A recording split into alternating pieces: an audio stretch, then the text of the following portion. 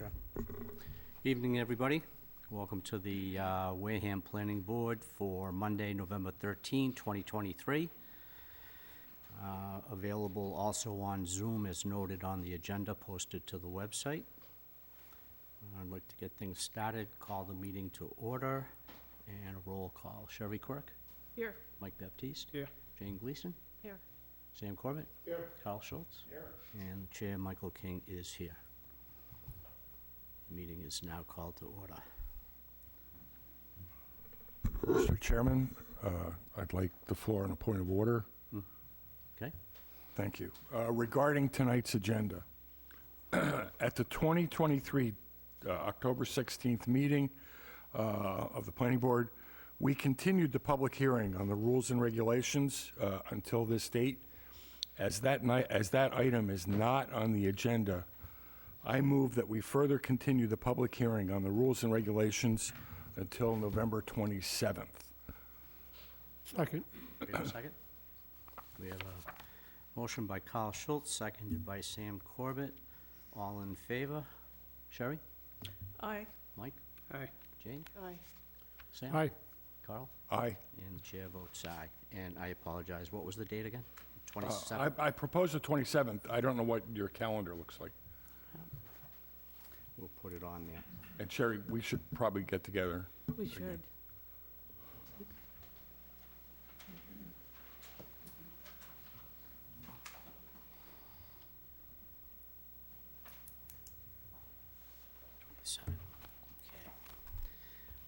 Little quick housekeeping. We have approval of the meeting minutes. We have several to pop through. Has everybody had a chance to review? Yes. Again, Mr. Chairman, a point of order on the minutes. The minutes of August 14th, 2023 were approved at the, amended and approved at the October 16th meeting. So we don't need to discuss those tonight. Signed off on too. Yep. They have not been posted. Were they amended? Did Sherry's amendments get added? Yes. Okay. I think Sonia added them almost immediately. Okay, so we don't, that was business that's taken care of, so we don't need to do that tonight.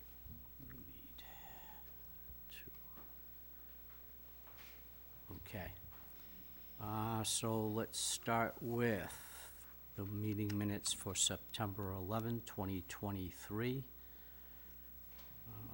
Mr. Chairman, it looks like there's a little bit of redundancy of the text.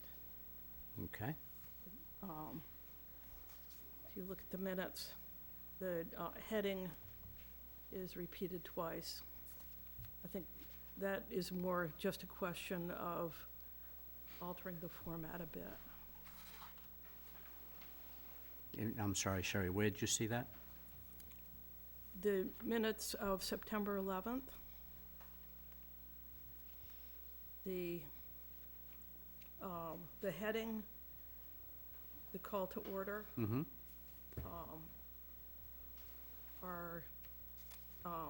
are repeated twice. Am I looking at a different set of minutes? I don't have the headings not repeated twice for me. Yeah.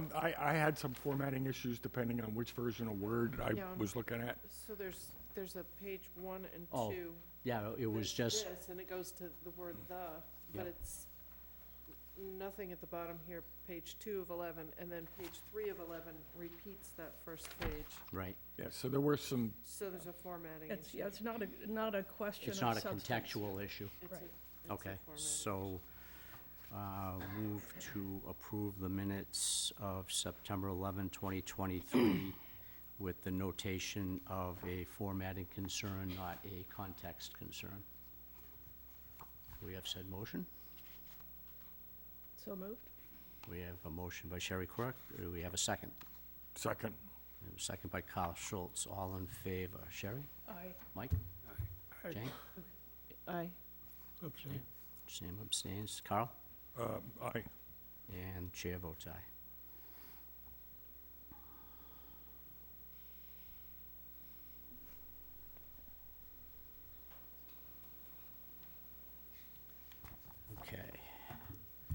September 18, 2023.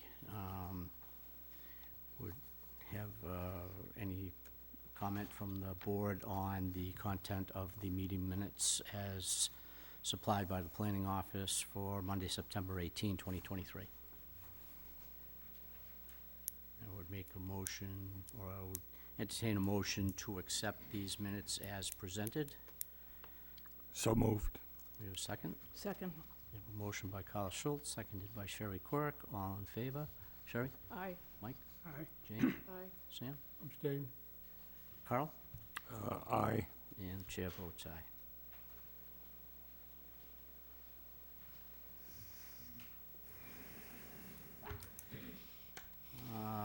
Meeting minutes of Monday, September 25, 2023. This one was a long read.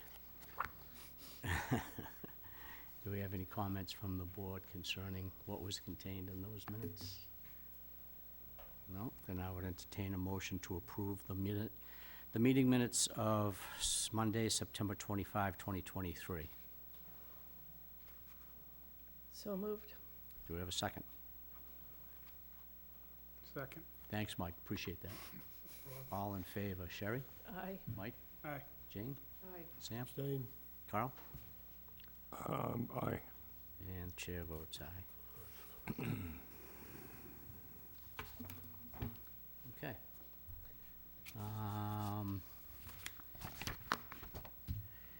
Next, we have, thankfully, and we appreciate this, Chief Kelly from the Wareham Fire Department. If you care to come forward. We've asked Chief Kelly and his associate to come before us and kind of formally educate us on the record as to their reactions to a potential on-site situation with a solar array with the BESS system. There's been a lot of talk of it over the past couple of years with all the projects we've been reviewing, and we've had a little bit of correspondence via email, but we thought we would bring the experts to the table. So, Sure. thanks so much for coming, John. But thank you for having us. For you that don't know me, I'm Chief John Kelly. This is my fire prevention captain, Chris Callanan. He works in code enforcement, part of our department, and deals with all the plan reviews and all the code compliance side of it. So I just want to kind of give you a brief history of what we do when any project comes before us. It's for all sites. It doesn't matter what it is. So some of the things that we have control of is we try to require what's a knock. One of the first things we require is to have a Knox box on the locations. That is a special device that's designed for us in the fire service that we have access to the site when it's locked. It allows anybody within my department, just my department alone, having the emergency access to it.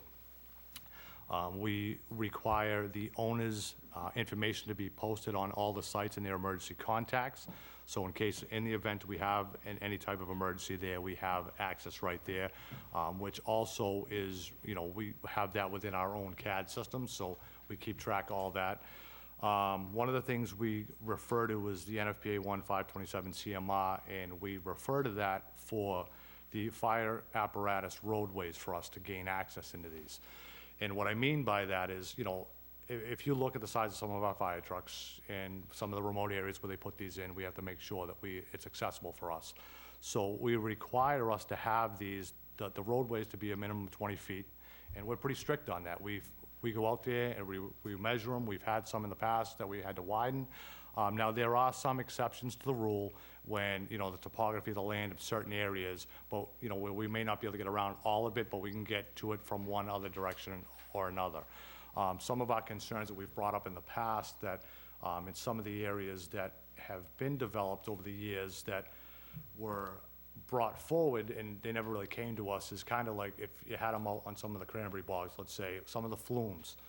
We require them to make sure somebody can tell us that these roadways will suffice the size and the weight of our apparatus, so we won't collapse something if we ever had to go out there. We also require what's called a swept path analysis. That's a computer-generated program that takes our largest piece of apparatus that's within my department, and they develop that on the actual plan to make sure it can fit within the layout of the scope of the project. We also, the all-weather driving surface, we have to make sure that that is maintained, so if somebody puts a facility in, no matter where it is, that it is maintained, that in a year from now, we're not looking at 4-foot holes out there, it has to be maintained. Dead end greater than 150 requires us to have a turnaround, because if we have to be able to pull in, we gotta be able to make sure our apparatus can come out of there. So that's some of the stuff that we do during the planning process when they come before us. A lot of things that people, I think, speculate, that think we have a lot of control of, is some of the fire suppression systems. Unfortunately, the fire suppression systems fall under the building department. That was changed several years ago. So we get it dumped to us after it's been approved and accepted. So some of the things that, you know, we have required in the past is we do require, and which is, it's regulatory, to have them give us an emergency response plan for everyone that has come before us.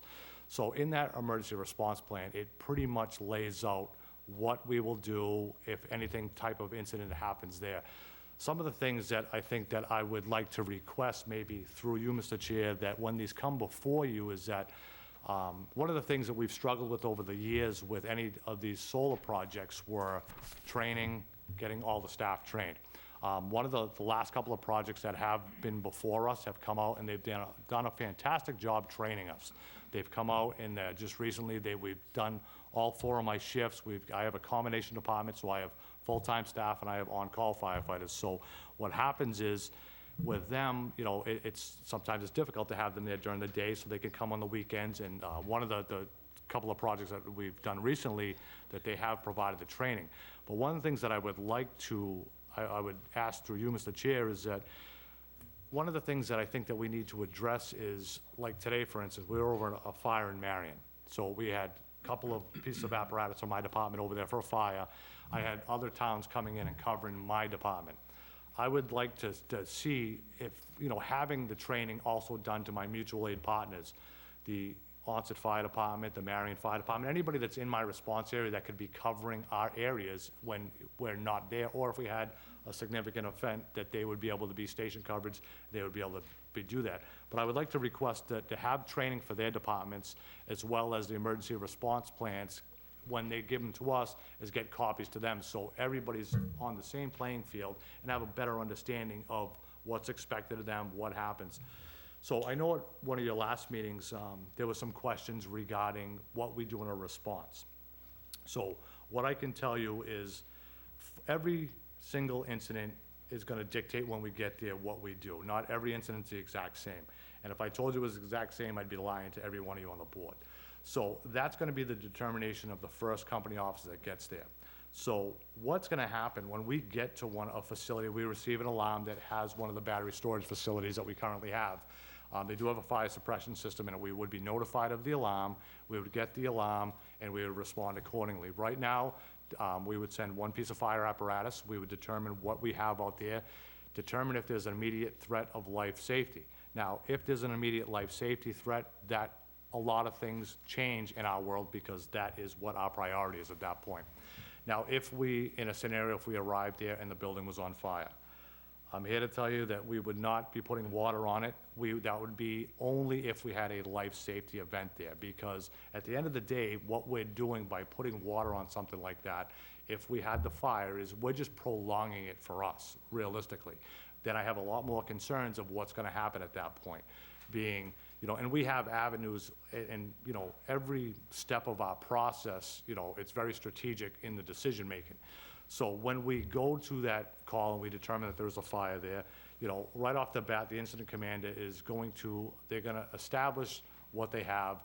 You know, we're gonna start right off the bat, the Massachusetts hazmat team, they're gonna come out and do our air monitoring. That's what, you know, we do that at any large-scale event anyway. All these batteries, you know, they can be a concern to a lot of people, and including ourselves. So, you know, one of the things that we're gonna do is we're gonna bring them right out away. We're gonna notify DEP, that's standard protocol for us. There's a lot of things that we're gonna do, and we're gonna pretty much protect any exposure.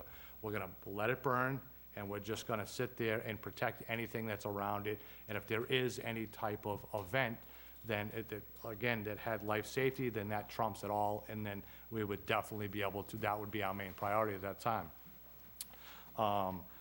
Some of the things that, we look at when we go to this is that, right now, for the most part, a lot of them are kind of in somewhat remote areas.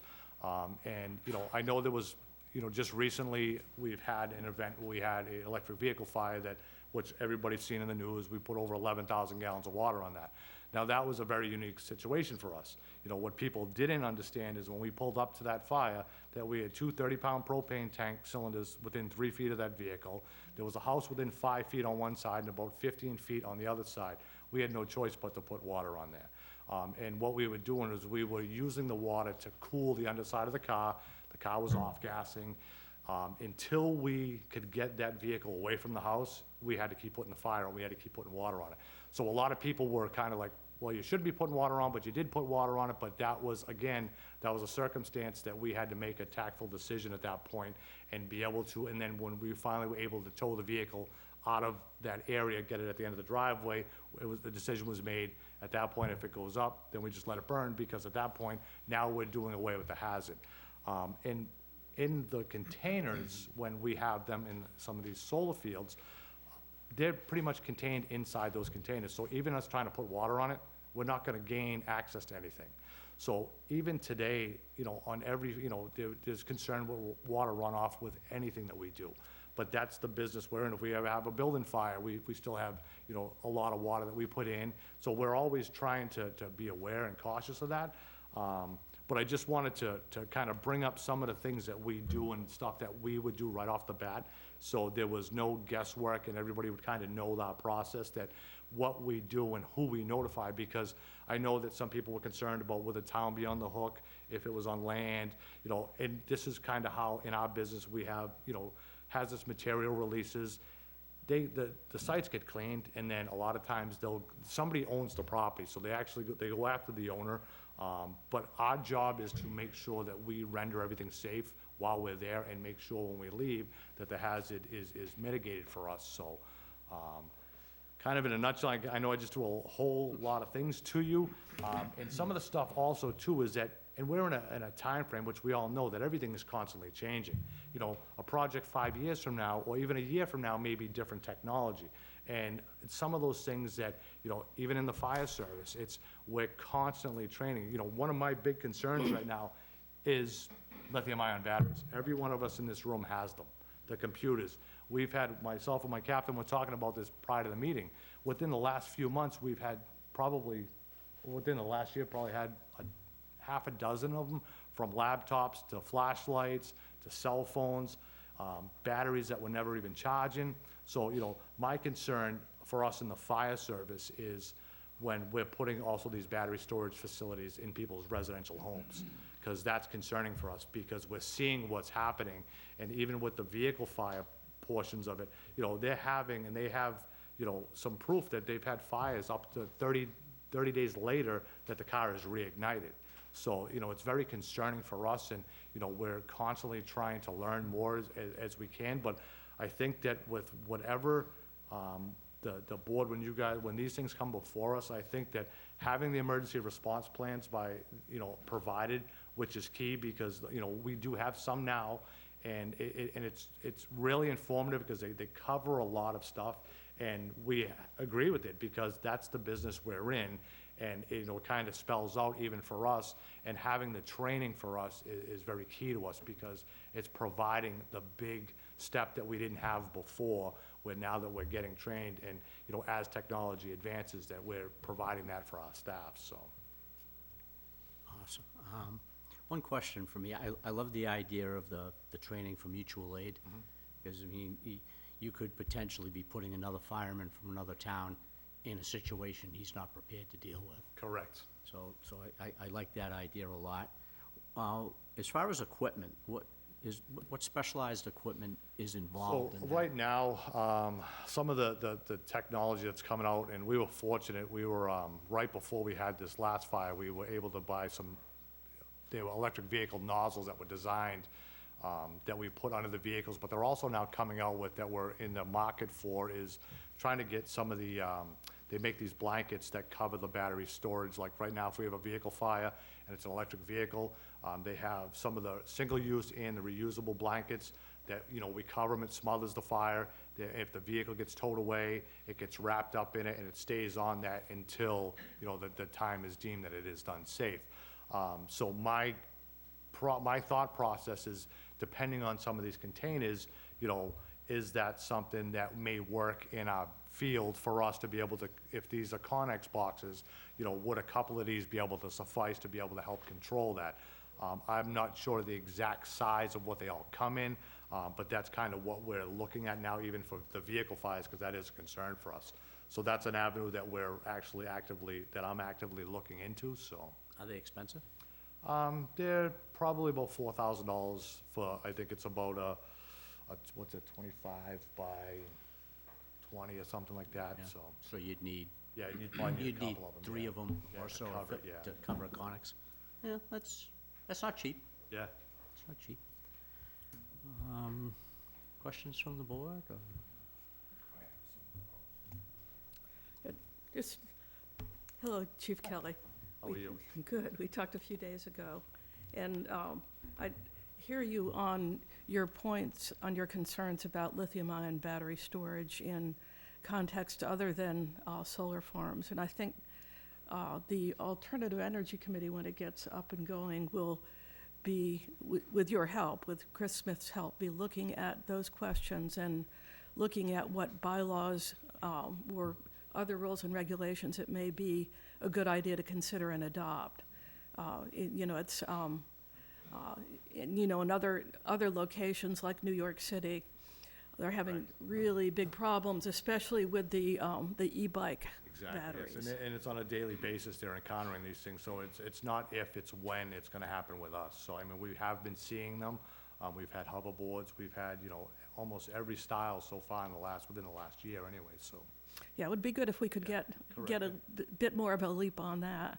I wanted to ask you, with some of the solar fields that have had battery storage in place for a while, do they all have ERPs as well, and are they up to date on the So, standards you're talking about? I think that we were talking that today, we have 2 of them, or 3 that have them, and they do have everything Yeah, in place. They're required by code.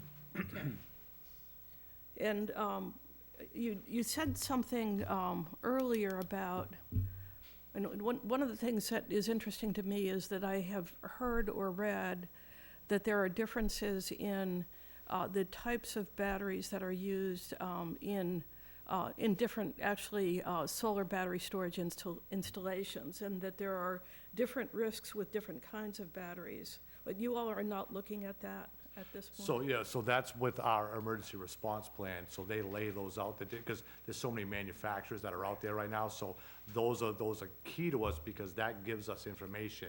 But for the most part, the tactics are gonna be the same way for us. Okay. It's just, but it gives us a better understanding, because if we do have something that's on fire, and if we're concerned about, you know, what the air quality is, you know, the hazmat team, they come in, and they, like I said, they stage up, they'll do all 4 sides, they're monitoring, and they're telling us, you know, they're the experts in that field, so they're pretty much saying, this is what we're finding. So, you know, and again, with even any type of hazardous materials, we have emergency response plans. That's, you know, a regular manual that we go for, if it's a tanker rollover, or if a gasoline truck, or anything like that. So it's kind of in the same plan, but it lays out everything site-specific. And it gives us their emergency contacts, and it even breaks down the same steps that we would take, who to contact on their company, who's the contact with my department, who's the contact with the DEP, and so on and so forth. So it's really, if you haven't seen them, they are pretty in-depth. I mean, they're several hundred pages long, so, and it covers not just the fire aspects, if there was any type of, you know, accident there, say if there was a vandalism issue, so on and so forth, it lays everything out that we could encounter there, so.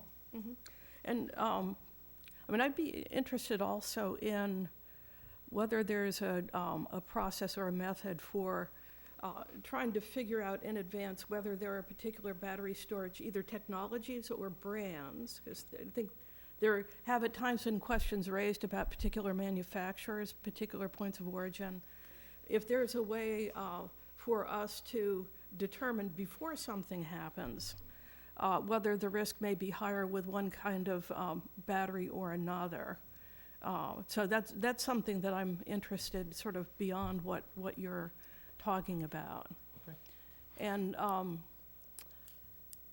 I think that's it for right now. I really appreciate the information that you're providing us. I think it's very helpful and maybe getting us farther down the road of having sort of a grip on what we're dealing with these facilities. Mike? No, I'm pretty happy with with Captain Kelly's comments. Like I said, I think if we got on the same page, we all work together, we can solve the problem. Yeah, I'd like to thank you for coming as well. I think this is great to have this open conversation about what we're grappling with here and what you guys are grappling with. The question that I've got is about DEP's participation or their partnership in your fighting a fire event and what that looks like.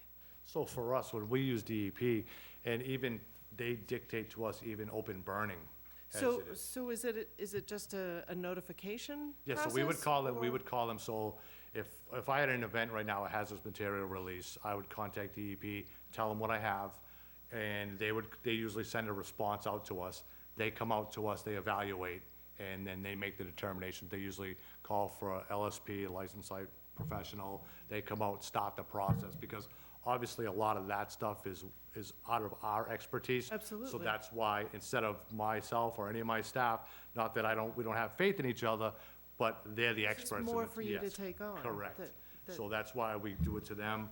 And they come out and they take over that portion of it. And again, they work with the hazardous material team because it's another state agency. So everything kind of commingles with each other. So it makes it kind of a seamless transition for us. Okay, so there is sort of a partnership that you Yes. Mhm. enter into when an event happens. Now, we don't contact DEP for a regular single-family house fire. Oh, no, But it's, if we have a large magnitude fire that it was, involving, quite a substantial business or commercial property that potentially has something that could be, that we may think that may be a danger like that, then we would automatically, we would notify them right away, and then they'd make the determination if they come or not. And then, most 90% of the times, they always send a representative out. They have people on staff that are on call, so. So, yeah, of course, there's a judgment call that you Correct, make yeah. and a certain threshold that you, Correct, once you yep. go over that, then you contact them and bring them in, so, okay. I'm good. Sam? No questions, thank you for being here. Appreciate it. Carl?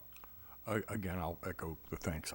I have several questions primarily aimed at improving our process and review of applications. So take these questions in that format. The first thing is, can we get a list of your mutual aid departments so we can get a count, and we'll up the number of Yep, I already. copies, and we'll add it maybe in the rules and regs, a requirement for training mutual aid departments. We can add that in our rules and regs. Okay. That's something we can do. Okay, you made a statement about one of your concerns is road maintenance. I'll have to go back in our rules and regs and make sure that road maintenance is covered, like potholes and things, but I had a more specific question. We have these solar fields that are out in the middle of nowhere. Is there a requirement that they get snow plowed?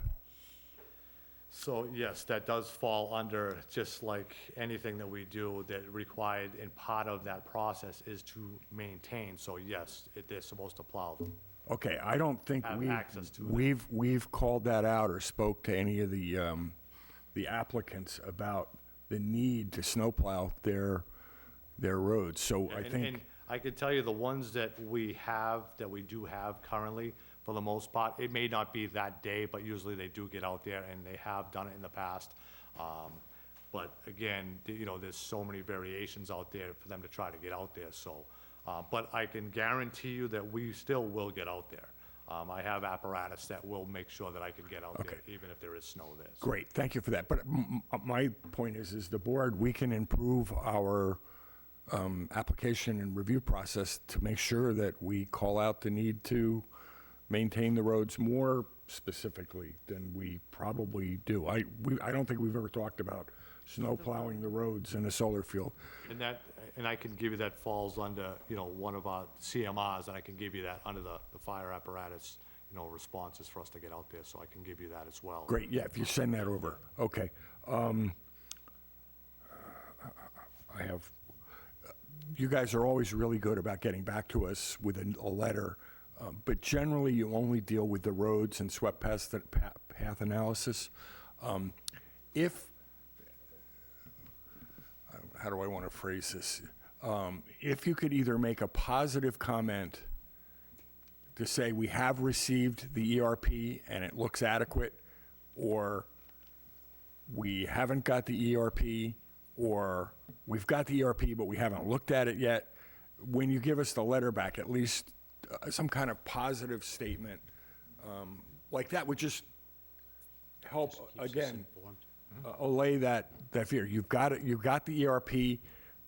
You've got something to work with, and right now you think it's good. On the ERPs, I think you said you had for 3 of the solar fields. Is that? I have to go back and count. I think we've got more than 3 fields out there with batteries in them. So we'll have to go back. Ken, you did an inventory? Is Ken out there? All right, we'll get back. Yes, I'm here. We did an inventory. I just don't remember the count of fields with batteries. Oh, Ken, do you remember how many of the existing fields have batteries in them? I don't recall. I think it was around, it was a handful. It was 5 or so. That's what I thought, more than 3. So we should probably work together to cross-reference that to make sure you've got an ERP. For the other ones. You should have had an ERP anyway for the solar panels, but Carl, they may not have installed the battery systems yet for some reason. okay. Well, let's reconcile. They're still approved, there's 5 Okay. going to the list. So you should have an ERP for all 5 of those at least. That is a requirement upon final inspection, that we make sure they have that in hand for us. Okay. And it So- should be posted at the gate as well.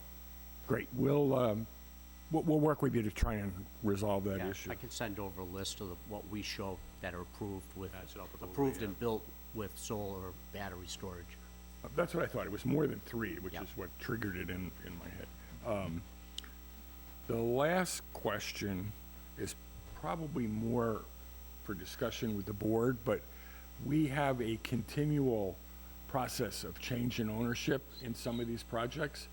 It would seem to me that a change in ownership would trigger a requirement for an update to the ERP.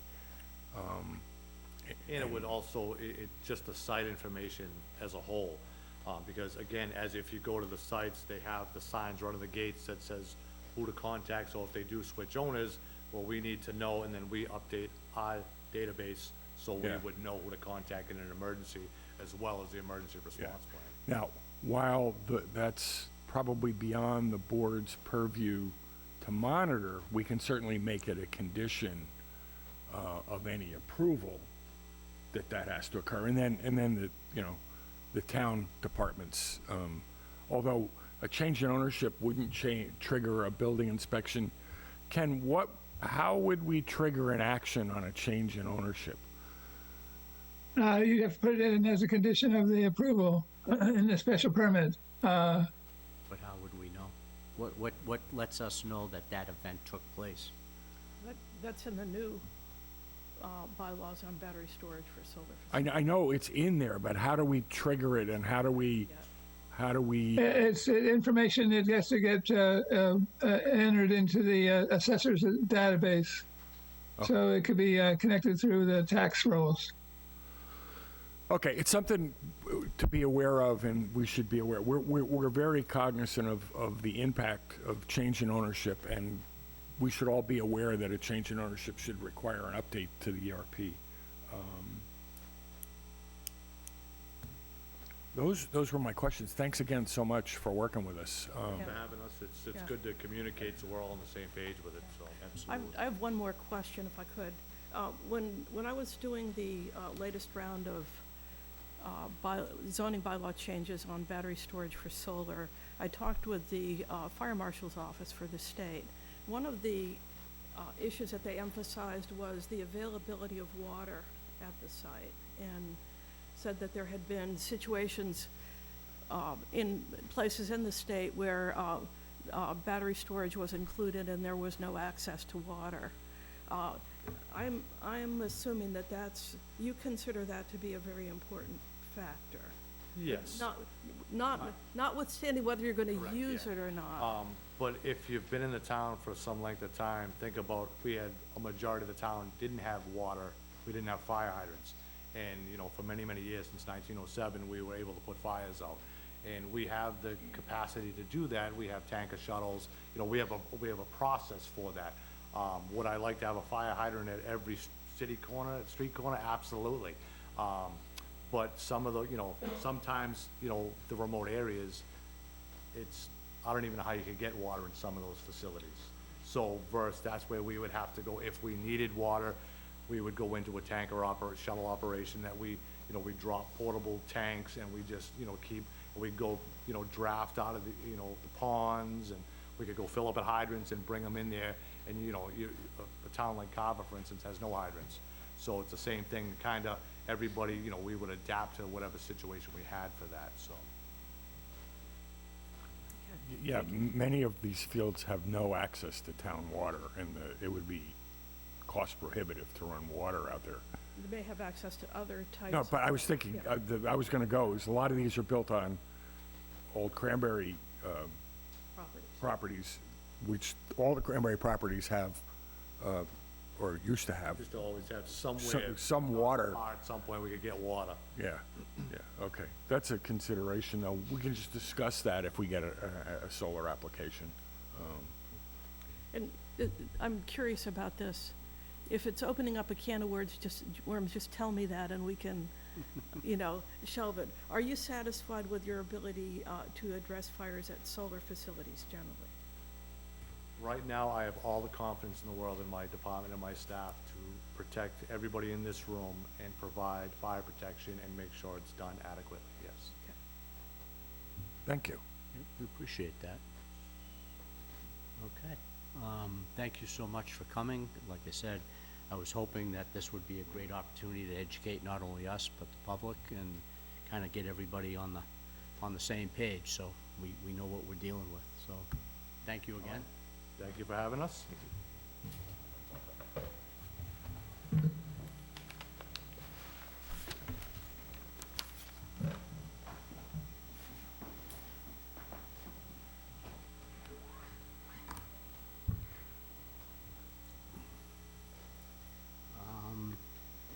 I missed a couple small housekeeping items that I wanted to take care of now. It'll only take a couple of seconds, but I want to do it before I forget it. We get a lot of correspondence that's submitted by the public to the planning office to be added to the record of whatever project the citizen is addressing. So I want to read this so that everybody is on the same page and understands the process. So all correspondence submitted to the planning board office and/or posted on the planning board's project website in regard to the project before the board is hereby accepted into the record of the proceedings on the matter.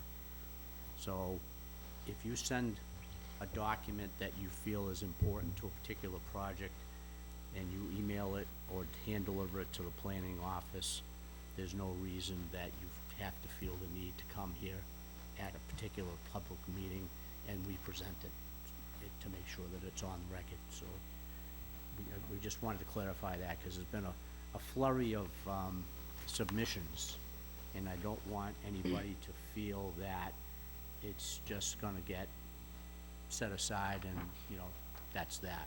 It'll be posted on the project, and it does become part of the record at that point. The other thing that I wanted to touch base, we had a citizen who had some concerns about our associate member Sherry in her ability to weigh in and vote on particular projects. So I reviewed it myself, I took some time, and I went back through some recordings of projects to see the impact. And I'm happy to say that I found no projects where Sherry did vote where her vote impacted the project one way or another. So it was an oversight on my part for allowing the vote. I take responsibility for that. The upside was we didn't inadvertently approve a project that shouldn't have been, or inadvertently put somebody through the ringer and not approve something that should have been as a result of a vote that Sherry took. So having said that, I have something else I need to read into the record just to make sure we're all on the same page. The planning board passes a resolution as follows.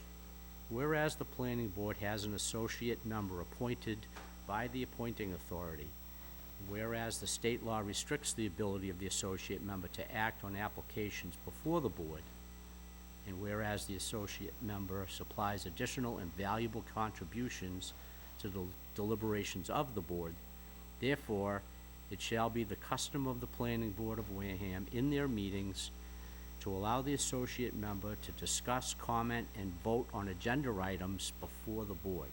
However, the votes of the associate will only be counted where prescribed by law. So even though we may have Sherry weigh in and vote, her vote will only account in the situations where her vote is supposed to count, and it won't negatively affect any situation where it shouldn't count. So I wanted to get that taken care of. Do we need to make that a motion and pass it, or you're? No, it was put to me as a resolution of the board. Okay, I mean, we great. can vote on it if you No, want. I'm perfectly happy with it. I just want to make sure it. You should vote it. You want? Okay, You should vote yes. thanks for the So note. I move that we Thanks for the note. accept the resolution as read by Chairman King. Second. Okay, we have a motion by Carl Schultz, seconded by Jane Gleason. This is gonna be the fun part. All in favor? Sherry? To the extent I can, aye. Mike? Jane? Aye. Sam? Carl? Aye. And the chair votes aye. Passes unanimously. Thanks for your consideration, letting me get that out of the way. Next up, 21-23, Donna J. Gully and Leanna J. Dancy, A&R 2 and 4C Horse Lane.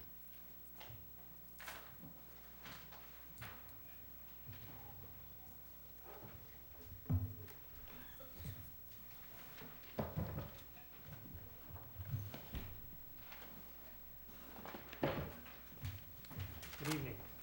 Matt Leone with Schneider, DeVignan, and Leone, here tonight for the applicants Liana Dacey and Donna Gully, with an approval not required plan of land situated at the corner of Cremisa Road and Seahorse Lane.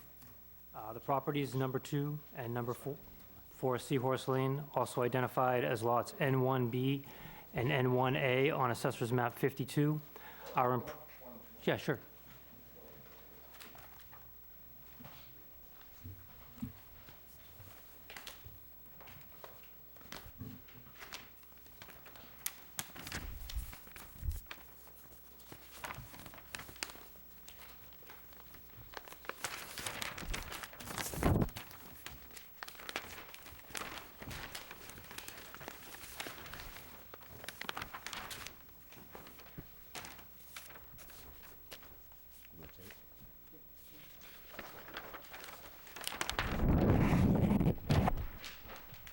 Okay, We go good? ahead. Sorry about that. That's right. The property is number 2 and number 4 Seahorse Lane, also identified as lots N1B and N1A on Assessor's Map 52, are improved with single-family homes, both constructed in the 1930s, serviced by town water and private sewer. Both lots are accessed via a gravel way on Seahorse Lane. The co-applicant, Donna Gully, proposes to create a 1,464 square foot parcel from her lot N1A, shown as parcel A on our plan. This parcel A is to be conveyed and incorporated into the existing lot N1B owned by the co-applicant, Liana Dancy. The result will be a 4,388 square foot new lot N1B and an 18,885 square foot new lot N1A. The new lot N1A will retain the existing 121.69 feet of contiguous frontage along Seahorse Lane, and the combined new lot N1B will now have an increased frontage of 95.26 feet along Seahorse Lane. The background on these properties begins with a survey and subdivision plan entitled Nobska Beach, drafted for Charles Gleason in 1922. I have a copy of that plan here if the board cares to take a look at it.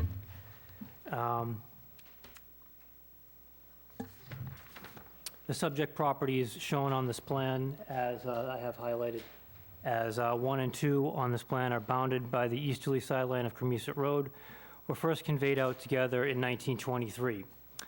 Subsequently, in 1927, the lot known today as N1B, currently owned by Liana Dancy, was conveyed out from the said Lot 1.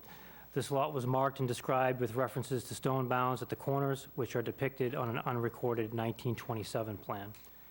Upon current surveys locating the existing layout of Cremisa Road, these stone bounds and title investigations that the client has performed, it has been discovered that the easterly sideline of Cremisa Road depicted on the 1922 and 1927 plans does not agree with the current layout of a Cremisa Road, as can be seen on our plan.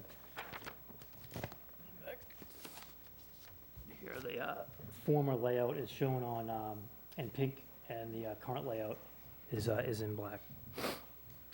This has left a portion of land adjacent to Lot N1A, owned by Donna Gully, between Cremisa Road and Lot N1B, owned by Liana Dancy.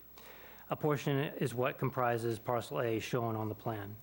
The intent of our plan tonight is to account for and correct the inconsistency between the two locations for the sideline of Cremisa Road as it affects the applicant's lots. Thank you.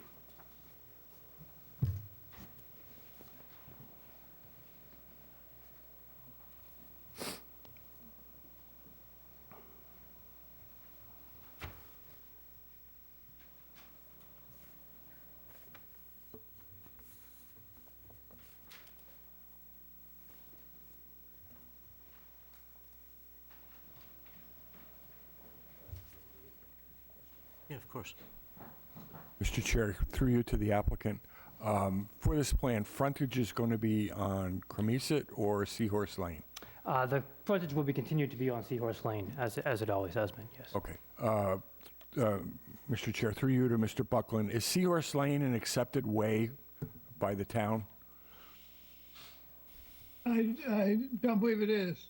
Okay, so if it's not an accepted way, then frontage on that road does not qualify for an A&R, is that correct? You have to find the width, grade, and construction as appropriate in this case. Okay, because they were constructed in the 30s, that impacts that requirement? I'm not clear on that.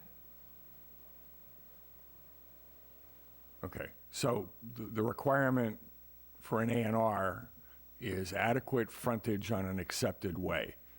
So Or a frontage on a way that has proper width, grade, and construction. okay. I thought it still had to be accepted, though. I thought it had to be accepted, but okay, we're talking through this so we understand. Does Seahorse Lane have adequate width and construction? It says gravel, on the plan it says gravel. I'm not trying to keep this from happening, I just want to make sure we Yeah, do it I the right understand. sense. I understand completely. I think the part, for me, that I am having a hard time with is, according to this, Seahorse Lane is a 35-foot wide private road. If you look at the properties in Google, there's nothing there.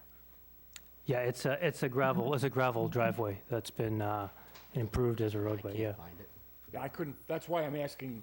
That was my concern when I saw this, too, is 35 feet is a pretty wide expanse. You would think that some of the tree cover would not be able to cover that road. Yeah, the roadway is as it's existed for, I mean, 10 to Oh, 30 is I probably, yeah. don't disbelieve you. Yeah, okay, What I'm saying is I can't, in my mind, I can't find a 35-foot road. yeah. Google says it's not there. I'm not sure what you're referring to. Oh, he's looking at Google Maps. I'm looking at Google Maps, and right now, the only thing that's in front of those houses is trees. Oh, yeah, yes. I mean, I have a picture here. You can kind of see the layout. That would be helpful. Sure. Okay, so again, continuing my question to Mr. Buckland, can we find that this is adequate frontage on a way? If you find it has proper width, grade, and construction, Yeah, see, this picture doesn't show a road.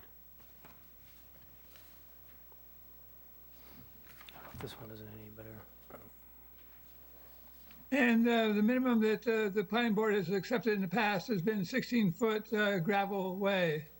Okay, so if we could find this 35-foot gravel way, it might meet the requirement. It wouldn't be 35 foot. The 35 foot is the right of way. It's the road construction itself.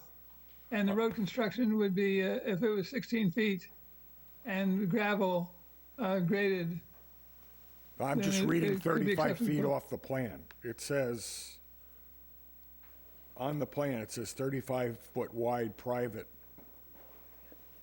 That's in reference to the layout width. The layout is the sidelines of the roadway, not necessarily the So what is width the of the road? improved surface, the improved surface there.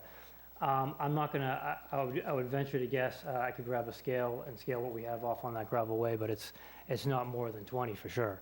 If it's 16, I'd be surprised. Okay, so that, But we don't see it. right. So again, Mr. Buckland, this makes perfect sense. I don't think, it's not a subdivision, but it needs to have adequate frontage. Right, and the frontage has to be a proper width, grade, and construction on the roadway that provides that access in that right of way. And the only way you can determine that is if you have a survey that tells you what the information you need to know about the roadway, or you go out and determine it by viewing the property. Since they have access that they've been using to the property, if it is coming from Seahorse Lane, it may be by default that they have the access, since they've been using the access that they have available to them. But I think you still have that option available to determine whether or not the way should be improved to meet the requirements, the minimum requirements of the planning board for width, grade, and construction of the way that provides frontage. And again, I will say that the intent tonight is just to create the parcel A, which is going to be incorporated into two existing lots. We're not creating any new buildable lots here. There are two existing lots that we're working on. That's understood. It really doesn't have any effect on whether or not the property qualifies for an A&R, though. What your intent is doesn't really fall into our decision-making. I did find Seahorse Way when I got down to street level, Seahorse Lane. It is fairly small. Oh, you got street view. Yeah, I couldn't find it. The whole thing is hidden under the trees according to the aerial view. Can't tell how wide that is. Yeah.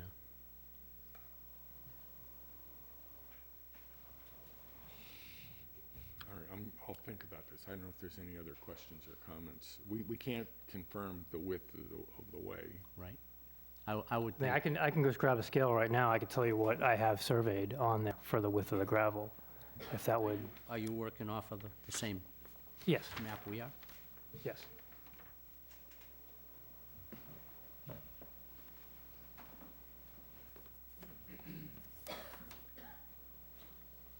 See, and what you're looking at here, you're looking at that. That's not the road in question, it's this way. Oh, yeah, that's the stub he's got on the, Right. can't go down there, right? It won't let you. think the best I could hope for, there it is, right there. I actually have an architect's seal, I don't have a, I don't have a, Yeah, all that is a two-tire track I'd say it's about 10 feet wide. Yeah. driveway. It's not a road.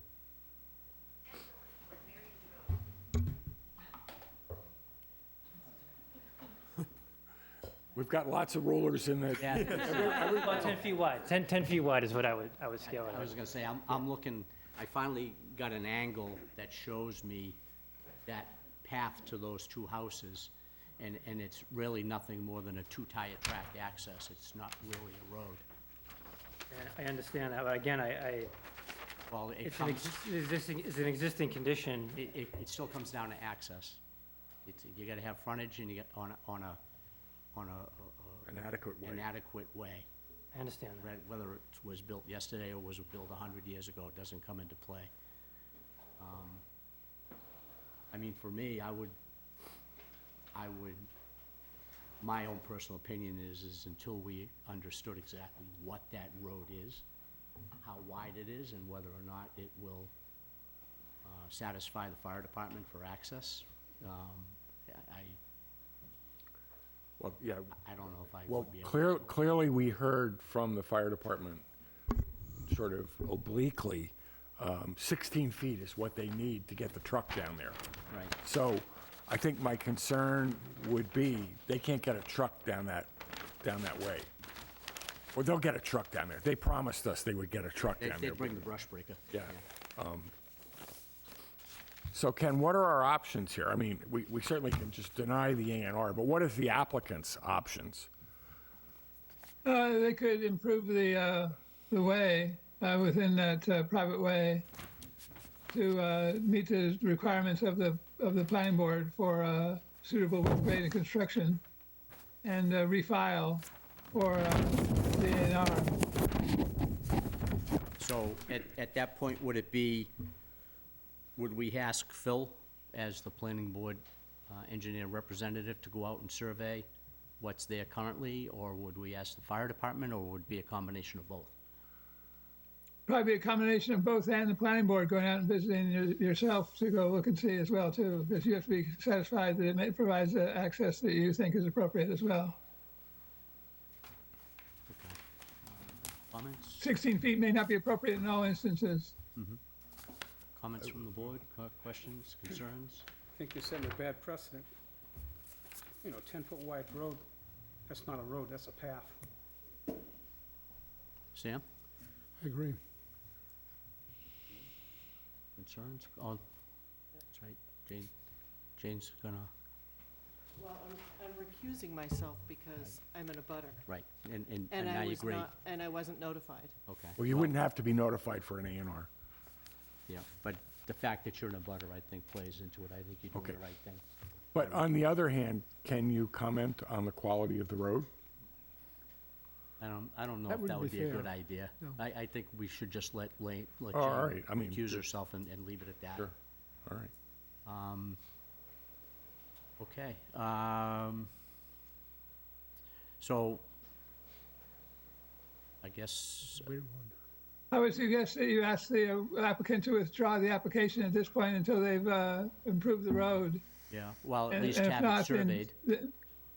And if not, then to deny the, or deny the endorsement and find it as a subdivision.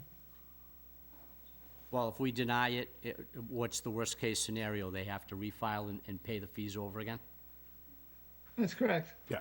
So if he withdraws it, we save you the cost of refiling. Well, could I just ask what the board would ask for a improvement so that I can go back to my client and say what they would need to do in order to? Well, that would be that road. determined by the outcome of the inspection.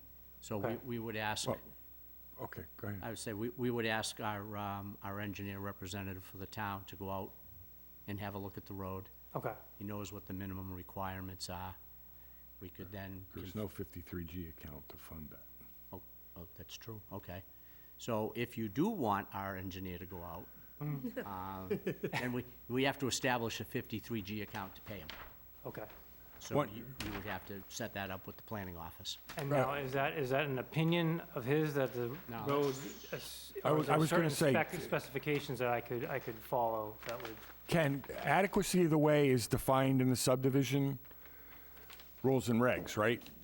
Cross-sections and... No, it's not. It's by precedent that the planning board has asked for a 16-foot wide way that is of a gravel construction with a minimum of 6 inches or 8 inches of depth, Which this isn't.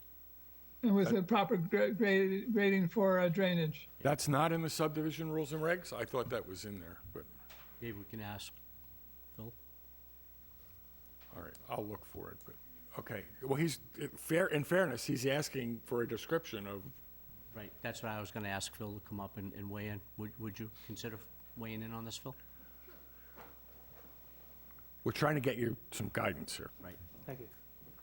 expert guidance. Happy to weigh in. Phil Cordero from Allen and Major Associates. Do you want to just rephrase the question and I'll answer it? So, in terms of the A&R plan establishing frontage on Seahorse Lane, what is the requirement for an adequate way for Seahorse Lane? Is that a good question? Sure.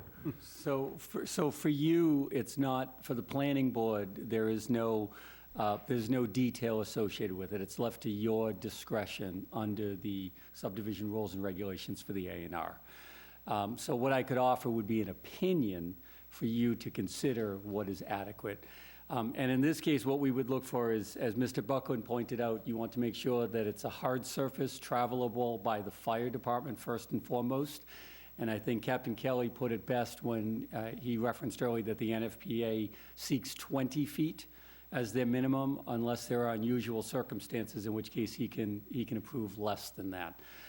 So I would start with the 20 feet as the minimum, and the minimum grade for a roadway for proper drainage tends to be between 0.5 and 1% grade. That's engineering standard that you could apply here. And then the suitability for depth would really, again, fall to the fire department in terms of its ability to support a vehicle, which most engineers will tell you is between 8 and 10 inches of compacted gravel. So in there, we've got grade, width, and a depth that the applicant could review in conjunction with the roadway here. Does that give you a better It does. idea? What Yes, it does. we might be dealing with? So another action for us is we still have to approve the updated subdivision rules and regs. Perhaps we can call this out in that. Okay, so at this point,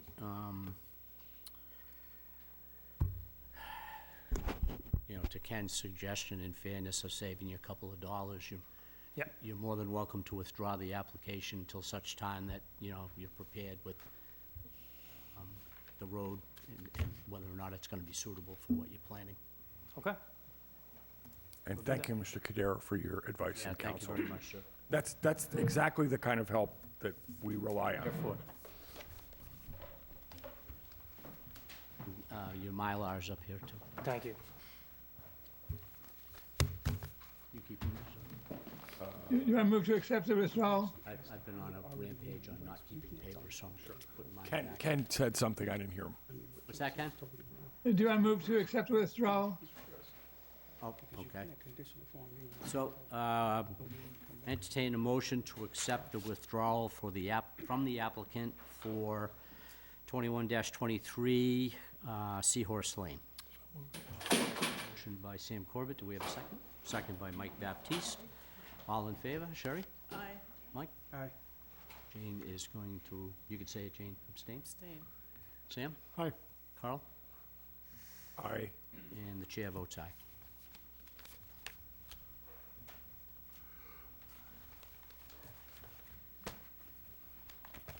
You want to keep your paperwork, Mike? I know you put it under your pillow at night. Yeah.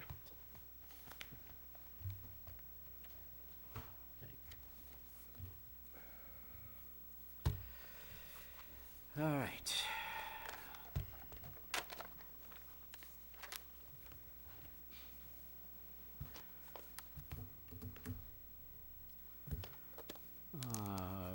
Next up is 7-20 Borrego Solar Systems. Typically, we take this with 150 Tohonet together, but tonight we're going to keep them separated because there is a couple of questions that are particular to both. So we'll start with 7-20.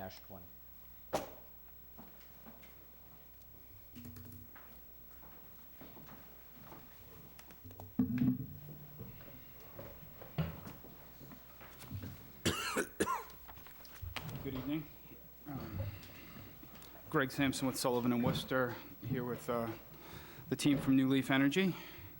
So we appreciate the board meeting tonight and appreciate the board's invite to the fire department. We thought that was a helpful conversation as well from our perspective. As the board knows, we've committed to continuing a process. We've prepared draft ERPs as was requested by the fire department. We've been involved in some of the training in the past and would certainly continue to advocate for that. We thought that was a very reasonable request, so that's something we would absolutely consider. And we're happy to talk about both items separately. One item, just wanted to clarify, at the last meeting we had, there was a follow-up question about antimony. Happy to report that upon further review, that was a contaminant that was identified in the fire response water from the EV fires. Antimony is not an EV, is not a battery issue. It's in the brake pads and brake fluids. So the fact that it was in the EV car fires, we reported it, but then the same study that had all the details of that clarified that that's not a product in the battery. So that's not a risk, and we're happy to provide additional information to confirm that. But that was the one item that I think we, apart from the ERPs and some of the other things that we were looking to follow up on. So again, we're happy that that's not a contaminant of concern. It's not something that is likely to trigger a response action from DEP or anything like that, because it's a risk of any vehicle fire, EV or internal combustion. So with that, I think, Mr. Chairman, you mentioned some questions specifically about the different projects, so we're happy to answer questions and see where the board, we know that the peer review actually hasn't really gotten started yet, so we know that that's the next step. Great, thank you. So there's been some discussion, whatever you want to call, just by due diligence, reading different documents or whatnot. And this one here is a little bit confusing, so I just figured we'd get it out in the open and just ask the question. On the 27 Charge Pond Road, is there open litigation on that property between the town and the applicant, whether it be with the Conservation Commission or any one of the boards? Because there seems to be some confusion as to whether there is or isn't. It almost looked like maybe there was between you and the Conservation Commission. We're of an appeal. Sorry. Mr. Chairman, I think it's possibly litigation between another landowner and the town, raising questions about the cumulative effect of several solar projects in the area. But I don't know that any of the town boards are involved necessarily. Okay, I can't speak to 27 Charge Pond Road, but I do believe there's open litigation between a citizens group and the planning board regarding 150 Tohonet. Okay. So, well, we decided. So are you aware of that? So I actually can look for the case number. Concom appeal for 140 to Hunted. For 140 to Hunted. No, not on either one of these projects that are on the agenda tonight. So 140 to Hunted. All right, good, okay, that's what we're trying to get clear on, because I thought I saw litigation on 150.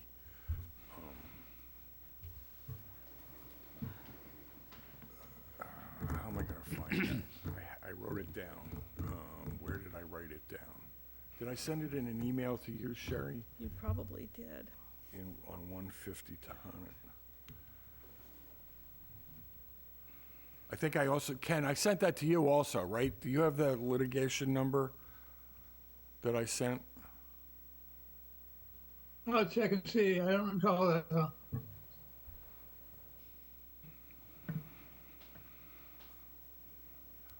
I know about 140, but also in 140, there appeared to be a statement in that litigation that included these other projects by reference. That's my word, not a legal term.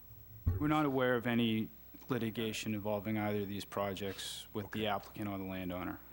Okay. Yeah, this, I've got it here. Yeah, I just found it too. It's amazing what you can find on Google. It's the Wendy O'Brien and Matthew Buckingham. Right, that was case. the, yeah. Yeah, and it involves both 27 Charge Pond and 150 Tohonet Road. Well, yeah, it's confusing because I think the complaint references only one of the projects, but then in the request for relief references 3 projects, including. Okay. That's the one for 140, I believe. Right. But I think there's one, I can't get to my mail for 150. I apologize, I'm not as prepared as I had hoped to be. I had it, and I can't get to it. I mean, I'm pretty comfortable saying that these approvals, both, the Concom just extended these approvals for both of these projects. And there's nothing we're aware of with the planning board. These were approved, they weren't appealed.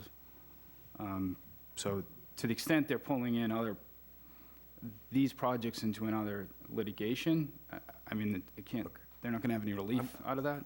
I'm gonna try and find the 150, because I specifically thought I found one. Yeah. Buckingham and O'Brien, or but it was specific to 150, but my mail isn't coming up. And I think your question, if I was understanding where you were going with it, was whether this pending litigation might be another reason constituting good cause. Well, for- that is, Yeah. Yeah. a component, and also, do we even need to discuss it until the litigation is resolved? Right, yeah, and should we even be entering into these discussions, or should the litigation run its course and then Right. restart this process? I'll do, I found it right here. It's two solar projects at 150 Tohonet Pond Road and 27 Charge Pond Road, and their concern is, I know where to look. it's listed out, but from what I can gather, unless you know better, the litigation is still open. What's the date on that, sir? It is, I came across this, April 18, 2021. that was the date. That's the one I was thinking of. Yep. And it's actually, the attorney on file is Margaret Sheehan, out of Plymouth. The only open litigation that I am aware of is the 140 Tohonet project. Everything else is closed. Well, I mean, I could forward you a copy of it. I mean, I found it easy enough. And, you know, And when I went to the case site, it said the next decision was this month. If there was an opportunity to establish litigation as pausing the lapse date, we would certainly love that opportunity.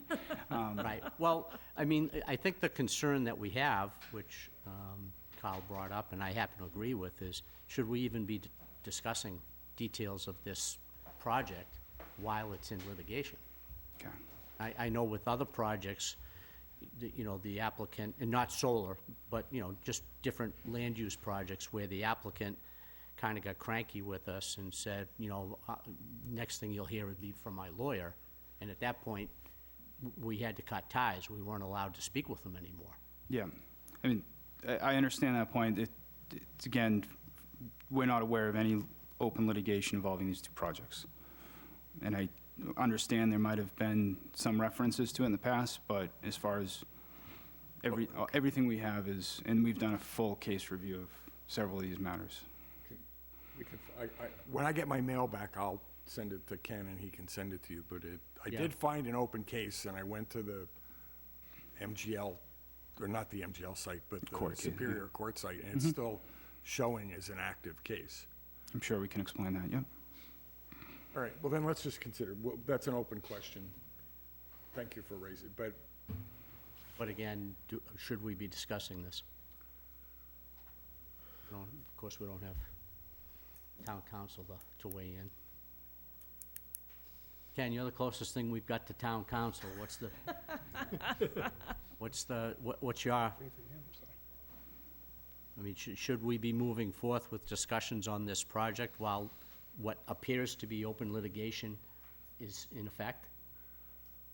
I found that complaint as well, too, in my email. I just sent it over to Greg, to Greg's email. Greg, you'll receive it pretty soon if you got your email with you, Greg.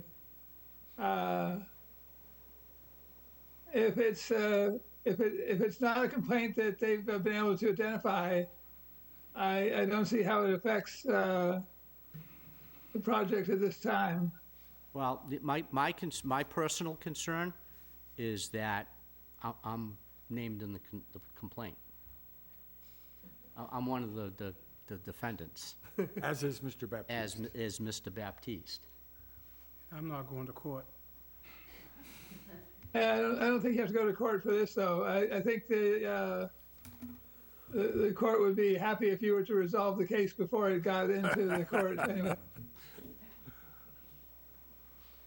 Well, I actually, remembering the complaint, we can't resolve the complaint. There was a procedural error in approval of the site plan special permit, as one of the comments. Right, but again, let's take that a step further. If there's an open complaint concerning a procedural error that resulted in an approval that may or may not have happened, how can we weigh in on an extension of said approval? Certainly, you're going to get a toll out of this, if it is a, It's an interesting outcome, if that's. Yeah. Another interesting outcome. so you're not aware of this. I don't understand how you could not be aware. It's a rhetorical Yeah, question. no, It's not pled as one of the projects that the complaint relates to. It's only in the request for relief that the other projects are named. So, you know, I trust that you will figure this out for us, and we'll consult with our council, too. All right. So you sent him the complaint that I found. It was April of '21. April 20th, 21, yeah. Okay. All right, well, I'm okay with, Well, I mean, the heck with Ken. Sherry's the closest thing we have to a reasonably accurate legal mind. Do you think it's okay that we proceed? I actually do. Okay. No, But that's I'm good not enough. allowed to practice law in this state. That's okay. I value your opinion regardless. And I'll tell the judge that. Okay. So having gotten past that, where does that leave the discussion? What we, I have to go back and look at my notes as to what was open. so we still have the peer review, correct? Right. Yeah, we have agreed and committed. I know we've exchanged the scope. We've actually submitted a deposit for the peer review service, and the scope came back. There was just a few clarifications on that. They talked about a utility scale project, which this is significantly smaller than a utility scale battery storage. So we just wanted to make sure that the scope was reflective of what this project entailed. But we, you know, again, we were comfortable. We brought our ERP expert in. They've drafted the plans, and you know, without, I don't want to overstate it, but I think we were very much in line with our presentation with what the fire chief and the department said. So there's a lot of alignment there, and it was actually very nice to hear that that they're comfortable with their fire response. So I think, you know, in our opinion, it's really a matter of getting everyone comfortable with the final product, some of which we do expect there's probably a little bit of a phase to this review because we can do a draft DRP, but it's really, as the chief mentioned, when you go to final certificate of inspection is when you want to have everything finalized. So there will be a need to update that as we get, online and project builds, but we're comfortable with working with the board, preparing the ERPs, going through the peer review. So I think that's where we're at right now. We would like the acknowledgement of the extension, so we can continue through our financing and project approvals, but we are very much comfortable with the peer review on the ERPs. Good. So is my understanding we're conditioning deciding on the extension on resolving those two issues, the peer review, the battery study, the ERP? I mean, that's what I would recommend, that we go through that process, have our expert look at it, and have him come and talk with us, and see where we all come out on it. But, I think that having the chief here was helpful, and I think the information that you've provided has been helpful as well. So thank you for that. Thank you. And then you can get back to us if you think these cases have any bearing on our discussion. Absolutely will, yeah. So is there anything we need to talk about tonight? There's no new information, right?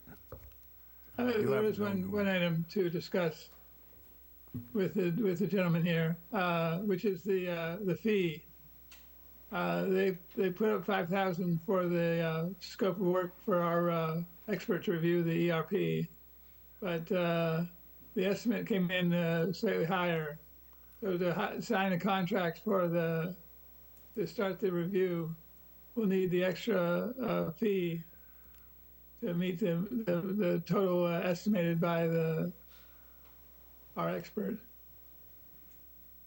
Yeah, I think that was just determined today. I don't know if you Yeah, were brought up to that's speed it. on that. So we did have a little back and forth. That's why I wanted to I wanted to make sure everyone was comfortable with the scope. It just, the scope seemed like it might have been for a larger project, so we wanted to make sure your peer review really understood what we were proposing.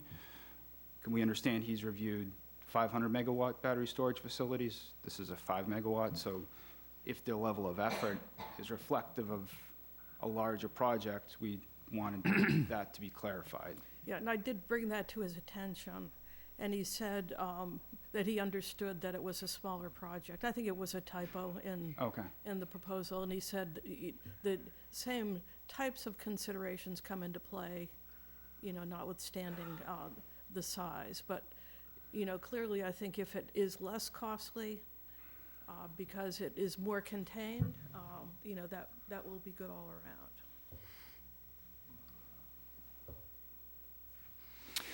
The way that it appeared to me, at least in the scope that I saw, was that it was just based on a block of hours. I think he had it, I forget what his hourly rate was, but it was 35 hours. In this case, we've got two projects. The ERPs drafted are essentially identical at this stage. And I don't have any issue providing more funding if he's, if 20 hours or whatever isn't enough, and he says needs another 10, but the way that I was considering it was, let's get through however many hours are commensurate with the first $5,000, and if he needs more time, then we can add more funds to the account. Was there a conflict, though, with signing the contract for a larger amount? Yeah, That's the issue stumbling block for us.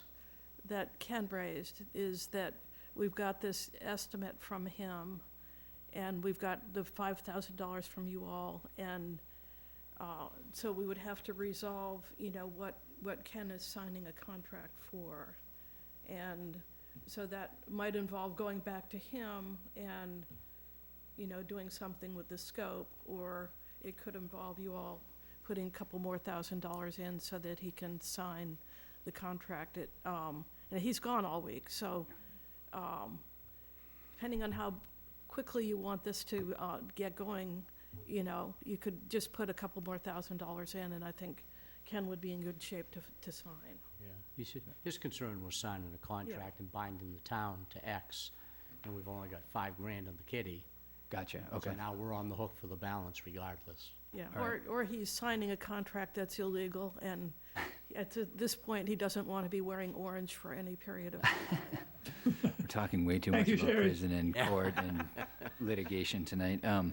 Okay, I understand the issue. I think we can provide the additional funds. I think I wanted to get, I was concerned about speed at first, so I think when this concept first came up, I didn't know exactly what the scope would be, so we rushed to get a check out, not knowing exactly what the price would come at. So we wanted to try to get you guys in a position to release the work fairly quickly, not knowing it was going to be 7,000 or 5,000 or whatever the number Well, was. that's the potential. I mean, it could be less. And we would, obviously, the 53G account would be refunded for whatever. So- And if the plans are identical, we would assume that reviewing one is reviewing both, so. Yeah, they're nearly identical. I mean, the designs are a little bit different, but the ERP contents are largely similar, so. Okay, all right, so then you don't have any problem then with sending the balance to the planning office for the 53Gs, so we can get the expert going, or at least get the paperwork in place, so that when he comes back, because I think he's out of his office till Friday. Right. Yeah.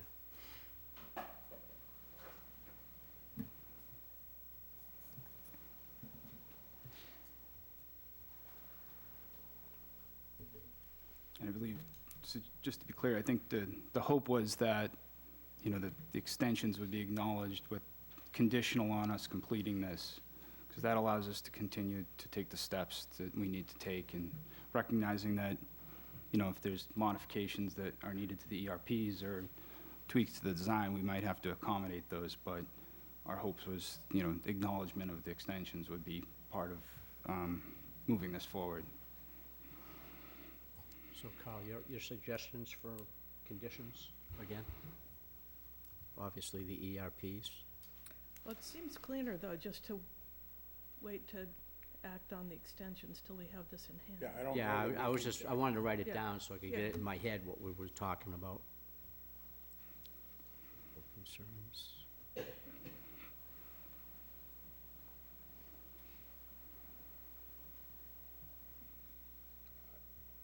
I don't want to comment, because I have a whole different opinion, but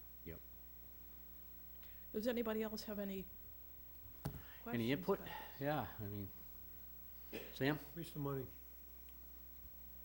Waste of money for the expert? Yep. What makes you think that? We talked about this for 2 years. We have things come up like the batteries. I have enough information to take a vote right now. I think we need to move forward. Carl, what's your feelings?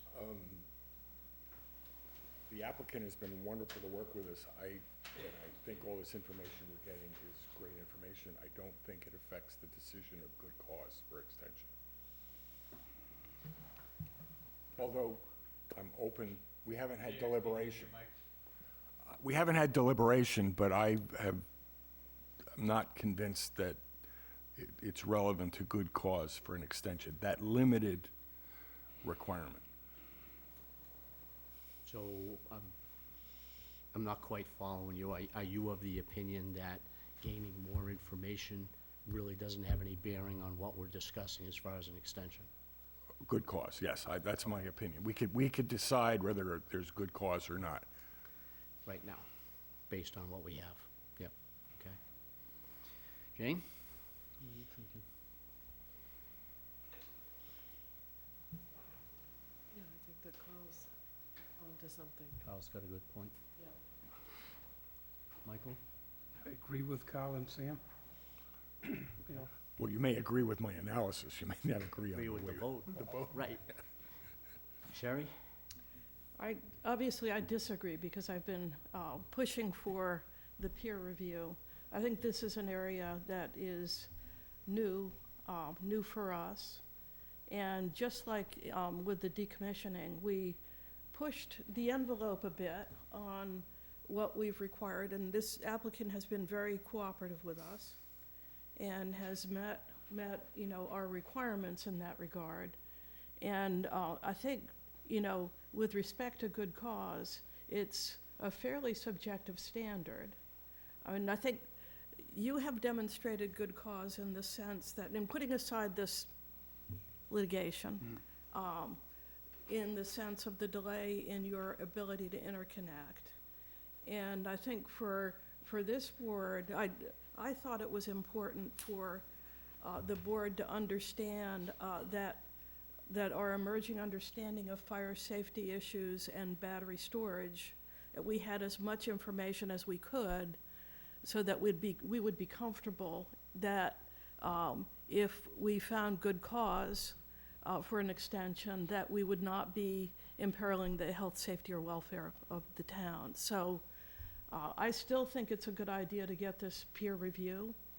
I think he is an expert who is very knowledgeable in this field, and I just have to say, I'll feel better sleeping at night if he looks at this and says, you know what, these guys have done a good job, and your fire chief is right.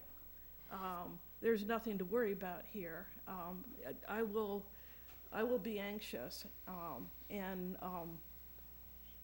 you know, I don't like to predict votes, but it would not make me feel comfortable to vote favorably without this peer review. So, Mr. Chairman, to support Ms. Quirk, and I will continue to support her, as long as the applicant's willing to allow us to continue to deliberate without making the decision on the extension, then I'm fine with the process. But if we're being asked to fish or Make a cut bait, decision, right? I don't believe we can condition the extension. I believe we've learned a lot of good things, or we could try and condition it with what we've learned so far. But if we're being asked to a hard requirement, I think we could vote. I'm not sure they would be happy with the outcome. I don't know. I can't Yeah, predict. I that's- can't predict the vote. Yeah, But I wouldn't be able to predict it either. but I'm going to continue. I'm telling the applicant. I'm telling you. I'm willing to continue to support Ms. Quirk's position if they want to continue to delay and spend the money. Well, I think probably then we have differing opinions on the board as to how we proceed. I think probably the most fair approach to the applicant would be to ask the applicant. Feel confident that you've done a good job of showing good cause, and you're looking for a decision. You know, I heard you say financing and whatnot, so I'm sure there's probably bankers in the wind that are waiting for a decision so they can make a decision for you on money, and investors and whatnot. I'm gonna, with the board's permission, I'm gonna put the decision in your hands. I do feel confident that we've done that, by the way, for the record. The question that I would have is, not knowing what the engagement looks like with your consultant, is has he provided an estimate for how much? I know it's 35 hours, but like how long? What's the total elapsed time before he thinks he would complete his work? He's not provided that. He hasn't. Okay. I'm just trying to get a sense for, to Carl's point, Whether it's how much longer? 2 weeks or 2 months. Exactly. Yeah. But yeah. based on your interconnection horizon, you may have some time. Exactly. So that's why if we're talking about another meeting cycle or two of yours, like another month or? Well, I wouldn't be comfortable committing to that, because we don't know. He Right. hasn't told us. Not asking you to commit, just asking if you had a sense, if he had said that yet. I haven't seen anything that would indicate one way or another, whether he's got 20 projects that he's working on and this is gonna take 2 months, or if he's coming back from vacation after cleaning in his desk and you're it. Right. I just don't know. Okay, well, I mean,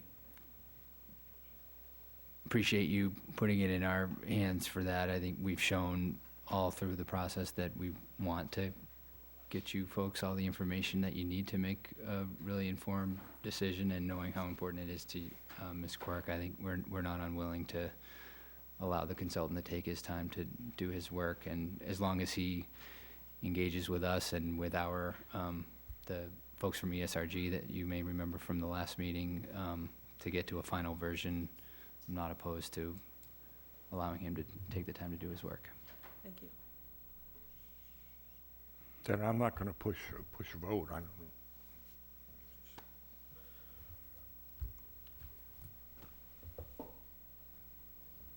I'm wide open. I mean, everybody has their say. We vote as a board, not as individuals. I think this is actually going in the right direction to get the work done and to have the applicant be on board with that. Okay. I think it will be useful information. Sorry. Okay, although I definitely feel Sam and Mike's frustration, because like, to Sam's point, this has been going on for 2 years? Yeah. Or maybe even more. Over. It was April.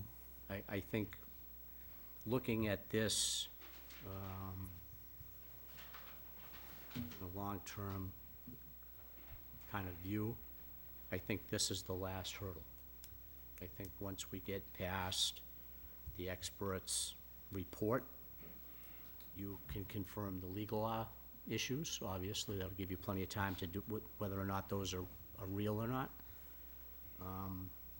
I personally would have to lean with Sherry and with Carl that we look at this as kind of like the last sprint to get to where we want to be. Unless something else comes up. Unless something else comes up. I'm ready tonight, guys. So can we tentatively put it on, I can't see November 27th happening, so I'm not even gonna offer that. That's not enough time. But can we tentatively put it on for? We only have one meeting in December, right? Right, on the 11th. Unless you guys want to meet on Christmas. No problem. Yeah, good luck with that. Better be a good Wi-Fi signal in Portugal, or else you're not gonna hear from me. You'll be by yourself. Well, let's tell him that's what, Well, let's shoot for December 11th. So that's a month. That's not horrible. I know every day is probably painful for you with your investors. And others. And others. And we will, communicate with the expert that kind of speed is favorable in this particular situation, and see if we can't put it to rest on the 11th. So, Present for everyone. Christmas present for everybody. So that'll be okay with you, the 11th? It would be, yes. Okay. I move that we continue the public hearings on 720 Borrego Solar Systems, Inc., 27 Charge Pond Road, New Leaf, Borrego, extension of time, SPR special permit, and 0920 Borrego Solar Systems, Inc., 150 Talonett Road, New Leaf, Borrego, extension of time, SPR special permit, until the planning board meeting of December 11th. Second. We have a motion by Carl Schultz, seconded by Mike Baptiste. All in favor? Sherry? aye. Mike? Aye. Jane? Aye. Sam? Hey, Carl? Aye. And the chair votes aye. Thank you, gentlemen. Thank you very much. Thanks. Thank you. Happy Thanksgiving, everyone. You guys may want to hang on. Are you going to, you could go sit, but are we going to talk about the statement of work for Molosh? We'll be here if you need us. Yeah. Okay, so you'll be able to It's on the take that agenda, and- right? We're going to Yep. talk about the scope? Right. Okay. Are you folks still doing a separate for the second one on the agenda, or He just was that? moved. oh, you No, did? I Okay, I sorry. extended both of them unless you had something else. I No, had. that's fine. We raised the two questions about, the reason Oh, we for two different- separated is I thought there were two different court actions. motion was bad. for both. I didn't, motion to I continue didn't hear was- your motion correctly, sorry about that. Yeah. Thank you so much. Okay, next up, discussion of contract scope for work with Milosh. How do you spell it? Send his last name. Pachowski? I think so. Okay. That's what I'm gonna run with. It seems phonetic, that one. Yeah, it It does. doesn't have like lots of vowels next to each other, Yeah. or lots of consonants next to each other. Which means it's probably more like Pukobitsky. Sherry, you're leading the charge with this, if you would. Yeah, so he's given us a scope of work, and it's, essentially to, take a look at the materials that the applicant is providing, and to apply his expert opinion to them, in particular the ERP. Also, I think a review of the equipment itself that they're selecting, the types of systems they're putting in, and, you know, application of his expertise to what types of equipment may be better, what manufacturers are preferable, et cetera. So, you know, I think this is really getting to questions related to, you know, whether the actual equipment is reputed to be safe, whether it will be installed correctly, and whether its operations will be safe and its ERP will be effective. So it's, that I think is what he'll be looking at. And he's not back till Friday, so, Right, but I will send him an email when authorized to do so and say, if this is what the decision is, you're authorized to, and if Ken can enter into contract with him, we'd like you to begin, and your target for a presentation to us is December 11th. December 11th. Okay. The speed of everything that Sherry just talked about obviously is gonna hinge on the remaining funds for the 23G, just so that we all understand. Because Ken's a taskmaster, he's not gonna sign that document without the funds. But that's right. Carl? So, Mr. Chairman, through you to Ms. Quirk, this goes back to my email exchange with you about the statement of work. I read the statement of work to say he's reviewing one project. I heard the discussion Right. sort of saying multiple projects. How many projects is he going to review? And the statement of work should identify the projects. Yeah, I think that's a good point. I think we should, in the statement of work, identify both projects. And I think the estimate should be, we should understand that it is for review of both projects. Okay, but then my concern, I agree. So that leads me to the concern from the discussion with the applicant, if he's going to up the amount of work and thereby update the cost, which would require more cost to them, which they are concerned about. So we have to get that funded. Right. So he has to give us a firm, he's not going to give us a firm fixed price, but he has to give us, There's one in the email. 7150. but that was, Is that early? well, no, that's the email I'm referring to, 7150, but it seemed to only refer to one project. So we clarify that that's for review of both. And I think Ken may have added just a little bit of potential cost to it for appearance at a meeting, but that's going to be another hour or so maybe, if he does it by Zoom, as you suggested. And then I think the way that it's structured is that he proceeds, and if at any time it looks as if he's going to require more money, he's going to come back to us. And Before he does yes, the additional before he work. does any additional Okay. work. All right. Going back then to the statement of work for two projects, we could add, the assumption is that the ERPs are substantially the same or very similar, or so he can create his estimate based on that assumption, and then if he finds out they're wildly different, You can come back to that us. would be a reason for coming back. Well, I think similar construction, similar equipment. The only thing that's gonna differ, you know, I've seen the ERPs, they are about that thick. Right. So if all but a quarter of an inch of it, which is site-specific to either address, but the rest of it is redundant, then I think we could feel pretty confident that if there is any cost overrun because of a different ERP, it's gonna be minimal. So just a question, I don't think I've seen the ERP, because it's not on the website. No, I don't think you could get it up there. When I met too with big. the fire department, he showed me the ERP Okay. they have, and it is realistically like four and No, a half. I've seen the copies of the Yeah. binders, but, okay, you don't. I we don't haven't- know how you'd get it up. I don't think we have the capacity. Okay, so I didn't miss reviewing a physical I don't copy. believe Okay, it, so. okay. Okay, so we're gonna verify then that he's gonna review both projects. That the applicant will put in the funds that we're needing for Ken to sign the contract, and that the hope would be we could get that contract signed and Milosh notified prior to or on the day he arrives back at his office on Friday, Right. so that he could start work right away. And Jane, I don't know if you have the email, it was like 22 hours of work was what he was estimating? I thought it was more than that. Yeah, I thought it was more like 35. 35 is what I He gave an remember. hourly rate.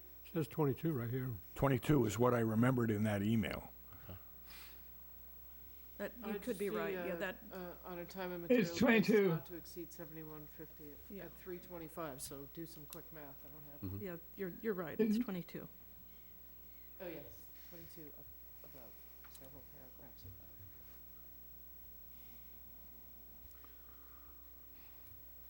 Okay, any other comments, questions, concerns? Needs, wants, desires? I want to bring this to a close. Yeah, me too. That's a need, want, desire. That's a desire, for sure. Okay. Sufficiently covering that, we'll move on to Woodland Pines.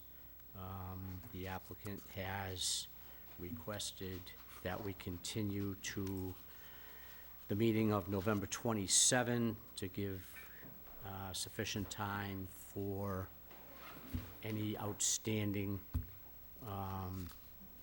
documents that are missing, which I think, Carl, you might have a list. Okay, so before continuing, and perhaps, Phil, you could come back up and you and I could just talk through and make sure we know what we're talking about. Or you're going to tell me that I know what I'm talking about. Okay, so as we agreed sometime in the early spring, I've been liaising on behalf of the board with Mr. Fay to try and move these things to closure. I think our last, and I've been regularly sending Mr. Fay and Mr. Buckland, and I think I've been copying Phil, a list of open items. I haven't been bothering you with my thousands of emails, but I'd like to summarize what I think, where I think we are. Okay, so at the moment, the Bay Point project consists of 4 phases, and those 4 phases are described in a site plan, special permit, and a subdivision with 3 major modifications, right? We only had 3 and a minor modification, which we approved for phase 4. So the remaining work to be done, phase 1 is problematic. Phase 1, the covenant for phase 1 was established in 2017. I have the dates. Was never released by formal vote, and the release was never recorded at the Plymouth Registry of Deeds. A tripartite agreement was entered into, which effectively replaced the covenant. That tripartite agreement expired. The bond associated with the tripartite agreement expired, and the board never took action on that. So we need to release that tripartite agreement with the understanding that we have no bond to cover any work that is outstanding. So in order for us to release the covenant, Ken is going to prepare a form to release the covenant and a form for us to vote on to release the tripartite agreement.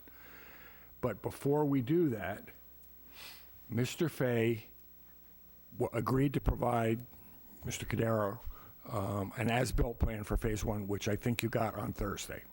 That's correct.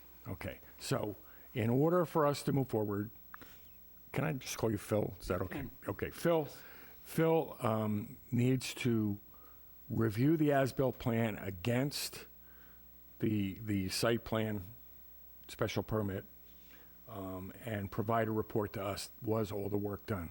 In addition, the board has asked Phil to take a look at a couple of citizens' comments that have been raised periodically through our discussion. And I summarized those, and they're posted on the website for the project. And we've asked him to comment on, this is out of scope, you know, it's not even relevant.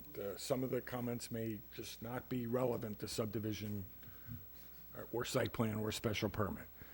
Or it's relevant and the work was done, or it's relevant and the work wasn't done. And then, based on that report, we can make a decision. As well as his report based on, bless you, but, holy cow. So we need Phil's report, and by the way, any gaps in the work have to be resolved. The release of the covenant and the release of the tripartite agreement at this point is a formality, and I think it's important. I think in my review with Mr. Buckland, it's important in terms of the fact that the property holders of those lots, their title may not be clear because these items were never released. So it's important, I think, for us to get that done. And not only does Mr. Fay need to record those releases with the Plymouth Registry of Deeds, but he needs to complete the work and file it with our town clerk, because that's a thing that's not been happening. Okay, so that we just have to stay on top of that as a board. So that's phase one. Phase one is mostly cleanup. I think they had to put some boundary posts in and the as-built, and we should be able to clear that off our plate for phase one. Phase two, which is Starboard Drive, not Beacon Drive. If you remember, we split the covenant for phase two. Phase three was originally a combined covenant. We split the covenant, released Starboard Drive from the covenant, excuse me, established a tripartite agreement covering Starboard Drive, and we have a schedule of values for the work that's been done there. Mr. Fay has submitted an update on the schedule of values for the work on Starboard Drive that that Phil has. The issue that we identified at our meeting is that some of the work was done perhaps before Phil took over, and it's buried. It's no longer visible. So Phil asked for a statement from the engineer of record from Tim's company that says, okay, I certify that what was built conforms to the plans, and then Phil can use that as review, and then he could update the schedule values for phase two, and we could release additional funds. In lieu of an as-built, which would be ideal, the certification in lieu of. Okay, thank you, yes. If we don't have an as-built for phase two yet, we need that at some point. That's a future final deliverable. But if we want to release additional funds now, as you said, we need the engineering certification in lieu of the as-built to release additional funds for phase two. Work was never inspected?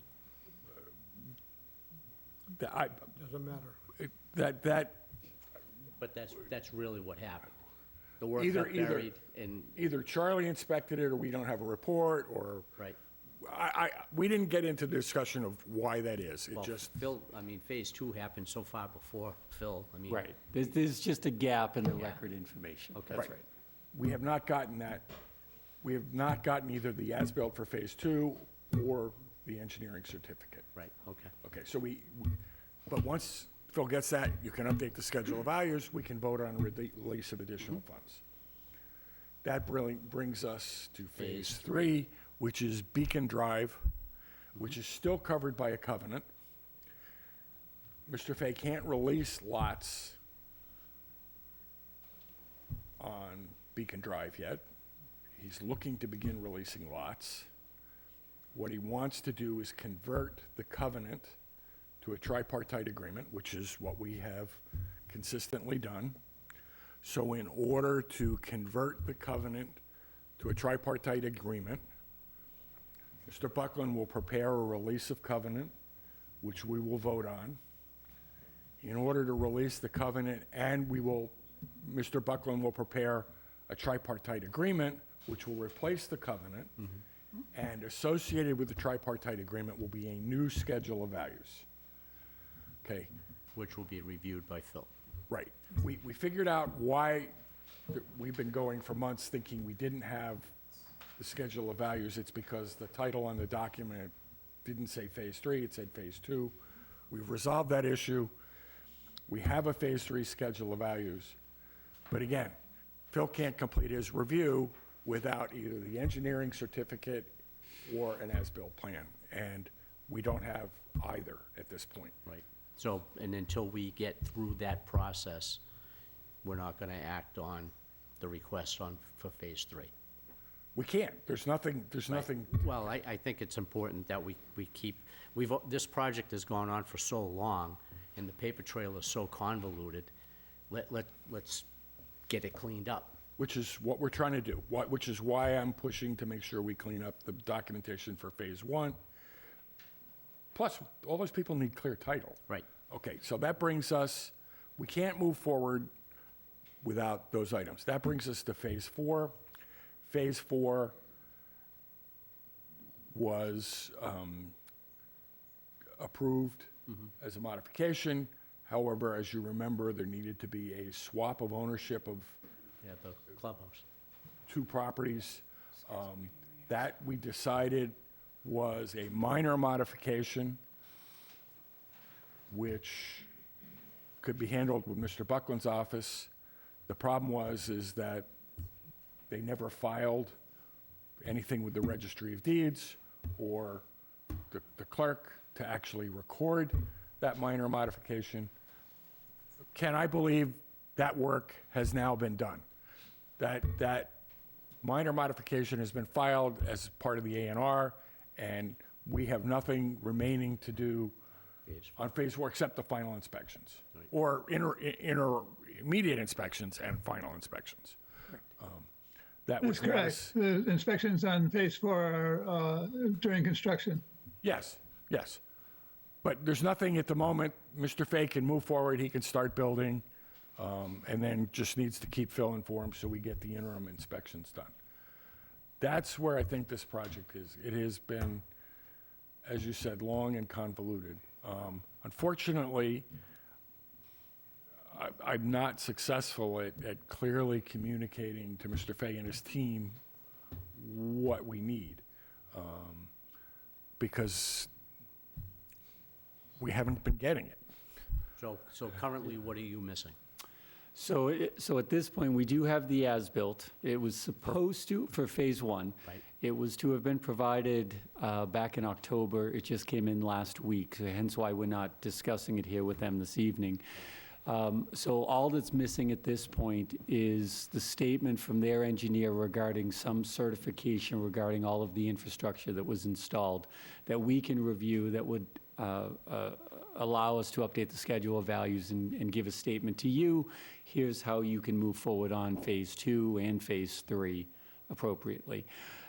I thought Mr. Schultz did an excellent job at our meeting a few weeks ago. I thought you did a great job actually communicating clearly what was needed, and we followed it up with an email, including some language regarding the certification that Mr. Fay had asked for.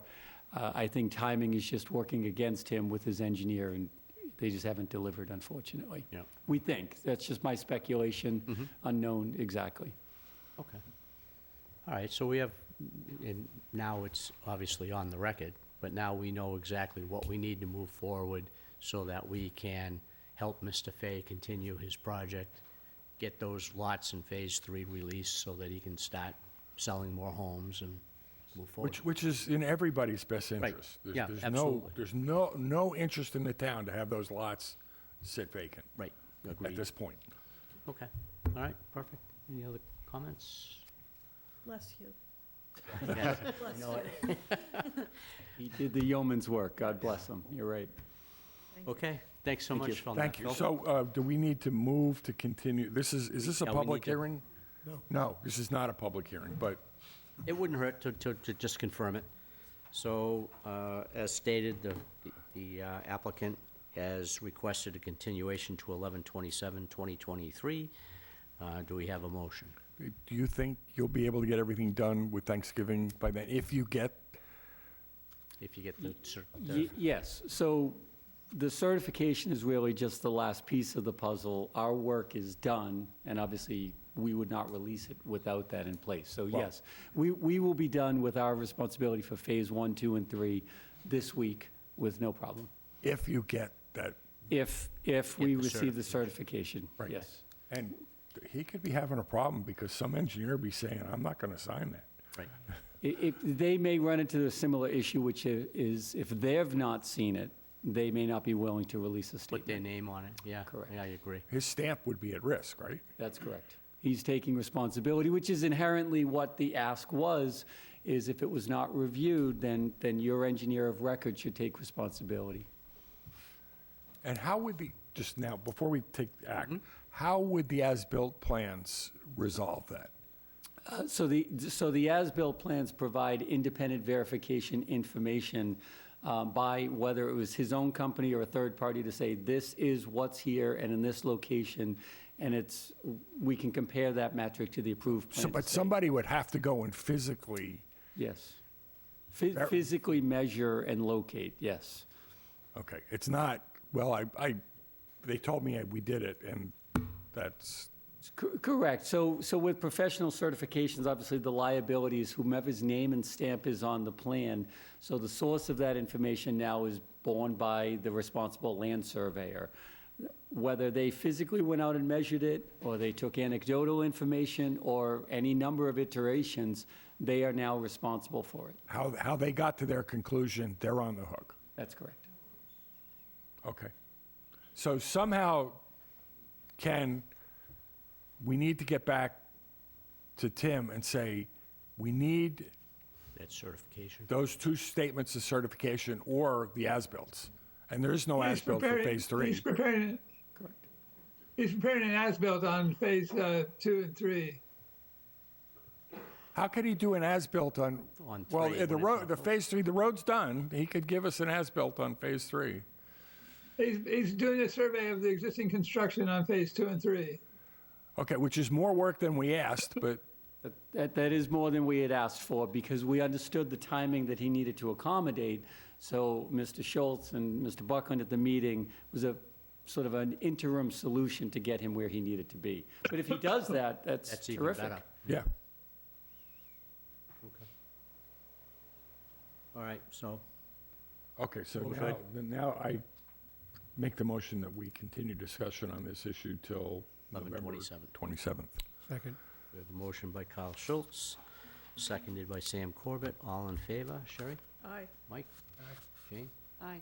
Sam? Carl? Aye. And the chair votes aye. Can you add in when information has to be in for that meeting as well? I don't know, I mean, it's Tim's, it's at his own peril. If he drags his feet and gets it in the day before, you know me, we're not gonna act on it. Okay, so let's back up. The 11/27, the Thursday before that is Thanksgiving, so we're not going to publish anything on Thanksgiving.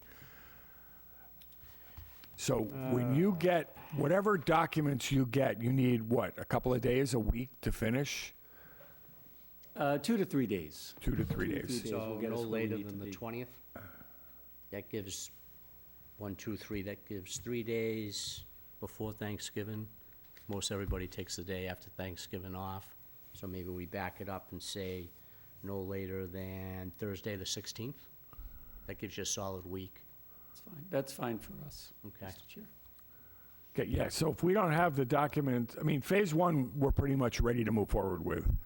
Yes, we can accommodate Phase 1, given the information that was received, yes. Right? But that's not gonna get Tim to where he is, No, where he he- wants to be, No, yeah, right?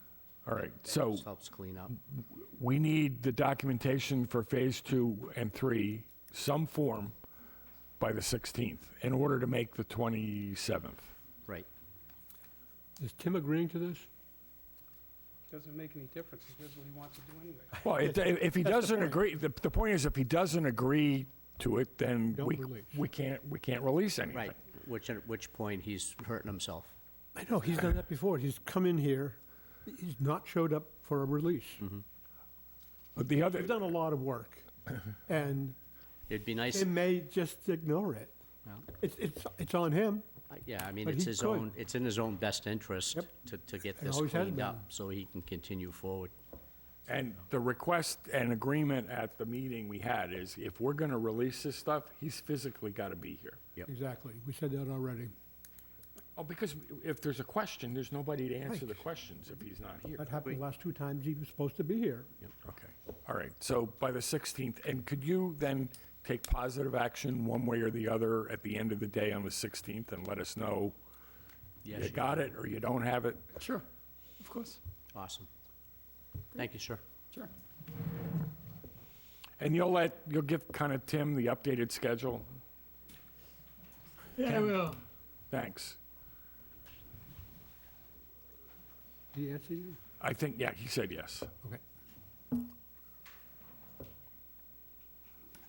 All right, moving on. Public hearings, 8-23 Christie LLC, preliminary subdivision plan, 1-13 North Carver Road. Entertain a motion to open the public hearing. So moved. Do we have a second? Second.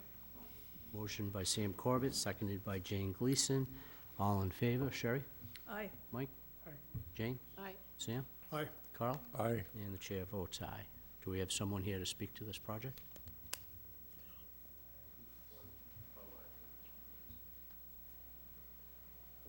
We have nobody here? Wait, John, is somebody on the,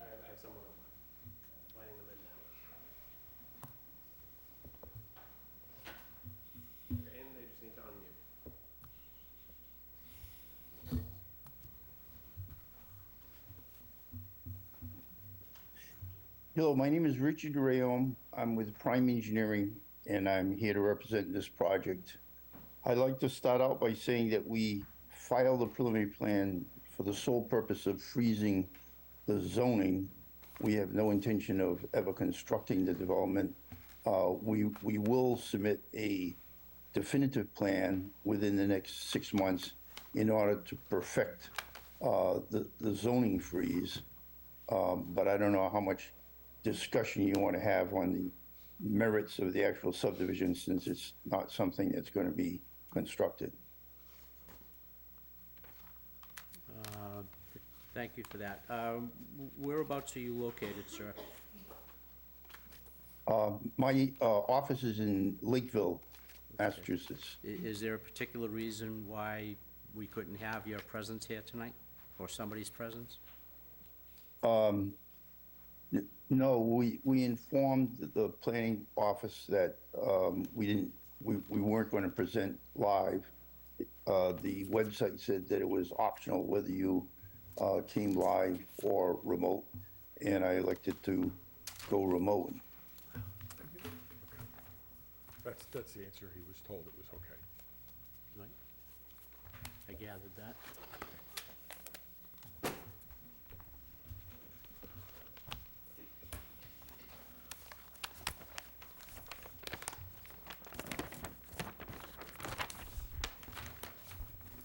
Well, we do like to have people in front of us, especially for subdivisions. It's kind of difficult to present a subdivision with any accuracy over a telephone, regardless of your motivations for the property.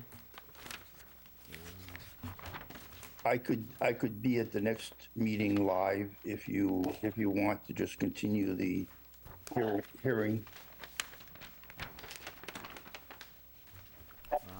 Let's see where we end up. The public hearing.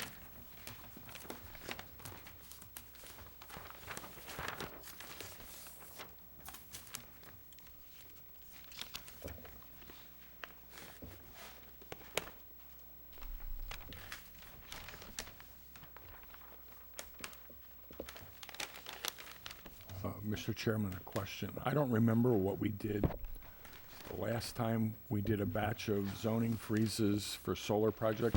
Did we get peer reviews of those? Of the subdivision layouts? Yeah. I believe we did. So Ken, we got peer reviews, right? Of those, all those subdivision zoning freeze plans, right? At that point, we had an assistant town planner, and the assistant town planner and I did the reviews, and just had a confirmation of consistency with the subdivision rules and regulations. All right, so, Mr. Chairman, I think we need to get some form of review against the subdivision rules and regulations.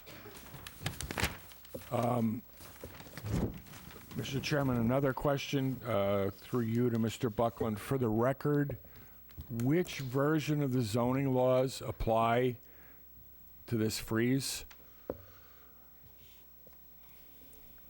The ones when they filed, which was the ones from the spring town meeting. So they filed before fall town meeting. They did, yeah, October 17th. That you beat it by a week. Right. All right, so this is subject to April 2023 zoning.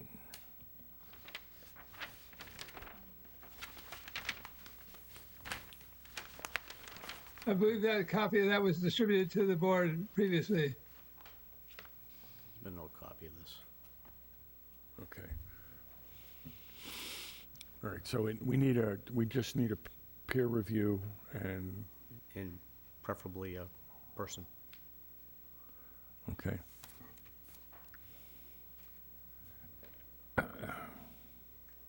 If we're gonna continue to discuss, I don't know, we're gonna have to let the town Yeah, speak, it's, but. yeah, it's a public meeting. Okay, one more question. Given the recent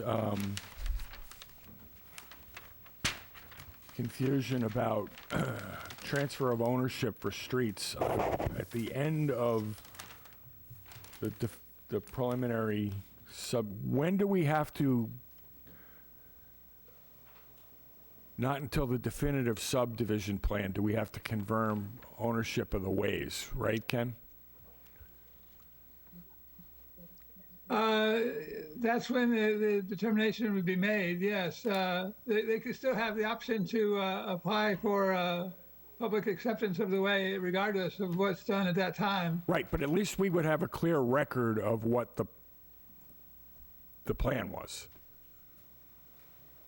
Their intentions, if they are intending to go to a public way, Right. have Yeah. accepted by the town so that they could have the town take over the maintenance and responsibilities for the way. My concern also, the more I've spent time with subdivisions, the last time we approved a batch of these for zoning freeze, we didn't put any covenants in place. So the town, I think we did put covenants in place. we did, it was a very minor covenant, right? That's right. I thought we went with an agreement that said there's no plan to actually build these. It was kind of a strangely worded covenant. Yeah, it was modified somewhat because of the lack of intent to actually build it, but we put in a covenant to set the agreement in place. Okay. All right, we just need to remember that when they come back with the definitive plan to perfect the zoning protection.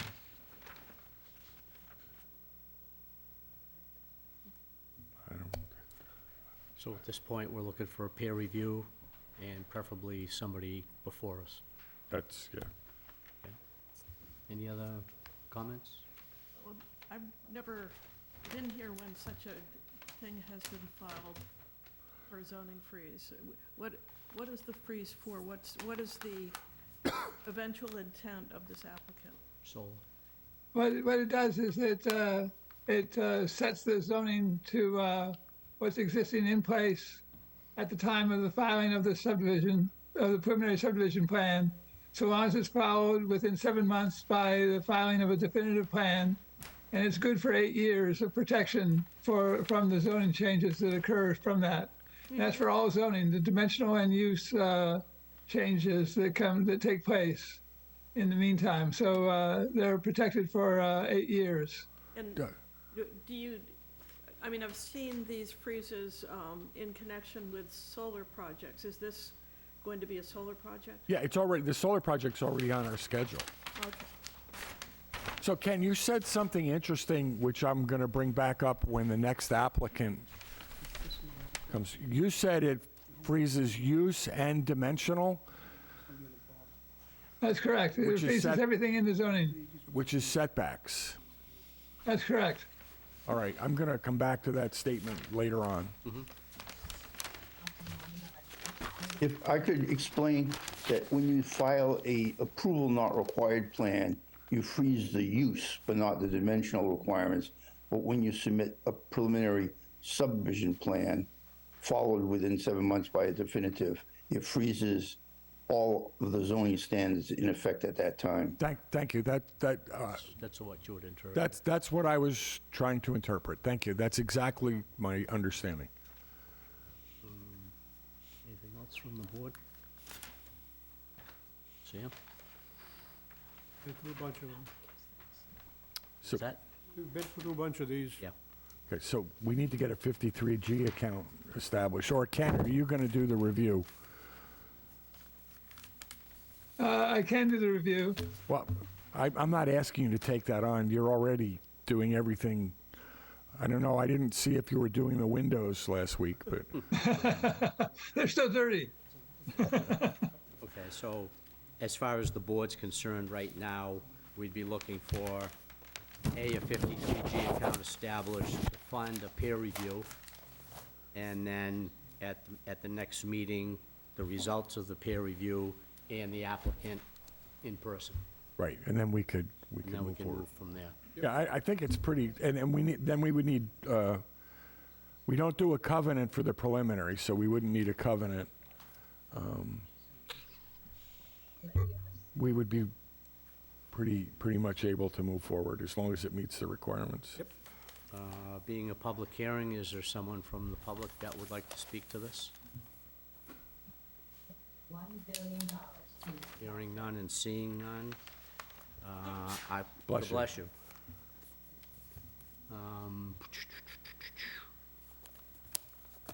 And is 1127 is gonna start filling up fast. It already has. Yeah. Are we okay where this is strictly an action to freeze zoning and not to get construction underway? Is the applicant okay with moving the next scheduled hearing past of November 27th? Sure, no problem. Because they're not coming back with the solar project till January anyway, I think, Right, right? exactly, that's what I was thinking. December 11th. So December 11th is gonna start filling up pretty quick, too. All right, but he's first in the queue, Second. second. No, but I meant before anybody else. I move that we continue the public hearing for 1823 Christie LLC preliminaries, no, is that the one? Yep. Yeah. Second. Preliminary subdivision plan 1-13 North Carver Road until December 11th.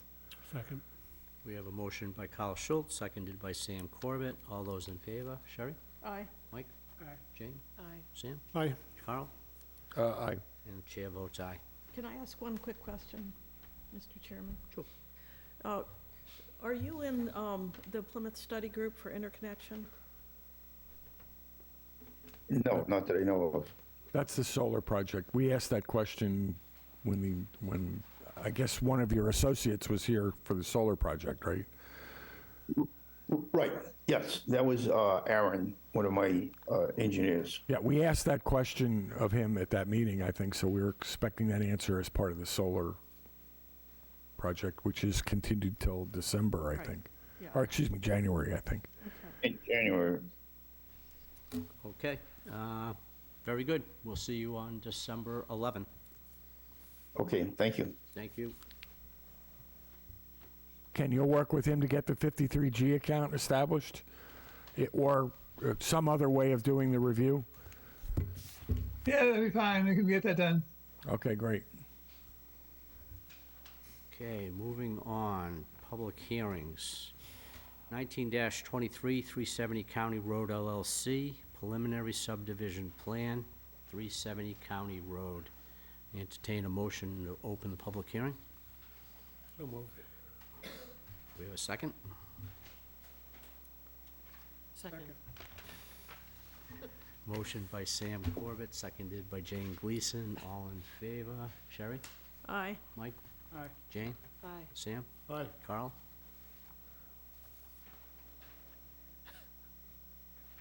It's frozen in time. Aye. Chair votes aye. Do we have someone here to speak to this project?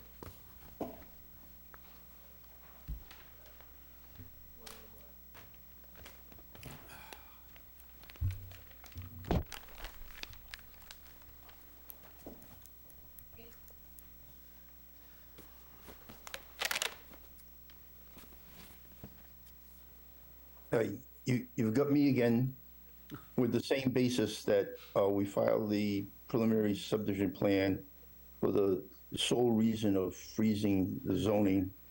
We have no intention of constructing the subdivision, but we will follow up with a definitive plan within the next 6 months.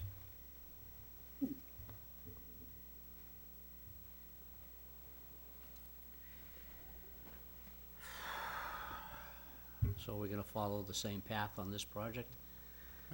Hold the paperwork. I'm not gonna pass it out. Good deal. So we need a peer review, we need, So, Same thing. we would follow the same routine with this as we did with your last project? So Yes. a 53G account, a peer review, and an in-person presentation? Right, hopefully on December 11th. December 11, okay. It's gonna be a long night. Another long night.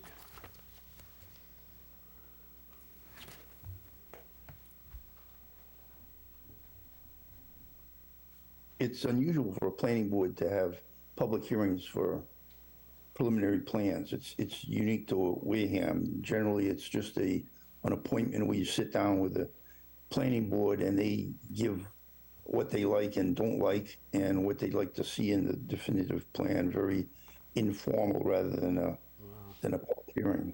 That is nice.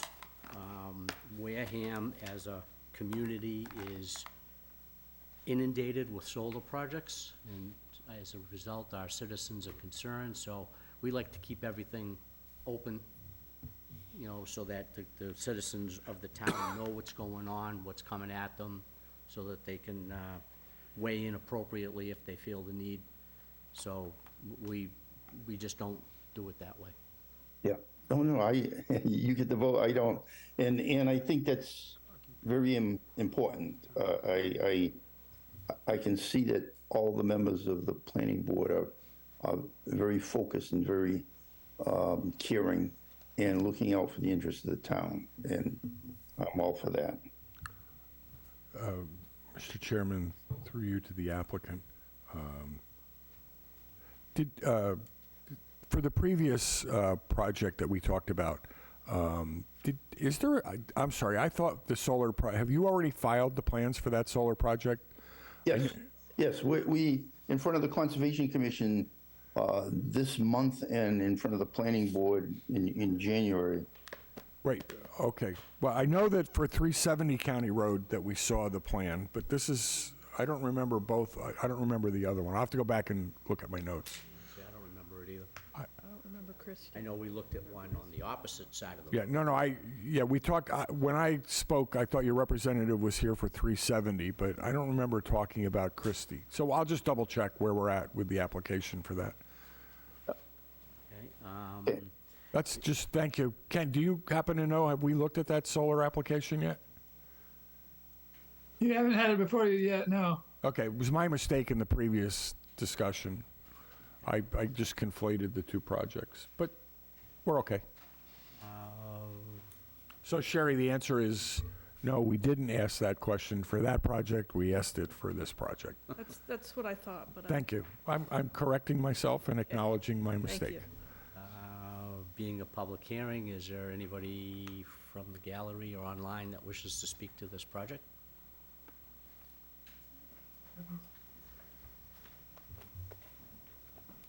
Thank you very much.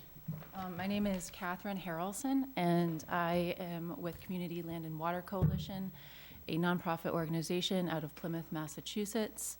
Our members live, work, and recreate in Wareham, and we represent their interest in protection of clean air, water, and forests. So just on the matter of the preliminary subdivision plan for 370 County Road, I was, I think, a little bit confused about this one as well. I did look at, the previous plans that have been submitted for 370 County Road.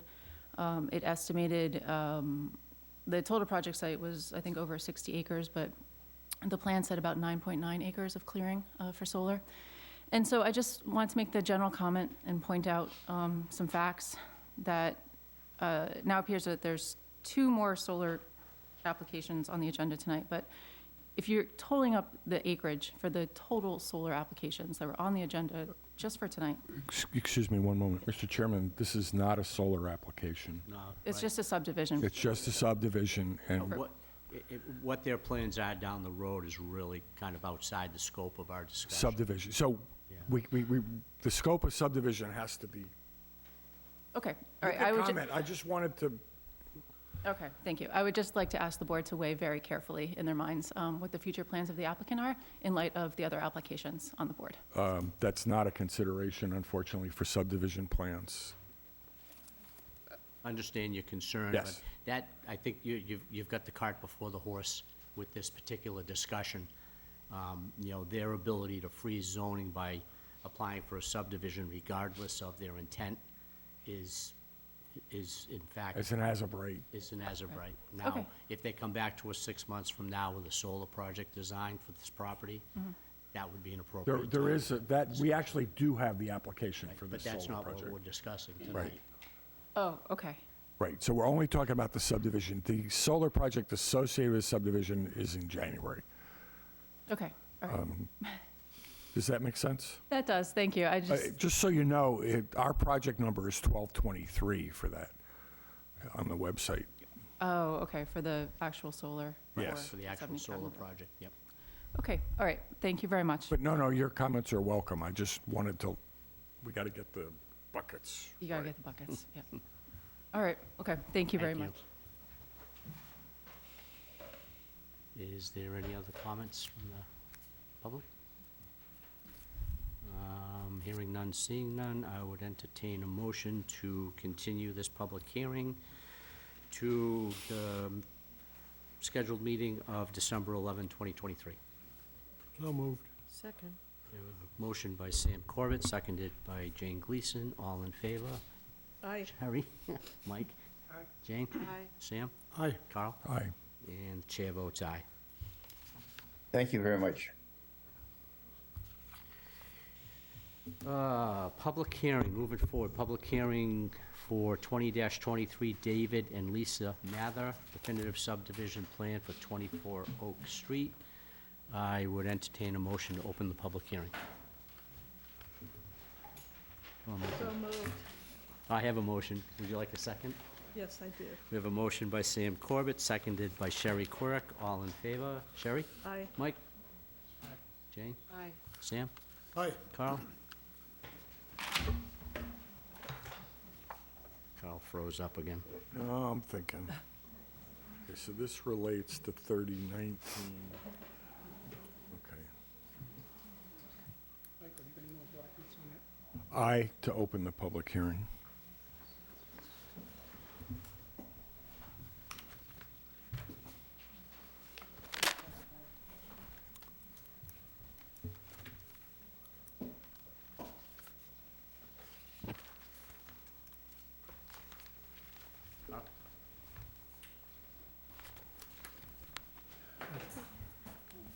Just going back to the office.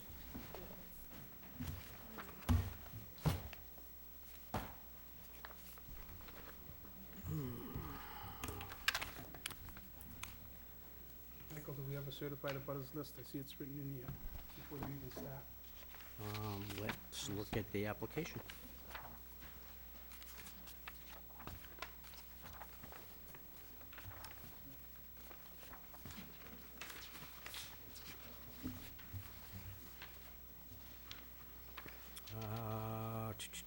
We do.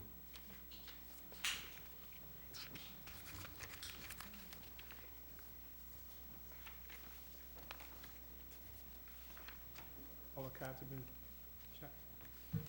It's signed by by our tax office. No, he's asking about the certified abutters list. Certified mail, if they received them. Certified abutters. You should That's have you. a list of all the certified abutters in the clean slips. Yeah, so that's a question. Ken's office usually handles that, right? We used to do it on the floor. Ken, do you have the certified abutters list certified? The assessors provide us with the certified abutters list. Yeah, but did you get all the green cards back, is what Mike is asking. Oh, I didn't calculate that. I didn't count them up. Oh, well, that's kind of important, right? But it doesn't matter. It doesn't matter. Yeah, it does. How can you open a public hearing on a matter if somebody didn't get notified if they're in a butter? If they didn't get if they didn't get it back to us, it doesn't matter. No, It matters if they get it. They the either green sign- card coming back means they got You it. either sign it or you don't. We don't always get them back. Certified mail? The only reason you wouldn't get it back is if it didn't get delivered. Yeah, we get the envelopes or the cards back. But we don't We get the know, envelopes with the card on it or the card itself back signed. but we don't know for a fact that all the abutters have either been notified or didn't sign the card, or didn't sign for the envelope. No, I didn't check that.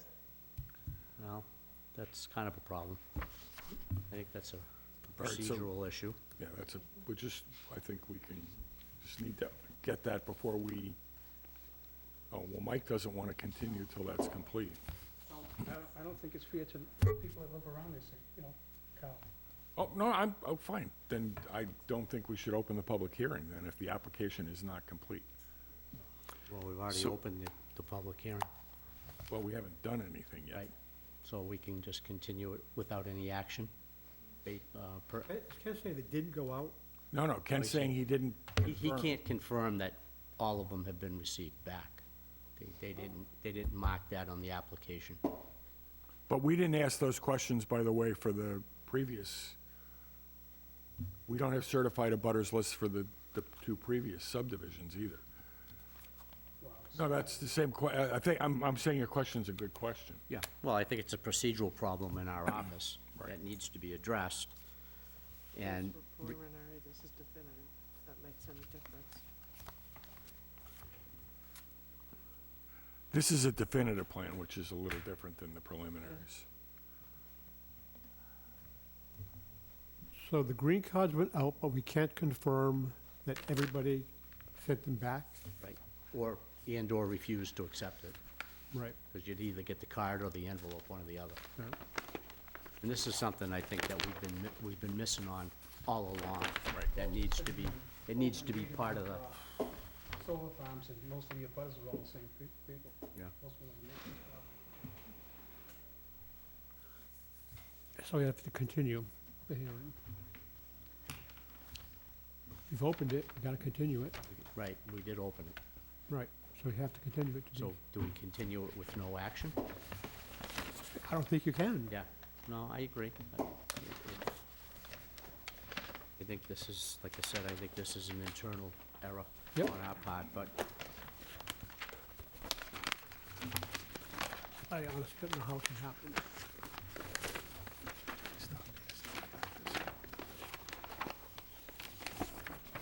okay. Based on the fact that we cannot confirm abutters have been notified and responded, we're going to respectfully ask for a continuance to 12/11 until such time. Yeah, I mean, it's our fault, but we can't continue without knowing the abutters have been notified. All we have is a list of names, we don't have a list of confirmations. I understand, I guess. So we provided a certified list. We provided a check for the mailings. The mailings did go out. Right, but we don't know whether the people have returned the card stating that they've opened their mail and see what's going on. Understood.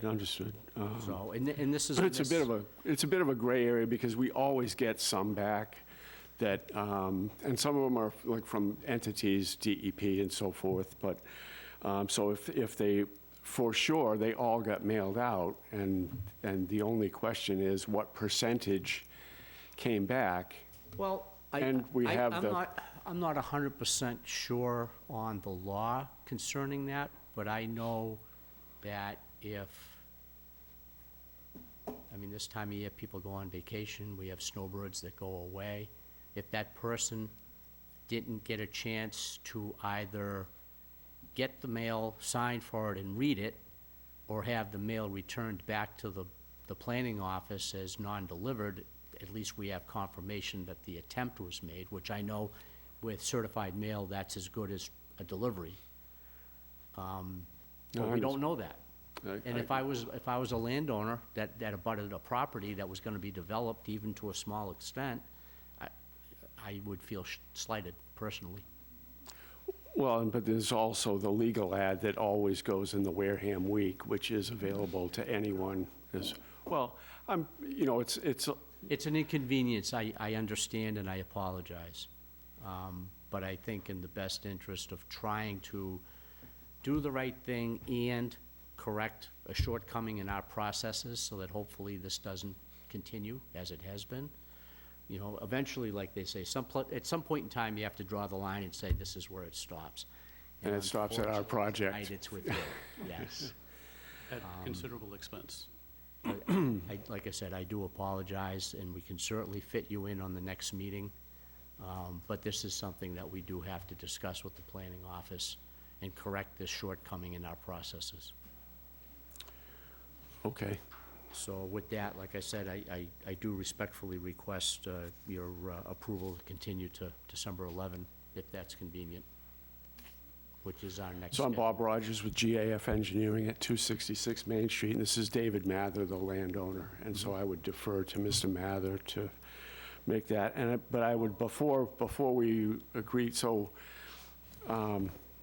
if there's a need for any reason to re-notify abutters of, would that be at the town's expense? I think in this case, we can accommodate that. Yes, Ken? I mean, it is a shortcoming on our process. So, yeah, I would say yes. Yeah, if that's the case, we would be prepared to re-advertise. And that's kind of why I went out to December 11th instead of the 27th of November. In case we do have to go through that process, we've got the window to do it in. I understand. So, Is there not a possibility to discuss the project subject to that confirmation since they have gone out? Well, the problem is it's a public hearing, and if somebody did not get notified properly, then they've missed their opportunity to come and sit and weigh in. So, And this will be applied to all other people in front of this board? like I said, We're not being singled out? No. This is 100% on us. And again, I do apologize, but at some point, we do have to fix what's wrong, and tonight's the night that it's gonna start. So, before we, yes, I want to, though, bring up the rules and regulations. Section E, notification and public hearing, subsection 2, and this goes back to your procedural error. The rules and regulations says notification and providing, I'm just reading the rules and regs, so don't, says the onus is on them to provide the confirmation. Somewhere along the way, the process changed where the planning board took over that, the planning office took over that responsibility. But that's not what the rules and regulations say. You're right, we have a procedural kerfuffle. Yeah, without a doubt. And, you know, part of it is probably information given to the applicants by the planning office, leading you to believe that we're taking on the responsibility. But regardless, we don't have confirmation, whether it be on the planning office's part or on your part, the confirmation's not there. And that's what we need. So in support, it clearly says that we have to present return receipts that match the list of abutters, certified. So that cross-check is, as Mike says, part of the application for a definitive. I didn't go back and check the preliminaries. Okay, So so, we need to have him commit to a person at a time that that's going to be done. I mean, we got to get them a person and a procedure to make sure this doesn't happen again. Well, I think we've kind of set the tone tonight. In the past, what happened was the green cards came with the application, all the paperwork. Yeah, we used to, Our clerk or whatever went over and checked them as you was reading the article and all that. Yep. Before you open the public hearing. Yep. Because it's just not fair to the other people and the abutters and all that. Yeah, I agree. You know, I think we're slipped in between the cracks is, we had quite a few projects come before us. The abutter was all the same person. Most of the solar farms were like that. And I think we got ahead in the right of thinking of solar farms.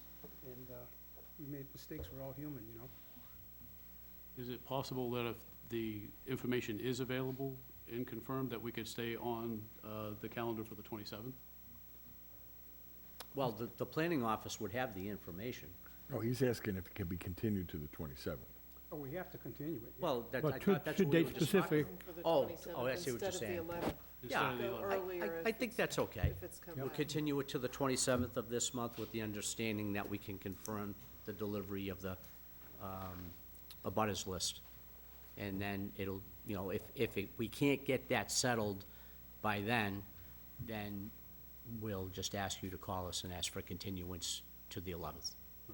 Okay, so, I would, this is a public hearing, although we can't start.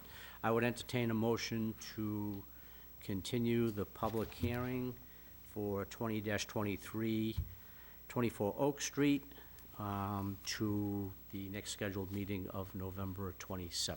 So moved. Do we have a second? Second. We have a motion by Sam Corbett, seconded by Mike Baptiste. All in favor? Sherry? Aye. Mike? Aye. Jane? Aye. Sam? Aye. Carl? Aye. And the chair votes aye. Thank you. Okay. Thank you. Thank you for your understanding.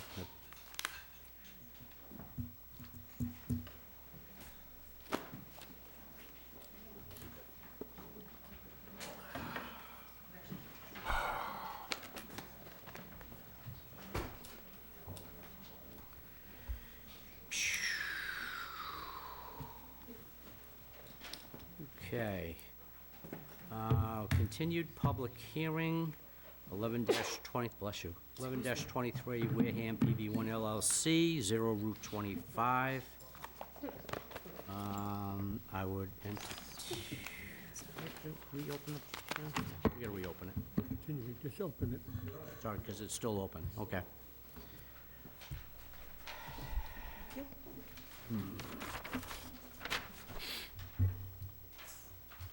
Thank you, ma'am.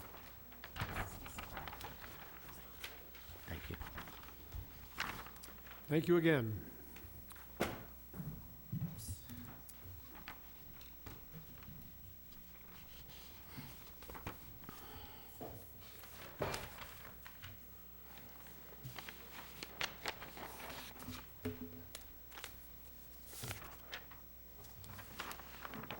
Good evening, sir. Okay, good evening. Welcome back. Thanks very much. Good to see you. So Jonathan Clavens, representing the applicant. We would have had here in person Matt Kearns, Long Road's Chief Development Officer, and Lucy Fowler, Long Road's Development Associate. They had made plans to travel here and see you in person. They were exposed in a small group to COVID, and under their company's protocol, were ordered not to expose you. Thank you. But they are participating remotely and available to chime in. As usual, I have here with me Sarah Eboff from VHB. So a couple of preliminaries, and I know it's late, so we'll try to be as efficient as we possibly can, and appreciate your endurance and patience. A number of requests were made at the October 16th public hearing session. We followed up with submissions to answer all those requests. Sarah will briefly run through those. No, it's actually the printout of the response I gave to Mr. King. There was only one. But it is, Do you mind if I just take a second? yep. Perfect. So yeah, there are just three things I want to briefly review. One was the soils report, the last page of which got cut off in the resubmission. That full soils report was included in the original stormwater report. It's just when it got recompiled with a couple of updates, that last page was missing. So the full report has been resubmitted. Along with the construction schedule, a previous version that still noted the installation of the batteries was included. So we've removed that and stuck to sort of our generic schedule as previously submitted, but removed those line items. Correct. Yep. Thank you. And then the last item I just want to review is related to fire truck access. So we reran the figure noting the exact specifications provided from the fire department. We sent that figure to them for review, and they responded via email on November 6th that they've accepted the paths and have no comments on that. And that should be on the website as well, that response. I saw that. And then one other miscellaneous item. I think Ms. Quirk had asked for confirmation about the somewhat unusual 1-to-1 DC-AC ratio at the 3.5 megawatt AC design. We confirmed that that's actually true. That was part of the redesign of the project to accommodate the 50-foot setback. Okay. And I've confirmed that it's possible to be true, which was news to me, so. Good, we're in accord. All right, that leaves us with the fairly significant issue of the 75-foot setback and whether it can be applied to this project and this site. I submitted a lengthy letter to the board trying to lay out the legal particulars about this on October 6th. We didn't have a chance to discuss that in person. I was out of the country on October 16th. But I wanted to give you plenty of time to think about it and consult with town council. I did watch the video of the October 16th meeting, so saw some of the reaction. Mr. Schultz's question about whether a variance would be an appropriate procedure to deal with that. Some other concerns relating to one issue about this relates to the plan freeze argument I'll go into. The history of the project of asking for a variance for the 50-foot setback and then proceeding with the project anyway. What does that mean and how do you put that all together here? So just to back up and make sure we're on the same page, there are two independent reasons why the 75-foot setback shouldn't be applied here. The first one relates to the A&R plan freeze that applies to this site. It was triggered by an A&R plan properly endorsed by this board in 2021. I know Mr. Schultz picked up on the earlier comment that ordinarily an A&R plan freeze protects the site against changes in use regulation. But since a pair of Supreme Judicial Court cases in the 1970s to this day, there's another element of that, which is when a dimensional change becomes tantamount to a use change, the site is also protected from that dimensional change. That's absolutely settled law. It's not an argument for an extension of law. And the way it's articulated by the courts is where the dimensional change amounts to a virtual prohibition of the use, the site is also protected against that dimensional change. And we believe that's the case here. We understand there was some discussion and questions. We had a follow-up discussion with Mr. Buckland in the interim between the meetings. In response to that, we had the Long Road team put together a letter that's at the back of your package that we submitted on November 6th, laying out in some detail the technical constraints on the design of the project as it was originally conceived with the underlying R130 zoning of a 10-foot setback, then with the 50-foot setback, then with the 75-foot setback. The technical constraints were the zoning setbacks, of course, other zoning dimensional requirements, and then just standard solar design requirements. The end result is that a 75-foot setback, this oddly shaped sized parcel, in part because of the golf club shape that Matt Kearns took you through the last time, can accommodate a roughly 2 megawatt DC project, which sounds as if it would still be a whole bunch of panels, and why wouldn't that be okay? But the Long Road team also applied a financial analysis, had its project finance experts take a look at it, and it's just not financially viable at this site. The letter goes on to explain some of the reasons for that. One key reason, as Matt Kearns mentioned last time, was the very sizable fixed interconnection costs that don't scale down as the project scales down.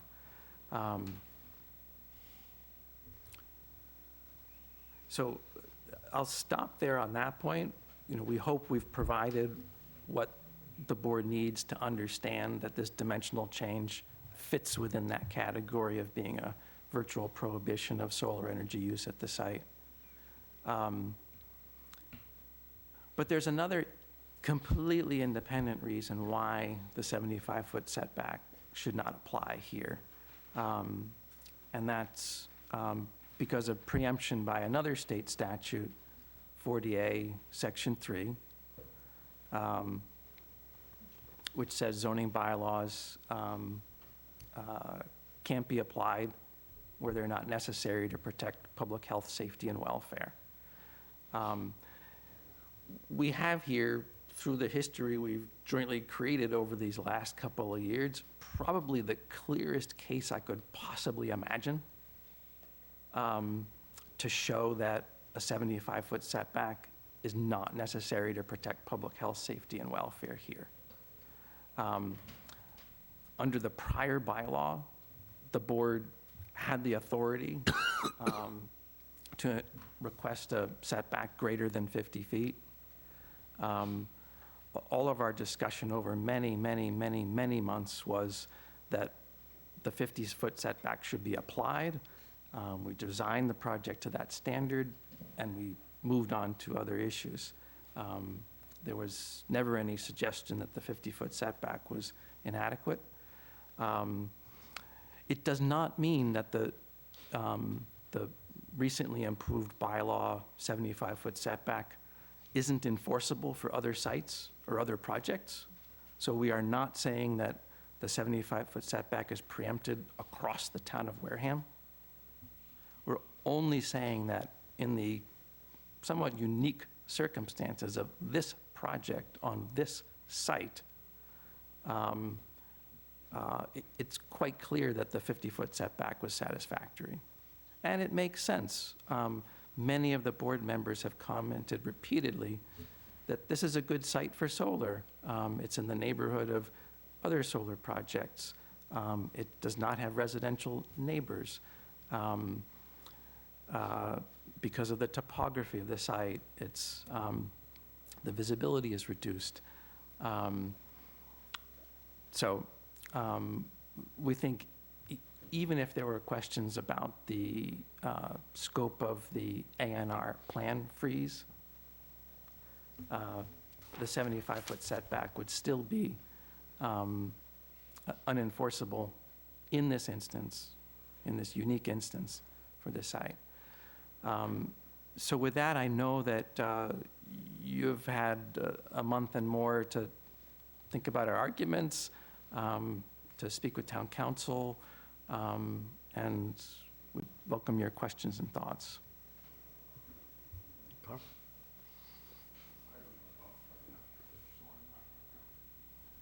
So we got no input from town council? We have some input from town council. I think- publicly shared with the board. Which is about to happen. Okay, but okay. I'll listen. So, Ken, do you want to talk about it, or shall I? Why don't you start and I'll fill in. Okay. What town council said is, he basically affirmed everything that Ken had said. And said the 75-foot setback does apply, and that he referred to the argument that the setback in this instance was not required for health, safety, or welfare as spot zoning, and said it was not required or permitted. He believes that the appropriate process at this point is to go forward with a variance with the Zoning Board of Appeals and to make the arguments with them. We're not allowed under our bylaws to waive our requirements, at least, we were not allowed to. And so that's the course that he outlined. And Ken, I don't know if you've had any other conversations with him. No, I haven't, and that was the gist of what the conversation was.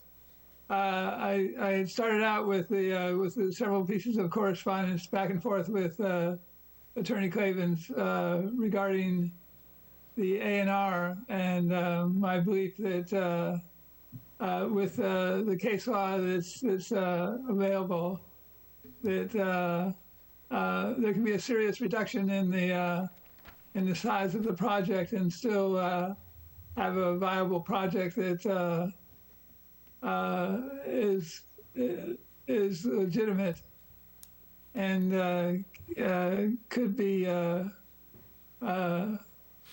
built on the property, and that if they want something more significant out of the property, which makes sense, that they have the perfect case for a variance with the shape of the lot, which I call a quarter note shaped parcel of land, and a potential financial hardship if they want to go that route as well too. That plays into the purposes for receiving a variance.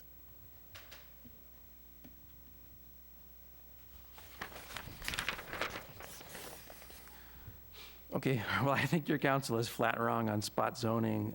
It can't be spot zoning to abide by state law. And in my October 6th letter, I provided several citations to cases from the Supreme Judicial Court, which determined that local zoning boards, not only had the authority but the obligation to determine in one case that a height limitation did not apply to a church, in another case that an off-street parking requirement did not apply to an educational use. Nowhere was it mentioned spot zoning. That is the law.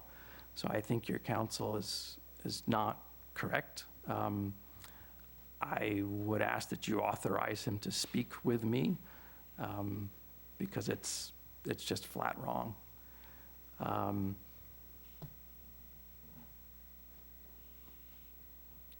So. Yeah. I think that's not a, direct communications with our council is not a practice that we want to engage in. What we can do is to show your later letter to him, which I think has some additional argument in it, and see if that changes his mind, because I don't know that he's seen that. it was in the first letter that I laid it out and provided a lot of information, plenty of information for him to review. So, including, by the way, precedent from the Supreme Judicial Court saying clearly that in the case of preemption under 48 Section 3, it is not necessary or appropriate to require an applicant to get a variance. So, Mr. Chairman, this is devolving into a legal debate, which I don't feel qualified to support. Notwithstanding my status as a lawyer, again, I'm not a Massachusetts lawyer, and, you know, I can have sympathy for you, but.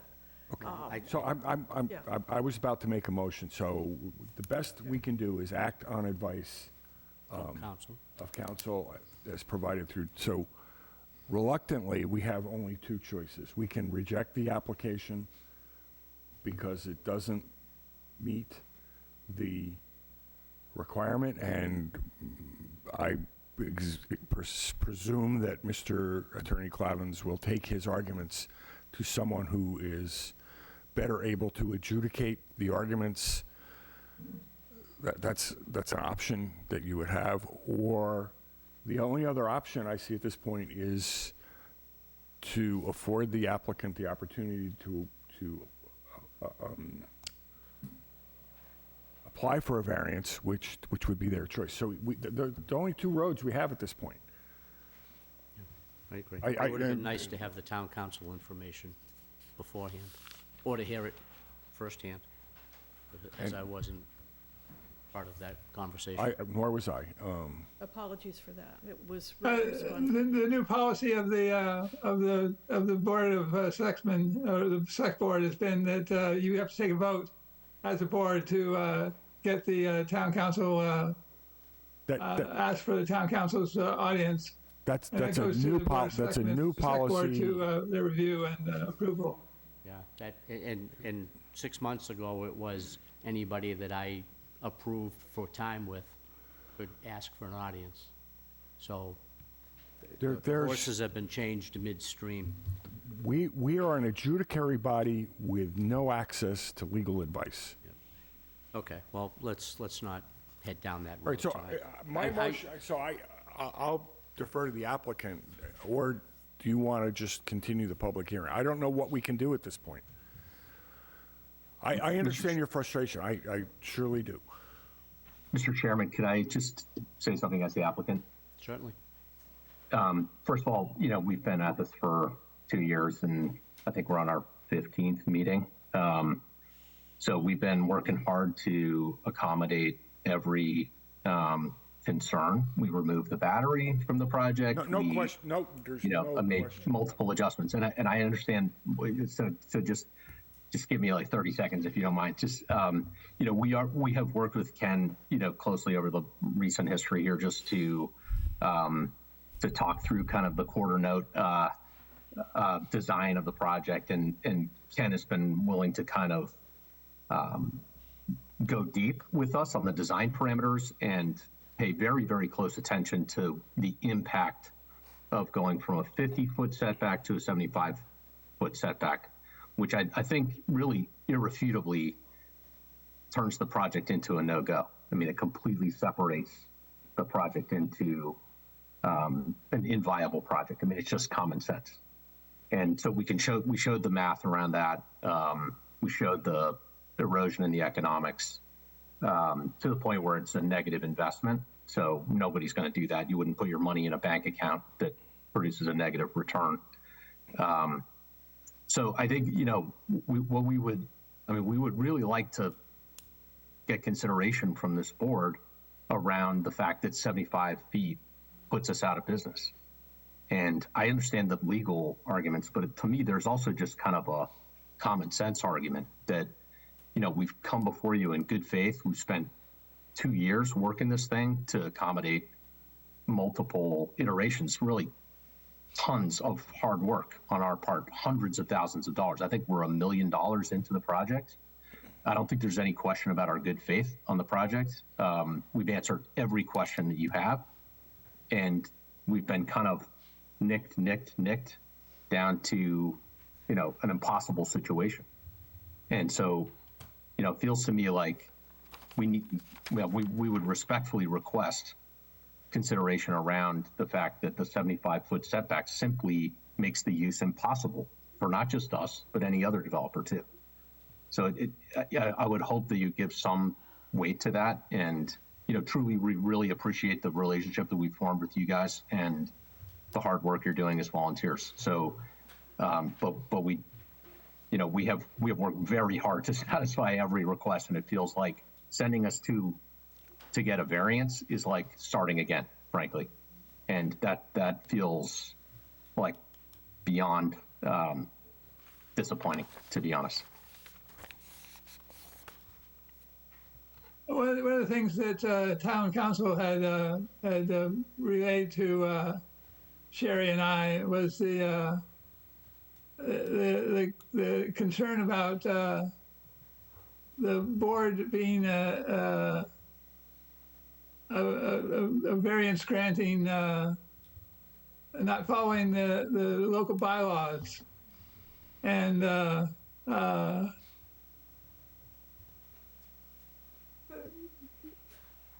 not seeing the legal road for varying the standards that have been adopted by the town meeting and have been put into place in the zoning bylaws for the application by the board. Right. Again, Ken, this is where state law dominates and gives the board the authority and the duty to determine, if we're talking about the A&R plan freeze, that the A&R plan freeze takes precedence over the town's 75-foot setback. Just the same way that you understand that any other zoning freeze results in inability to apply certain zoning changes, and that doesn't warrant going to the Zoning Board of Appeals or to a court or to anybody else. I don't see the A&R as being what's in question here. I think it's pretty clear that it's only for dimensional standards, and there is a use that's available for the property that is possible without relief from the 75-foot setback. Yeah, I think we've established pretty conclusively that there's case law since the early 70s that if you have a dimensional change that's a virtual prohibition of the use, it is also subject to the zoning freeze, which is the case here, as Matt has very eloquently explained. I think Bella's Farm versus the town of Acton was pretty clear on that as well too, that the reduction in the dimensions, the size of the project was still acceptable with the A&R freeze. That's true, Ken. If you have a smaller project that's still financially viable, it may not be a virtual prohibition of that use, but that's not the case here. I think I want to interject here. This is heading down a rabbit hole. You keep using the phrase financially viable, but financially viable is a very abstract concept, because you can have a project that returns X amount of dollars gross and is poorly designed, poorly run, and costs eat up that gross, and then have that same project with that same amount of gross profit coming in, run differently, more efficiently, and ultimately profitably. So I don't know if we could take at face value that the project is going to be financially not viable. We're not asking you to take it at face value. Well, we've taken those concerns into consideration, and that's why the Long Road team put a lot of thought and But yeah. discussions with Ken Buckland to put together information for you to Well, consider. yeah, the problem with that is the discussions with Ken and between your team and him, and then the discussions between Ken and council haven't translated to the board. We don't have any of that information, which is an issue for me, quite frankly. Mr. Chairman, can I address that point? Go ahead. Thank you. Yeah, we did include the letter. So we sent the letter that details the financial impact of reducing the size of the project resulting from the original application to the 50-foot setback to the 75-foot setback. And I take your point fully, like everybody's economics are different, but I think when you look at the three different cases, and the sort of the shrinking layout and the fixed cost associated with the interconnection, the interconnection cost is $1.5 million. At some point, it's just, we tried to make it as sort of straightforward as possible because we recognize that, you know, my cost of capital is different from somebody else's cost of capital. And you make a good point. You know, everybody looks at the same deal differently. But I think fundamentally what we have here is a broken deal going from 50 to 75. And it's not a project anyone would do. And you don't have to kind of squint to see it. There's a $1.5 million fixed cost and you have not enough production simply to pay for that. And so we tried to lay that out in the letter. We gave it to you in advance of the meeting. And, you know, respectfully, like it's pretty straightforward. I get your point. I take it. But I do think when you just intuitively, when you look at the note, we used to call it the golf club, but Ken renamed it the quarter note.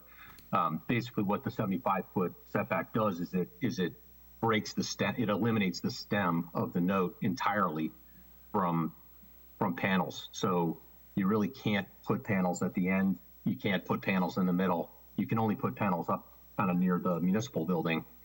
And that just kills the thing because now you've got to run collection line, road. You've got all your fixed costs, none of the production. So it's really like basic.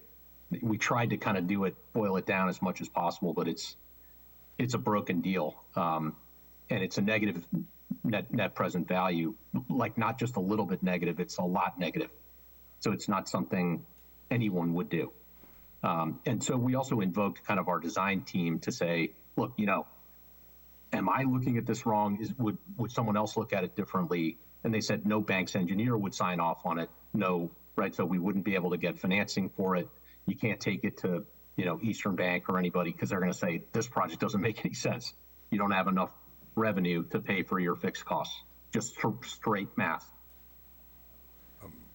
Thank you. And everything I understand. Mr. Chairman, this discussion is beyond we either need to, as a board, vote and say we're going to accept the recommendation of the town planner and town council regarding the setback, or we vote and say we accept the applicant's interpretation of the law. But that's the discussion that's going on here. It's not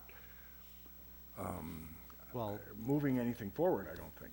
I think part of the discussion is moving it forward because they're stating their case as to why they think we should consider their position in the 50-foot setback.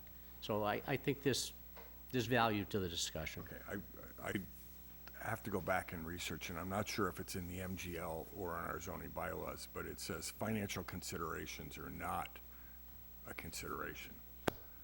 Very clearly it says that either in our bylaw or the MGL, and I can't reference it here. It's in my mind, so I can't quote it because I have a note to myself if we're going to continue. I got to go find that reference. It's not in the MGL, I'm guessing, with the way you're looking at me perplexed. No. This concept of a dimensional change that amounts to a virtual No, prohibition. I wasn't doing that. It was either for site plan or site selection. I have to go back and find the reference, so I'm just... Just respectfully, I think that's the reason we included the technical viability as well, not just the economic. No, I understand that it's not technically viable, and I understand it's not financially viable. That's why I'm saying, the board has to decide. Whether to suggest they go to the ZBA or, Deny the project because it, right? I don't see, unless somebody can tell me we have another option at this point, I don't see that there's any more information that we're gonna be presented that's gonna resolve the difference of opinion. That's very true. And you're very clear, you're very articulate. I'm looking at Attorney Clavin's articulate. You've put your position forward based on the feedback that we got. It didn't change town council's opinion and his advice to us.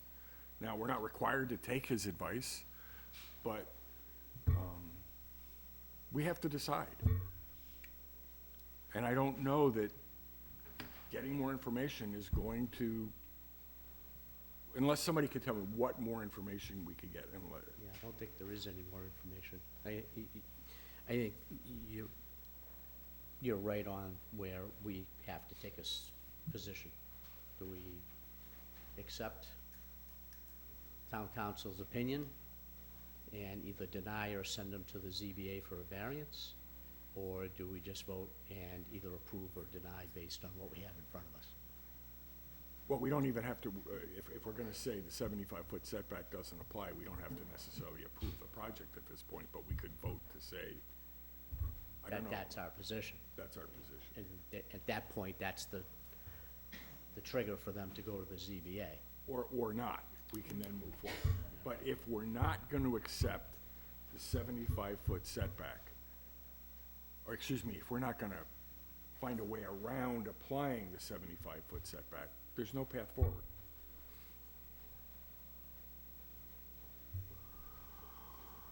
There's no point in continuing to drag this out, I and agree. we just need to decide. Mike? That's my input for deliberation. I hate to say it, but I go along with Carl. Well, why would you hate to say it? You're naturally assuming I don't agree with them? He hates to agree. Well, the thing is, we got counsel, even though he wouldn't get any feedback from him, it goes elsewhere. Yeah. You gotta go with counsel, if that doesn't work, that's why there's two lawyers and a judge. Take it to court. Not our problem. And it's not our problem here to make them money. They bring the hardship on themselves, not on us. We didn't cause the hardship. Well, Okay. Jane? Do you feel there's more information to be gathered, or we should move forward with a decision one way or the other? And to Mike's point, I have to agree with Carl. I don't think legitimately there's any more information to be gathered. I think that's probably right. Sherry? The only thing I can think of is to have our lawyer come here and to have a discussion here with us present among lawyers. But Yeah, but I think all we would be doing is listening to a legal argument. that would put us in the position like an appellate court, and that's not really the position that we're in. I mean, I do, feel a lot of sympathy, and I know that you guys have worked really hard and really appreciate it. But I think it may be sort of your call whether you want to go to court at this point based on your view of the strength of the arguments, or to the ZBA. Yeah, I don't know that the ZBA would have any jurisdiction over this. It's really this board's, authority and duty. We would welcome an opportunity to, we had actually proposed that town council be here at this meeting for that reason, to try to avoid a situation like this. And we had hoped that would happen. I don't think it would devolve into a two sides arguing, putting you in a position of an appellate court.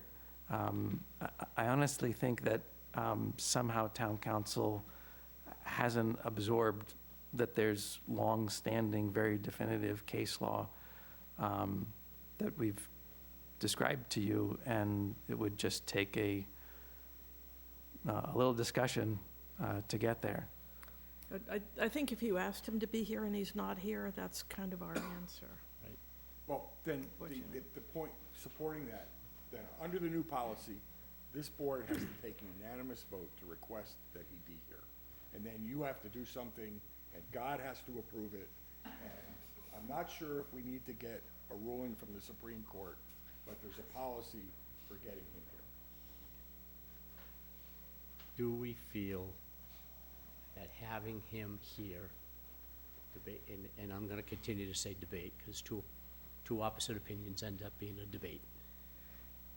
Debating his position versus Attorney Clavin's position in another public forum. The only thing I could say is Attorney Clavins has stated emphatically that he believes it's a simple misunderstanding that he could correct.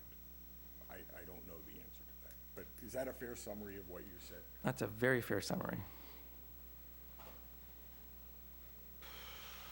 One attorney has to convince the other one he's wrong. In public. Right here, on Public. TV, showdown.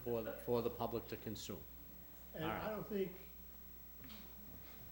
that doesn't happen very often. No, that's why you need the judge. Yep. Which is our role until we deny the. All right, well,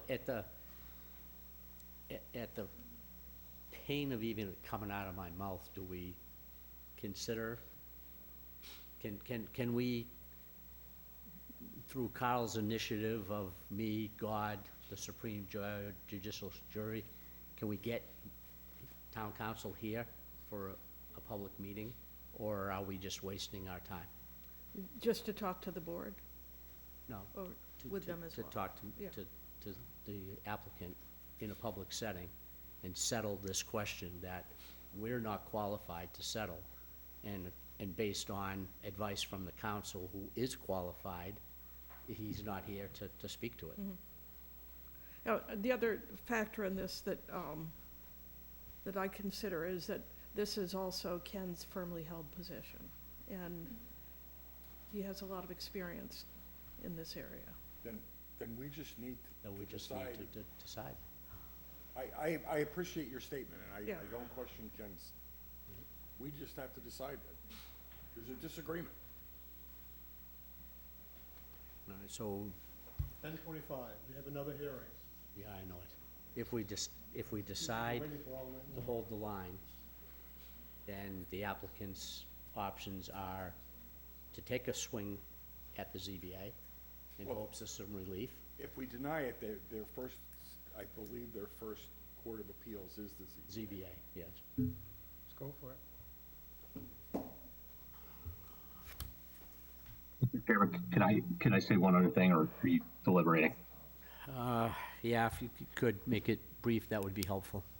Yeah, I just, you know, from our perspective, I think if there was some question about whether or not the difference between 75 and 50 was one of health and human welfare, you know, I could see the wrangling here, but I think ultimately the 50, given the specifics of the site, that setback is particularly protective. And I know that's not the legal argument that's being kind of debated here, but just as a practical matter, I mean, the topography is beneficial. It's up against municipal facilities. It's impossible to see at 50. Sarah laid all that out for the board. So it's not a close call from my perspective, from our perspective on the 50 being protective. And so I don't know if that's helpful, but it is a factor in my mind. Okay, thank you. Should ask Ken what he thinks. Ken, what's your final input? My final input is I think this is a good spot for the solar field. I think it's got all the locational issues addressed, but I don't think that the board has the capability of waiving the setback requirements that are in place now.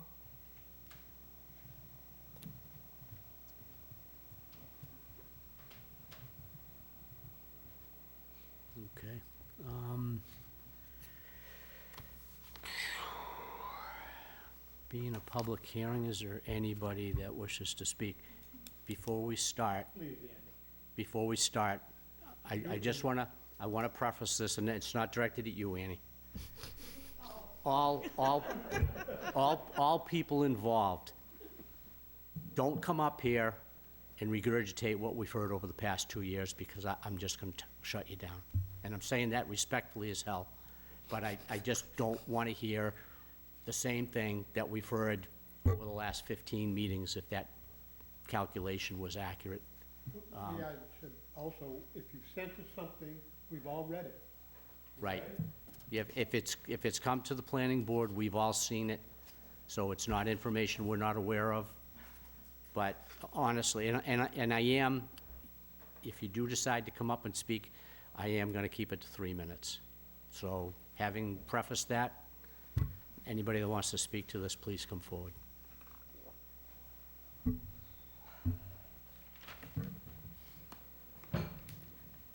Excuse me. Annie Hayes, Farmers Lane. I will make it very sweet and short. I'm hearing not financially viable, doesn't matter, it's approved for 50, so what's the 75?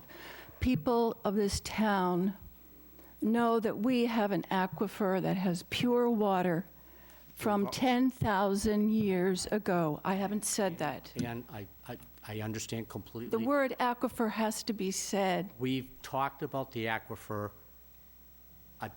24 times already. So rarely. And We are protecting, that was what our vote was, to approve a 70-foot protective setback. It's for our health, safety, and welfare, and it is the core of those three things. okay, thank you, I appreciate that. Annie, I agree with you, but to say that we haven't talked about it, I have a pile like this about the aquifer. I know That you I've do, gone Sam. out on myself. I know you have, but it's a very in-depth I agree with you. conversation. But it's, Don't Thank tell you. me I haven't done my homework. No, I'm not saying you haven't, but the public understanding and conversation, and it was epitomized in our vote. We voted for more protection for our health, safety, and welfare. I agree with you. is there anybody else? Please? No, not here, please. Is there anyone else that would like to talk? Online? Not at this time. Okay. Hearing none and seeing none. I would entertain a motion to take a vote. We have to close the public hearing? Oh, yeah. Okay. Mr. Chairman, you can deliberate on this as well, too. You can close the public hearing and not file your decision and right away. No. Yep. 60 days. We've had public input for 2 years. Yeah. No, no, I agree. There's no reason for more public input. No, We just close the hearing. Okay, all right, I would entertain a motion to close the public hearing on 11-23 Wareham PV1 LLC, 0 Route 25. Second. We have a motion by Sam Corbett, seconded by Mike Baptiste. All in favor? Sherry? Aye. Mike? Aye. Jane? Aye. Sam? Carl? I abstain. And the chair votes aye. Okay, meeting being closed, I would entertain a motion to vote on, But do we want to have deliberation? Is there any more discussion? I It's don't a think there's question. anything, I mean, if you want to deliberate more, I'm open to it, but I think we've said everything there is to say about whether or not Okay. the 50 or the 75 applies, and that's really all that's left. Mr. Chairman, I would like for us to consider, if we do make a decision, is that triggering a requirement for writing a decision, and is that something that, that can be accommodated? The last time that we made a decision, I think we triggered a timeline that was then very difficult for everybody to meet. Well, I think, isn't that the 60 days? Check with Ken, what's the, assuming that it's denied, which that's not a foregone assumption, what's the timeline for the decision? You have to file your decision within 65 days of the close of the hearing.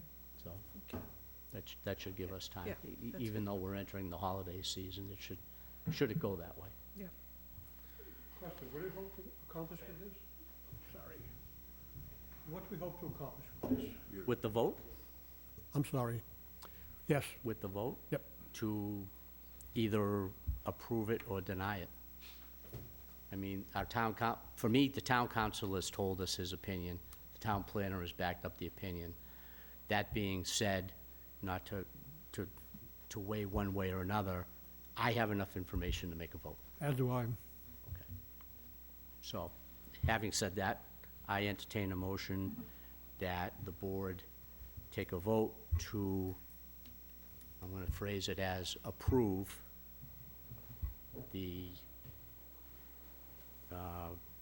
11-23 Wareham PV1 LLC site plan review and special permit for 0 Route 25 with the recommendation of town council's 75-foot buffer. So it would be a yes vote with the 75-foot, a no vote with the 50-foot. Did I say that? I think you Is it did. both of those?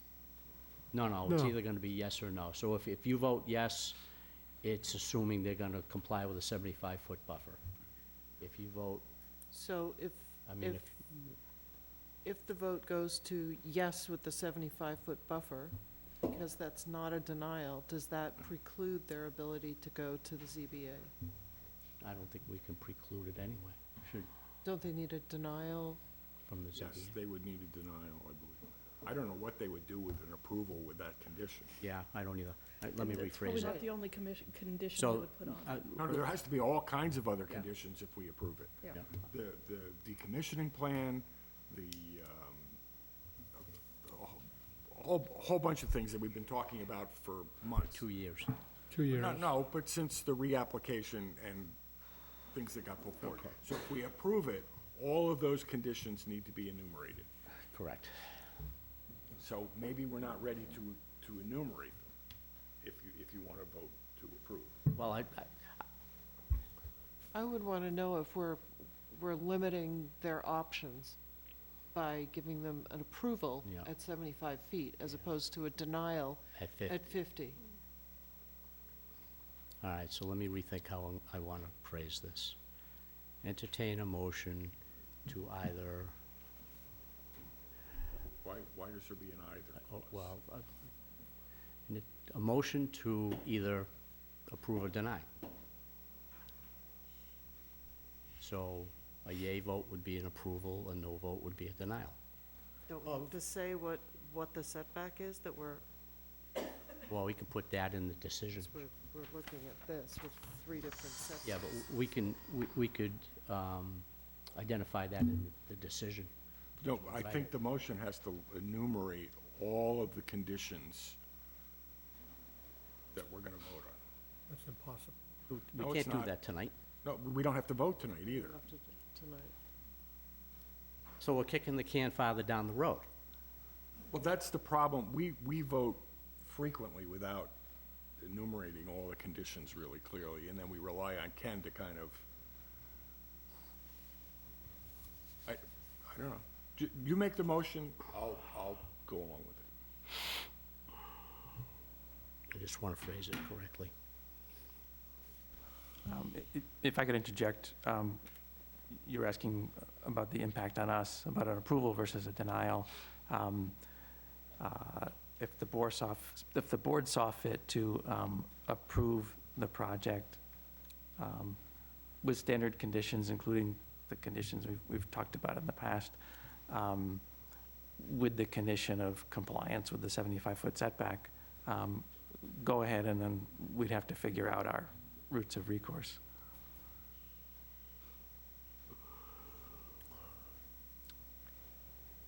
But that would be one way to acknowledge and cap off, the many, many, many months of work we've done together, isolating the one issue that needs to be resolved. Just to clarify, Mike, for our motion, let's be clear, what, we're approving a site plan or denying a site plan and a special permit. So all of the conditions in the bylaws for site plan review and special permit have to be considered for our decision that apply.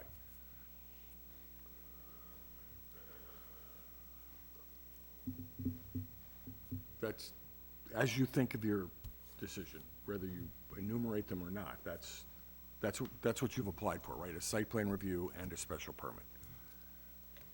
And we're subject to the zoning bylaws of April 2023. That's what we've agreed to, right? April 2023. That's where the 75 feet showed up. April 2022. Took the AG a long time to make that decision. Oh, yeah, okay, you're right. Yeah. 2022. Yeah. So that should be in our finding, April 2022. So it's a site plan review and a special permit according to the bylaws approved by the town of Wareham in April of 2022.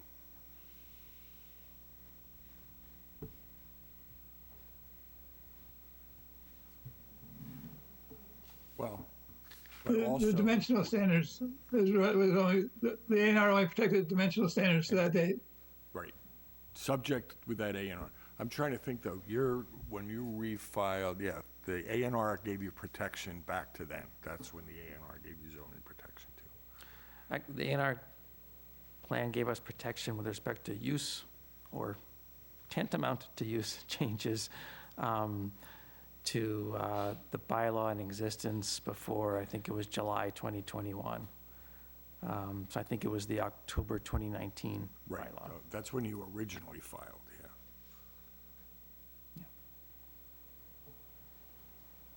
yeah. But we believe we comply with the all applicable bylaws through April 2023. And we corresponded with the board and showed how we complied and made some additional submissions to comply with the most recent changes, but for the 75-foot setback from April 2022.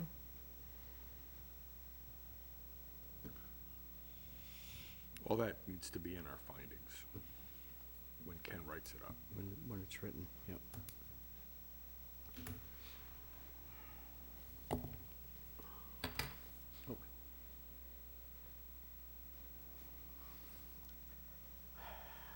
I get the feeling from the board that we want to take a vote. Am I right or am I wrong? Yeah, I don't want to force it, I need to know before I mean, I get the sense that people know where they want to be on the setback issue. I think that the difficult thing is making sure that we're including everything in the decision that we want. I wonder if we could take a vote on that issue and then bring back a decision that has everything in it. That would be one alternative. So take a vote on whether or not to accept the 75-foot setback. Right. That would be, I don't know how that suits everybody. Will that effectively close public information and information gathering? That's already been done with closing the public hearing. That's been done. But I don't know. Well, let me make one procedural proposal. Vote to approve the application.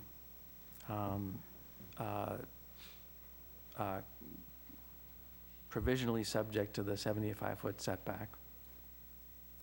Yeah, With, the problem with that is we don't have the list of conditions to. Yeah, I have a put list of, forth. I'll have a list of conditions from a draft permit decision that Ken drafted. A long time ago. A long yeah. time ago. Long time ago. But where we had started to work on incorporating all the conditions we had discussed with the board in these many months since. And, you know, there aren't,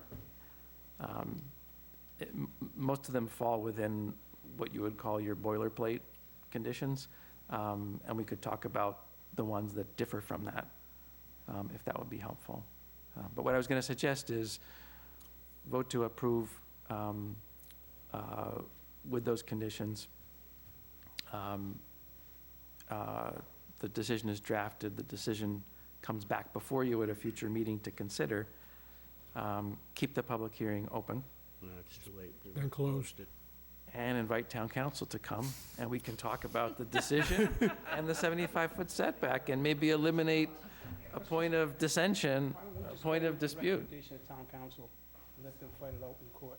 Because like I said, we're just kicking the can back and forth. What's that new game they play now? Pickleball. Pickleball, yeah. I don't play it, but I'm, Neither do I. heard about it. I tried it, didn't like it. No? All right,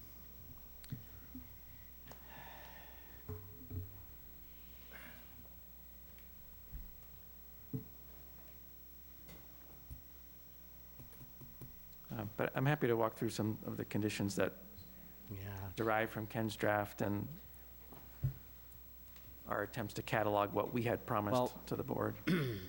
I mean, it all hinges, regardless of the conditions, it all hinges on your acceptance of the 75 feet based on the assumption that our town council is correct. Well, no, they don't have to accept it anymore. Right. We have to vote, and then whatever we vote on. Wherever it happens, it happens. But if we provision it with the 75 feet, then We don't have to even put that provision in, because that's what the bylaw. We just say, I'm all set. no, I'm Oh. trying to, I'm all set. I understand what you're saying. well, okay. I would entertain a motion to take a vote to deny the project as presented. That's another way to go. Oh, second. Well, first, whatever the hell you need. I needed a motion. How's that? Yeah, we were gonna put Mike on the spot. I need a second. Second. Okay, we have a motion by Sam Corbett, seconded by Mike Baptiste. All in favor of taking the vote, say aye. Sherry? I'm absolutely sure that I'm not allowed to vote on this. Right, but we've already covered that. You can take the Yes. vote and it won't be Aye. applied. Aye. Mike? Aye. Jane? This is to take the vote? Yes. Aye. Sam? Carl? We're voting to take a vote. I want it, On- I On want the it, motion, so Yes. on the motion that was the motion is to deny. to deny. Okay, I'll vote to take a vote. Aye. I just want this crystal, I don't want To take a vote to any vote. convolution on this, because this is too much for me. All right, and then I vote aye. All right, so, the motion is to deny the project 11-21, Wareham PV1 LLC, Route 25, as presented to the board today, November 13th, 2023. All in favor of denial? Sherry? Aye. Mike? Aye. Jane? Aye. Sam? Aye. Carl? Okay. Is that an aye? No, Okay. I haven't voted yet. Okay, that's why I was asking what the Yes. okay meant. No, the okay, I have to think about what I'm gonna say. All right. So the motion is to deny the application as submitted. So I will vote aye to deny the application as submitted, because as submitted, it contains a 50-foot setback. Under advice of Council, yeah. town council and the planning office, and my understanding is the current bylaw requirement is 75 feet setback. So the application as submitted on this date does not comply with that requirement. Further, based on advice from the planning office, the director of planning, and town council, the planning board does not have the authority to waive that setback requirement. Therefore, we can't approve the project as, and the applicant says they cannot reasonably modify the project to accommodate that setback. So we have no option forward except to deny. Okay. And quite honestly, I mean, you put it perfectly. I couldn't agree more with your thoughts. So my vote would be aye as well. So the project has been denied, 600. And we will have a decision put together and out before the 65-day timeframe. I know it's been a disappointment, tonight's been a disappointment, but you guys have been awesome to work with. You've complied with every little picky thing we brought up. You've done an awesome job, man. That's a Pyrrhic victory. Small consolation. Yeah, I agree. It's 10 minutes to 11. I'm gonna open this and close it. Yeah, Peter's out in the thing. Okay. Next up, continued public hearing 15-23, Sarah John Realty LLC, special permit for cluster development, Form C, site plan review, Hidden Trails off County Road. Good evening. That one? Oh, so it's 10 minutes to 10. That's, that's not right. Not my room, but I just wanted to make sure you knew what time it actually was. Okay, I appreciate that. Good help. 'Cause I was gonna send Peter home upset. That never happens. No, not at all. I'm just a happy-go-lucky fellow. Okay, Peter Titlebaum, project attorney. Got Brad Bertolo, who's the project engineer, back before you again. Before we get into the actual discussion, what we'd like to do to try to shorten your night tonight is to simply discuss the waivers that the applicant is seeking. We have commissioned an environmental site assessment.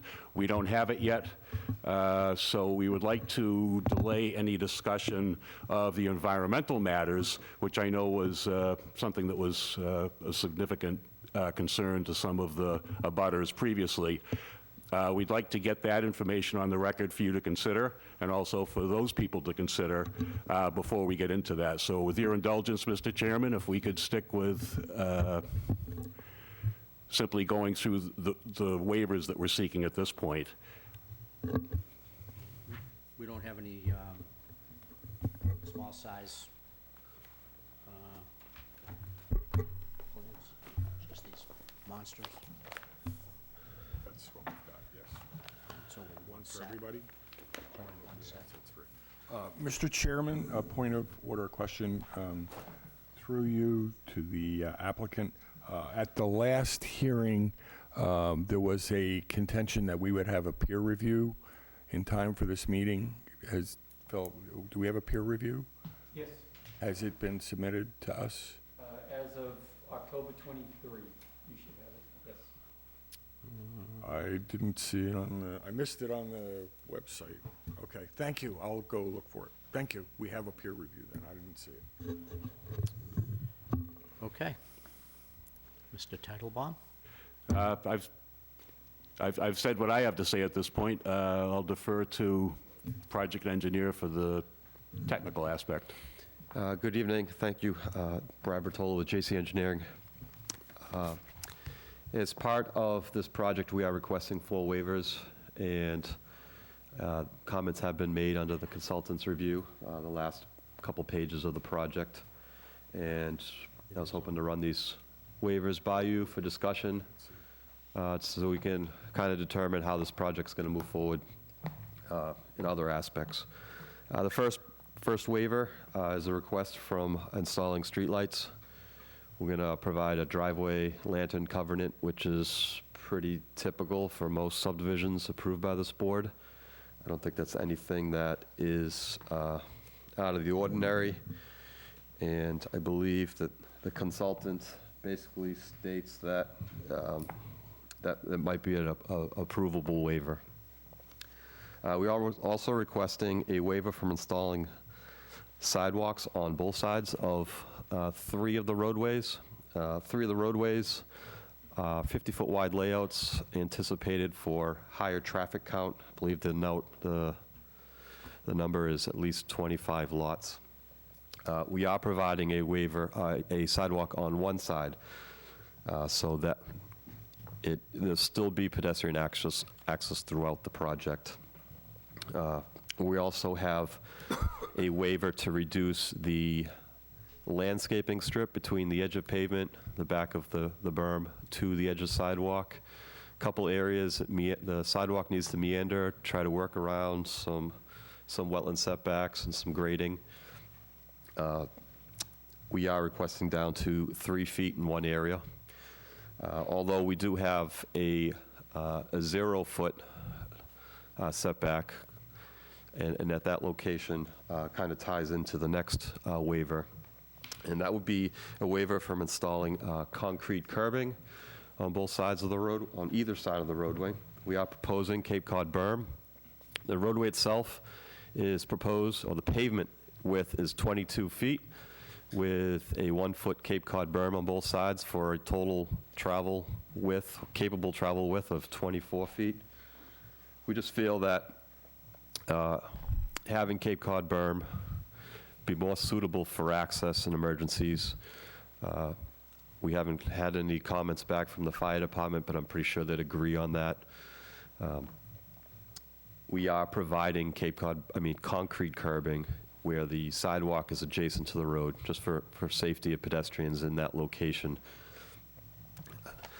And the last waiver we're requesting is a waiver from installing fire alarms. Again, would defer to the fire department on that once we receive, comments from them. That basically is, the waivers that we are requesting as part of this project. I've read through all the other comments, technical comments. We have no issues with them. It's something we're going to address. We're kind of in the process of an environmental review for the site, and the consultant is also reviewing this project under the Conservation Commission. So I'm hoping to make one plan revision addressing everything, as opposed to trying to address these comments now and then a whole nother set of potential comments. How many lots are there? 56. 56. It's kind of don't you think that's a busy neighborhood for not having a sidewalk on both sides of the street? I don't believe so. No. I would Especially say, it's going to be kids in there. Yeah, I would say particularly on the sides of the streets where there are lots on both sides. right, that But was the first thing that popped in my head, is Street A, oh, maybe because they're mostly on one side, or they're primarily along on one side. this right here, Yeah, yeah. although there's a lot, a triangular shaped lot. Right there. Down, right there, yep. That appears to be the only lot really. Yeah, on I that mean, side. I would personally be concerned about Road C, Road D, and Road B, because you've got houses on both sides of the Yeah, road. What's the plan with Road D? You say A, B, and C. Road D is not required because of the traffic. It's only servicing six units. You're not going to see traffic from 56 house lots on that dead-end cul-de-sac.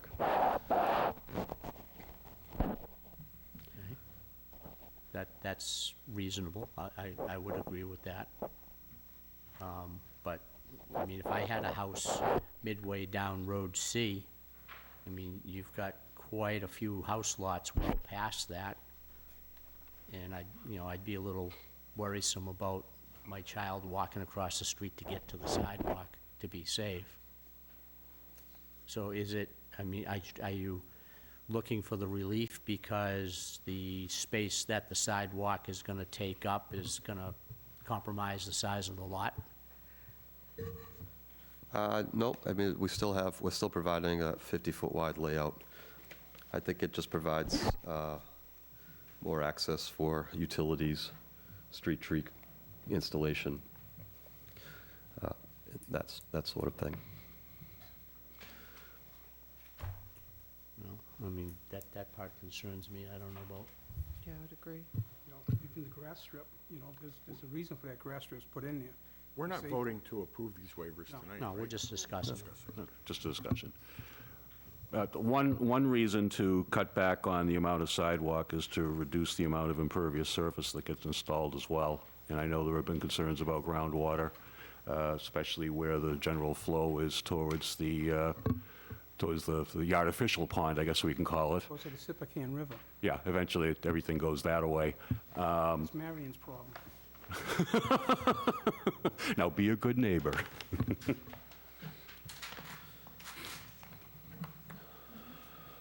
What is the thinking behind the waiver of the fire alarm? Well, it's a typical waiver that's been granted by this board, and, you know, as the consultant said, defer comment to the fire department. But you haven't spoken with them yet? We haven't received any comments from them. But We're you not did- aware. Did you request them? Or do they even know that this request for a waiver of the fire alarm exists? Yeah, I believe so. Because, I mean, we don't have any evidence of that. There's been no notice to the fire department about that yet. Okay, so obviously that would be something that would need to be addressed so that the fire department can weigh in. Mr. Chairman, through you to Mr. Buckland, has notice been given to the Board of Health? Yes. Yes, it has. Okay, thank you. They have 45 days to comment, right? That's correct.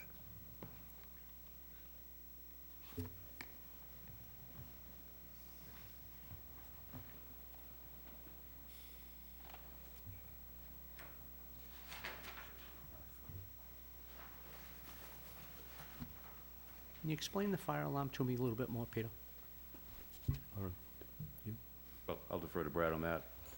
Well, explain- we'll wait for comments from the fire department to see Yeah, if that's. I think that would be appropriate. Well, regardless, I'm gonna ask the question again. Can you explain it to me? I have yet to see one install in any subdivision I that we've. understand Yep. that part. How does it work? Where is it? Is it just the regular By your foot. alarm box on the telephone pole that we see around town? Or- Tell you the truth, I don't know. Oh, It's so, the fire department's comments. okay.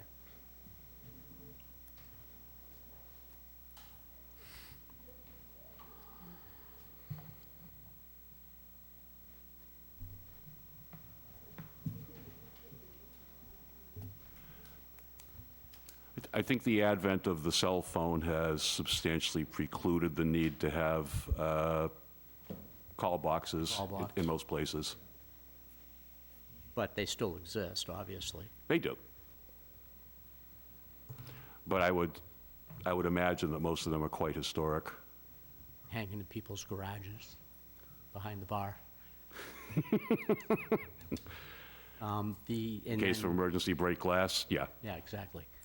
On the street lighting,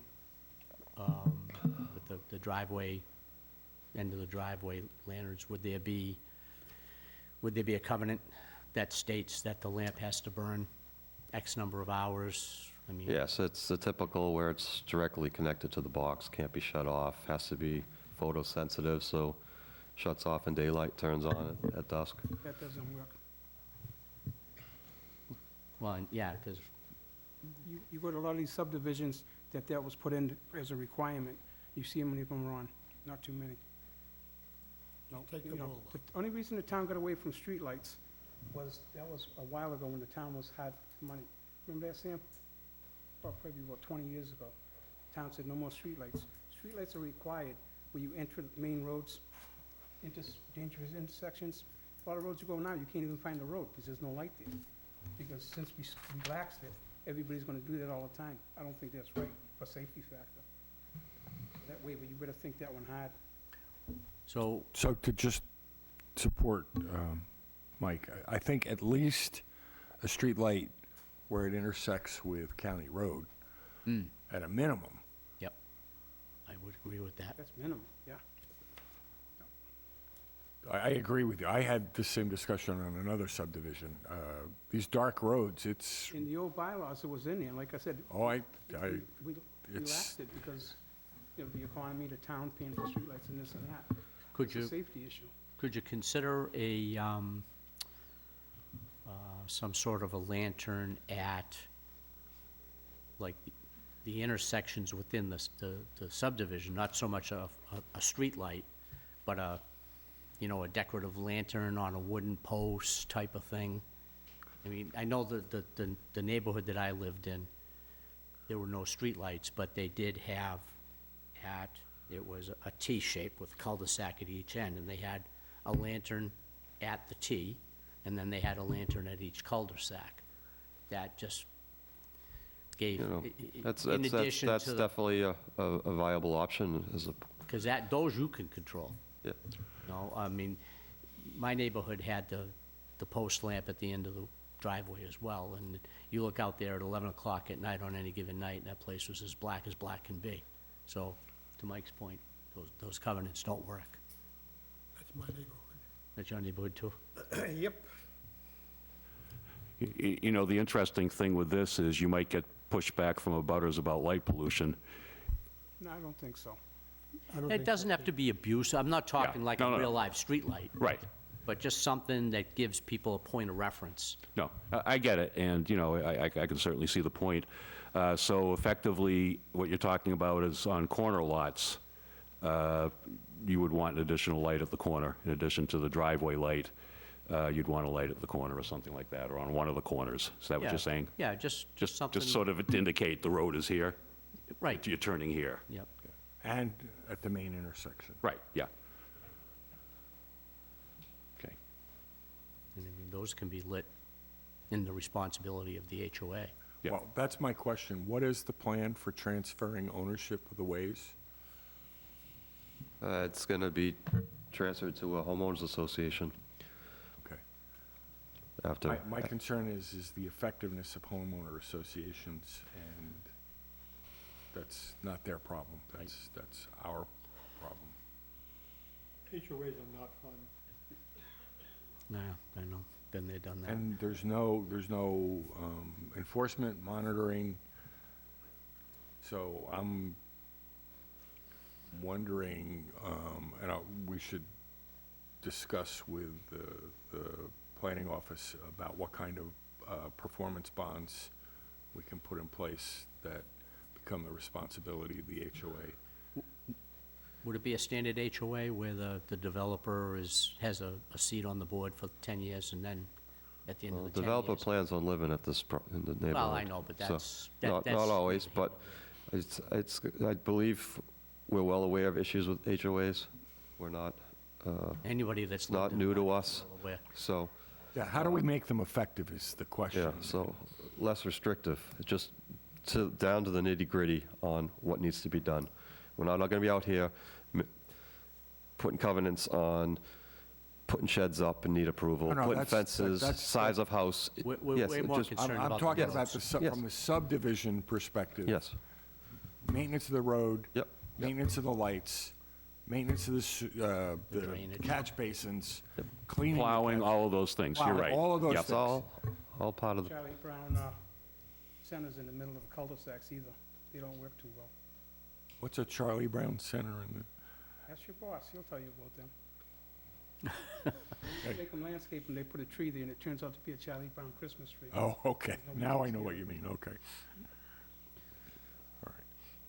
So I don't know, maybe we can talk about how do we get a performance bond for the HOA to make sure they, for some number of years at least, honor their commitments. Well, get a fair amount of lots in there, so if it's run correctly, the HOA should be very viable. Except, as you said, if they decide to go wild with, you can't paint your shutters pink or, There's no that's plans not for what that. we're looking Yeah. for. No, we're not here for that. You're not No, the- this you're not is- the this isn't dis- Hingham. Yeah. So a person buys a lot in Wareham, builds a $500,000 house on it, why wouldn't we provide services like plowing, basic? Because the town's position is they don't want to accept any more They don't want any more streets. roads. Yeah. We can't afford And them. why do they take the taxes? They don't take the taxes. Yeah, they do. I pay taxes. Let's get into the math of those taxes. You do not pay, everybody's taxes would go up if you took on your road. You don't pay taxes to cover your portion of the road. I know, I think they should be covered. Well, that's, I say this because I'm in a HOA that doesn't work.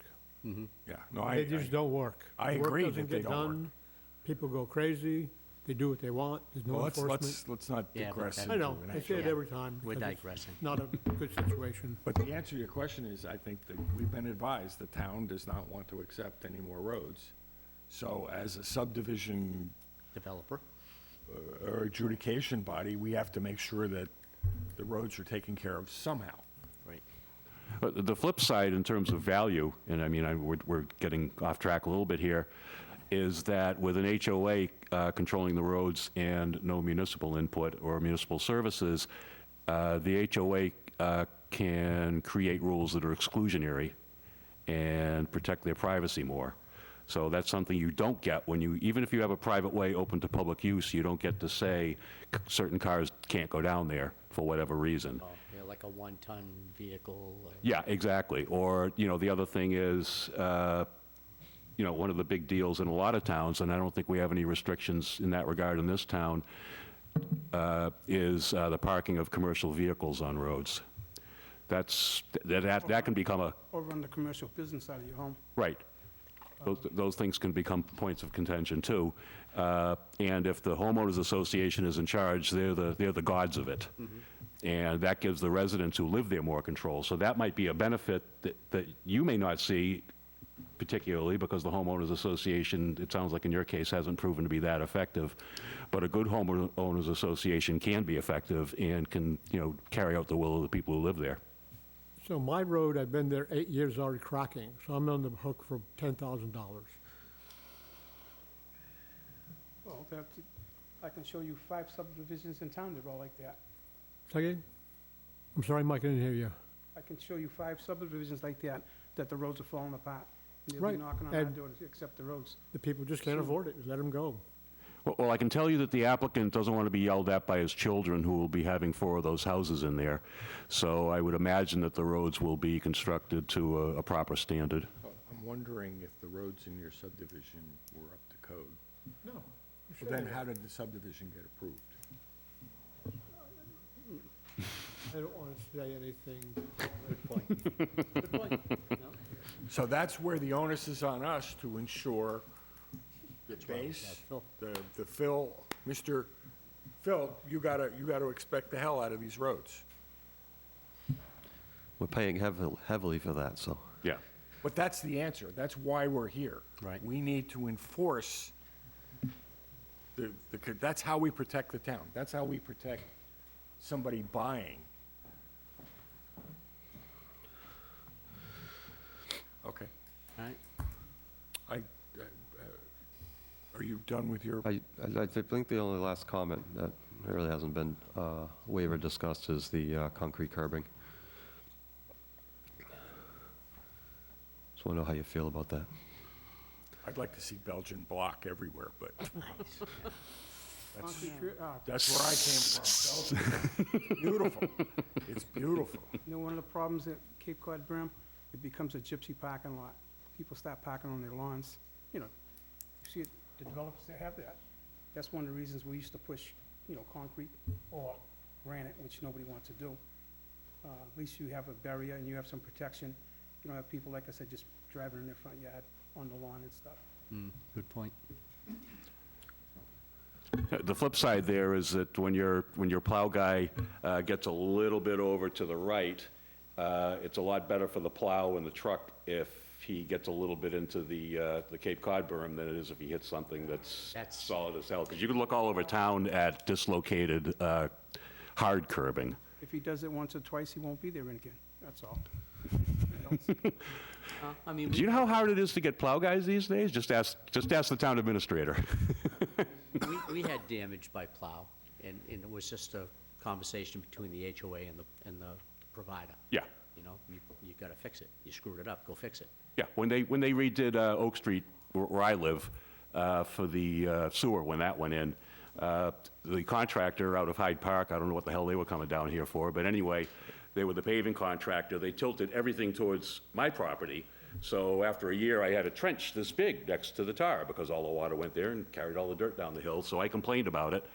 And the selectmen, who were the sewer commissioners at the time, got on the contractor and they put in a Cape Cod berm, you know, retrofitted it with that. And in all that time, I think there's one decent scratch mark from a town plow. And with all the complaints about town plowing, I have to say they've done a pretty good job on my hill.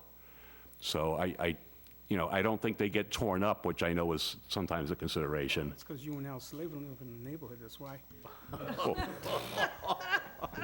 Yeah, but I'm a nobody now, and they're still doing a good job, so what does that say? Better check next year. I have to agree with Mike. I think a Cape Cod berm is an invitation to just hop over it and park wherever, you know, which would not be a good thing for the residents that are buying homes in the neighborhood. You know, if you've got a neighbor who has no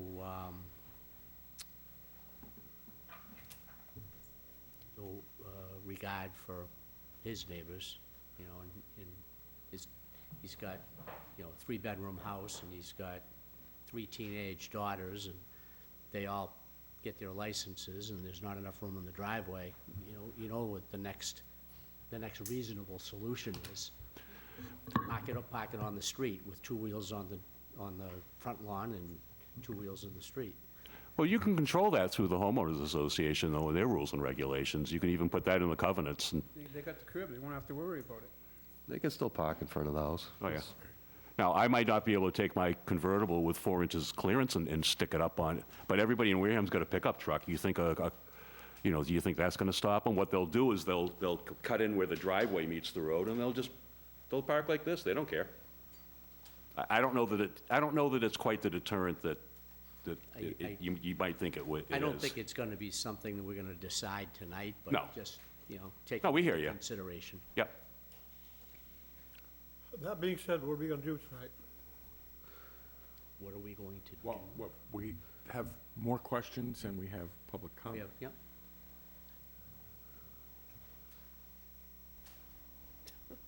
Does that answer your question? I mean, there's people out there who want to speak, I know. That's the reason I'm still here. and I have a question, so. You know, I'm sure you do. I hope we have answers. No, at the last meeting, you offered a site walkthrough. Mr. Buckland was going to coordinate that. I have not received an invitation. Are we going Neither to still have have a site walkthrough? Absolutely. I want to have that site walkthrough before. We actually had conservation out there, minus the chair who was, recovering from her latest mishap. We'll probably get a sedan chair and haul her around when she's feeling up to it. But yes, we would absolutely extend an invitation to you to go out and visit the Before it gets site. so cold, we can't. Oh, we can have a campfire and cook hot dogs. Okay. So Well, wait till the pond, can you yeah. help pull that together? I thought we were going to do that. Yeah, we'll set one up in the next week or so. Thanksgiving walk. Okay, all right. Turkey walk, turkey trot. Thanks. I'd like to walk the site. Yep, me too. It's a huge site. It's okay, I'm young. You talked about answering citizens' questions about environmental survey. Are you going to, there were questions raised about rights-of-way and access. Are you planning to address that at some point? Yeah, Squirrel not Island this Road. evening. I don't think No, it's I just, right, relevant. it's still on the open list of Yep. things to Yep. talk about. Yep. Okay. Those were the open items I brought forward. What about ancient ways? Any of them studied in the area? Ancient ways? Ancient ways? Yeah. Have I studied them? No, but we need a report on ancient ways. We lot need of a them in there. report on turtles. We need all of those reports. Yeah, well, we're working on the environmental study now, so I don't want to make any comments No, now, that's because just we're saying, waiting on all that. All so. those things, yeah. Regarding ancient ways, I mean, I know Squirrel Island. Squirrel Island's an interesting, That road goes from one end to the other, even though part of it's privately owned. well, the interesting thing is that was put up, obviously, probably centuries ago. In 1867, I believe it was, the town meeting voted to build a school down at the end of Squirrel Island. And in 1919, I believe it was, they voted money to tear the school down because they didn't need it anymore. At one point, there was a resident out there, this was when I was on the Board of Selectmen, who said, this is a public way.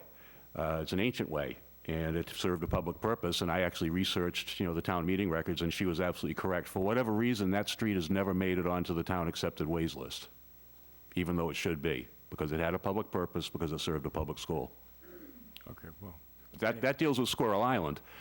I think the interesting thing with Squirrel Island is you've got houses that go down the main length of it, but then you've got a couple that use Squirrel Island addresses that go this way towards where the Mass Railway right-of-way is. Right. And is that the portion that you're referring to as possibly private or not? I don't know. I don't know that anybody got to the school coming that way. I would assume that they were coming in off of Fearing Hill and going down that way to the school, but, Before my time. yeah. You weren't here in 1867? No, he only looks like that. Okay, so I just want to make sure we didn't forget those open questions. No. There's all those reports that we need. Sherry, you have any questions? My only question was about the site visit as well. Sherry's up for a nice brisk morning walk. Jane? For that walk. Okay, if you're done with your comments, we'll invite the public to have their say, if any, and then take what we've done here. Like I said, I don't think we're gonna decide any of the waiver requests, but at least we've had the dialogue, so you kind of know what we're thinking. Yes, that was the purpose of tonight. Good. Yeah, that's helpful. Yep. Okay, is there anybody in the public that would like to speak to this project? Sir, come on up. Yes, sir.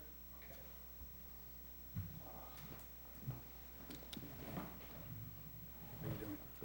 Good. My name is Mike Gadu. I own 500 County Road. And it appears to me, I was out of the country for the last meeting, so I couldn't attend. I got the certified letter, but I just couldn't make it. It looks to me that that street that's going to be going into this 56-house development is on two sides of my property. It runs along the side and along the back. And am I to believe this is the only road going in and out? 500 County Road, so you're just south of Wishbone Way? Yes. Yeah, so that's the primary access. Okay, so 56 homes, we got to anticipate 2 cars per home, probably about 112 cars going to be in and out of there multiple times a day. That seems like a bit of a hazard on County Road. Let me just tell you the truth about County Road. We get no police protection there as far as speeding goes. You can have, in the mornings during the commuting periods, you got people doing 60, 65 miles an hour in a 35 mile an hour zone. There is no regard for the speed at all there. So I think it was you, Mike, you mentioned about having a street light at the end, and I totally agree with that because they would miss that turn going in there. I think some consideration should be given to the post office about where they're going to have, is it going to be house-to-house delivery, or is it going to be NDCBUs where they do a group delivery, and where that's going to be located. Where are the sidewalks going to start? Are they going to start at County Road and go through the whole development, or are they going to start further in off the street? I mean, I just think there's a lot of questions here. You're talking about HOA, that's the first I've heard of that. I think that's a great idea because I don't want somebody behind my house with 3 or 4 cars stored in the back up against my property line. How wide's the street going to be? I had an abbreviated conversation with Ken today. I stopped over around noontime and was talking to his staff. And I believe the road is 24 feet wide and there's 8 feet on each side for easement. I think that comes out to 40 feet, and I'm trying to figure how that's going to fit between when my property jets out near to Wishbone and how that's going to not affect Wishbone. And then the street lights, we're talking about a street light down the end of the street, like Mike said. I sure as hell don't want that thing shining in my windows all night. That's what they make BB guns for. Huh? BB guns. I know those tricks. So, yeah, I've got a couple of concerns about it. But I also recognize that this land is theirs. And I don't want anybody telling me what to do on my land. And I have a problem telling you guys what you should do on your land. But I am really afraid that it's going to encroach on my livability in that area. It's kind of like with the solar fields we were talking about earlier. How many solar fields do we put in a neighborhood before it becomes repugnant? If you were to put a dot on top of my house and draw a 1.5 mile circle, you got a solar field on Toby Road, there's a proposal on Fairing Hill Road, there's one in Marion across the street from me, there's 12 acres down the street that's going to be adjacent almost to that 370 County Road. When do we decide that enough of that is in one neighborhood? Because I'll tell you what it seems like to me, and I think all towns do this. You take what you don't want in the center of the town and you stick it on the edges of the town. I can look along County Road and I can see what Rochester allows on their stride of the road. And I can tell you they would never put that stuff on Plum Corner. So I would ask the board, and I would ask these gentlemen, to keep into consideration when they're putting this development in, that they take into account the people that have been there for several years and have invested a lot of their own money into the property. I've got a lot of money tied up in there. I moved back from Florida to be next to my grandkids, and that's where I plan on staying. So I want some livability there also. Okay? And that's the only point. The only thing I would make a recommendation to the board, check your postal regulations on certified mail. They have 15 days to return it to you. They notify you if you're not home, they leave a slip, they take it back. 5 days later, they notify you again, or they're supposed to, and then 10 days later, they return it to you. But you're gonna have a couple of days on the end by the time you mail it and by the time you get it back. All right, so you're probably looking at 19 days if everything works properly. So just food for thought, okay? Thank you very much, appreciate the time. Thank you, sir. And to, real quick, Peter. Yeah.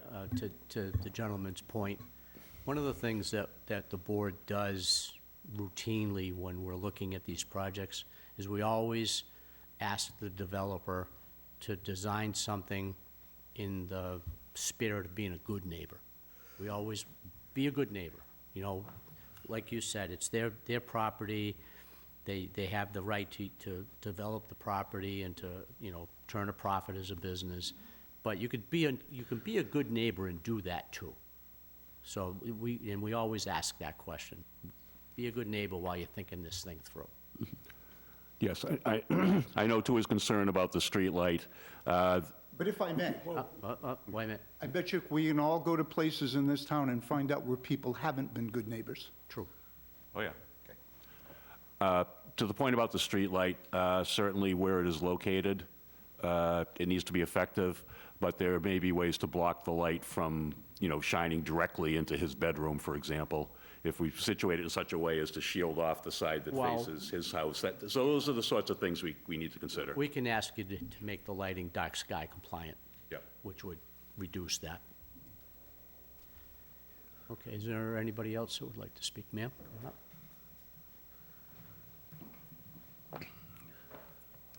My name is Doreen Adams. I live at 4 Wishbone Way. And I have a question. Maps were given out the last time, and I'm wondering if those can be provided? They were much easier to read. A layout of the Yes. proposed project? Yes. If you go on the planning board website and go to projects, it's all online. And is that the same map that you were all provided the last time? It's the exact same one. Here, I'll show you. Just go on the town website, Okay. click the menu, go to boards, go down here to planning board, Thank you very much. click it again, and if you scroll all the way down, you will see, whoops, what did I just do? Crazy phone. Planning board projects, Okay. click that, and these are all the active applications that are before the planning board. And you can go down here, and you will see this one right here, 1223, 370 County Road, Oh, no, we're 1520. 1520. Yeah. 1523. Right. Yes, 15. There we go, Sarah John Realty.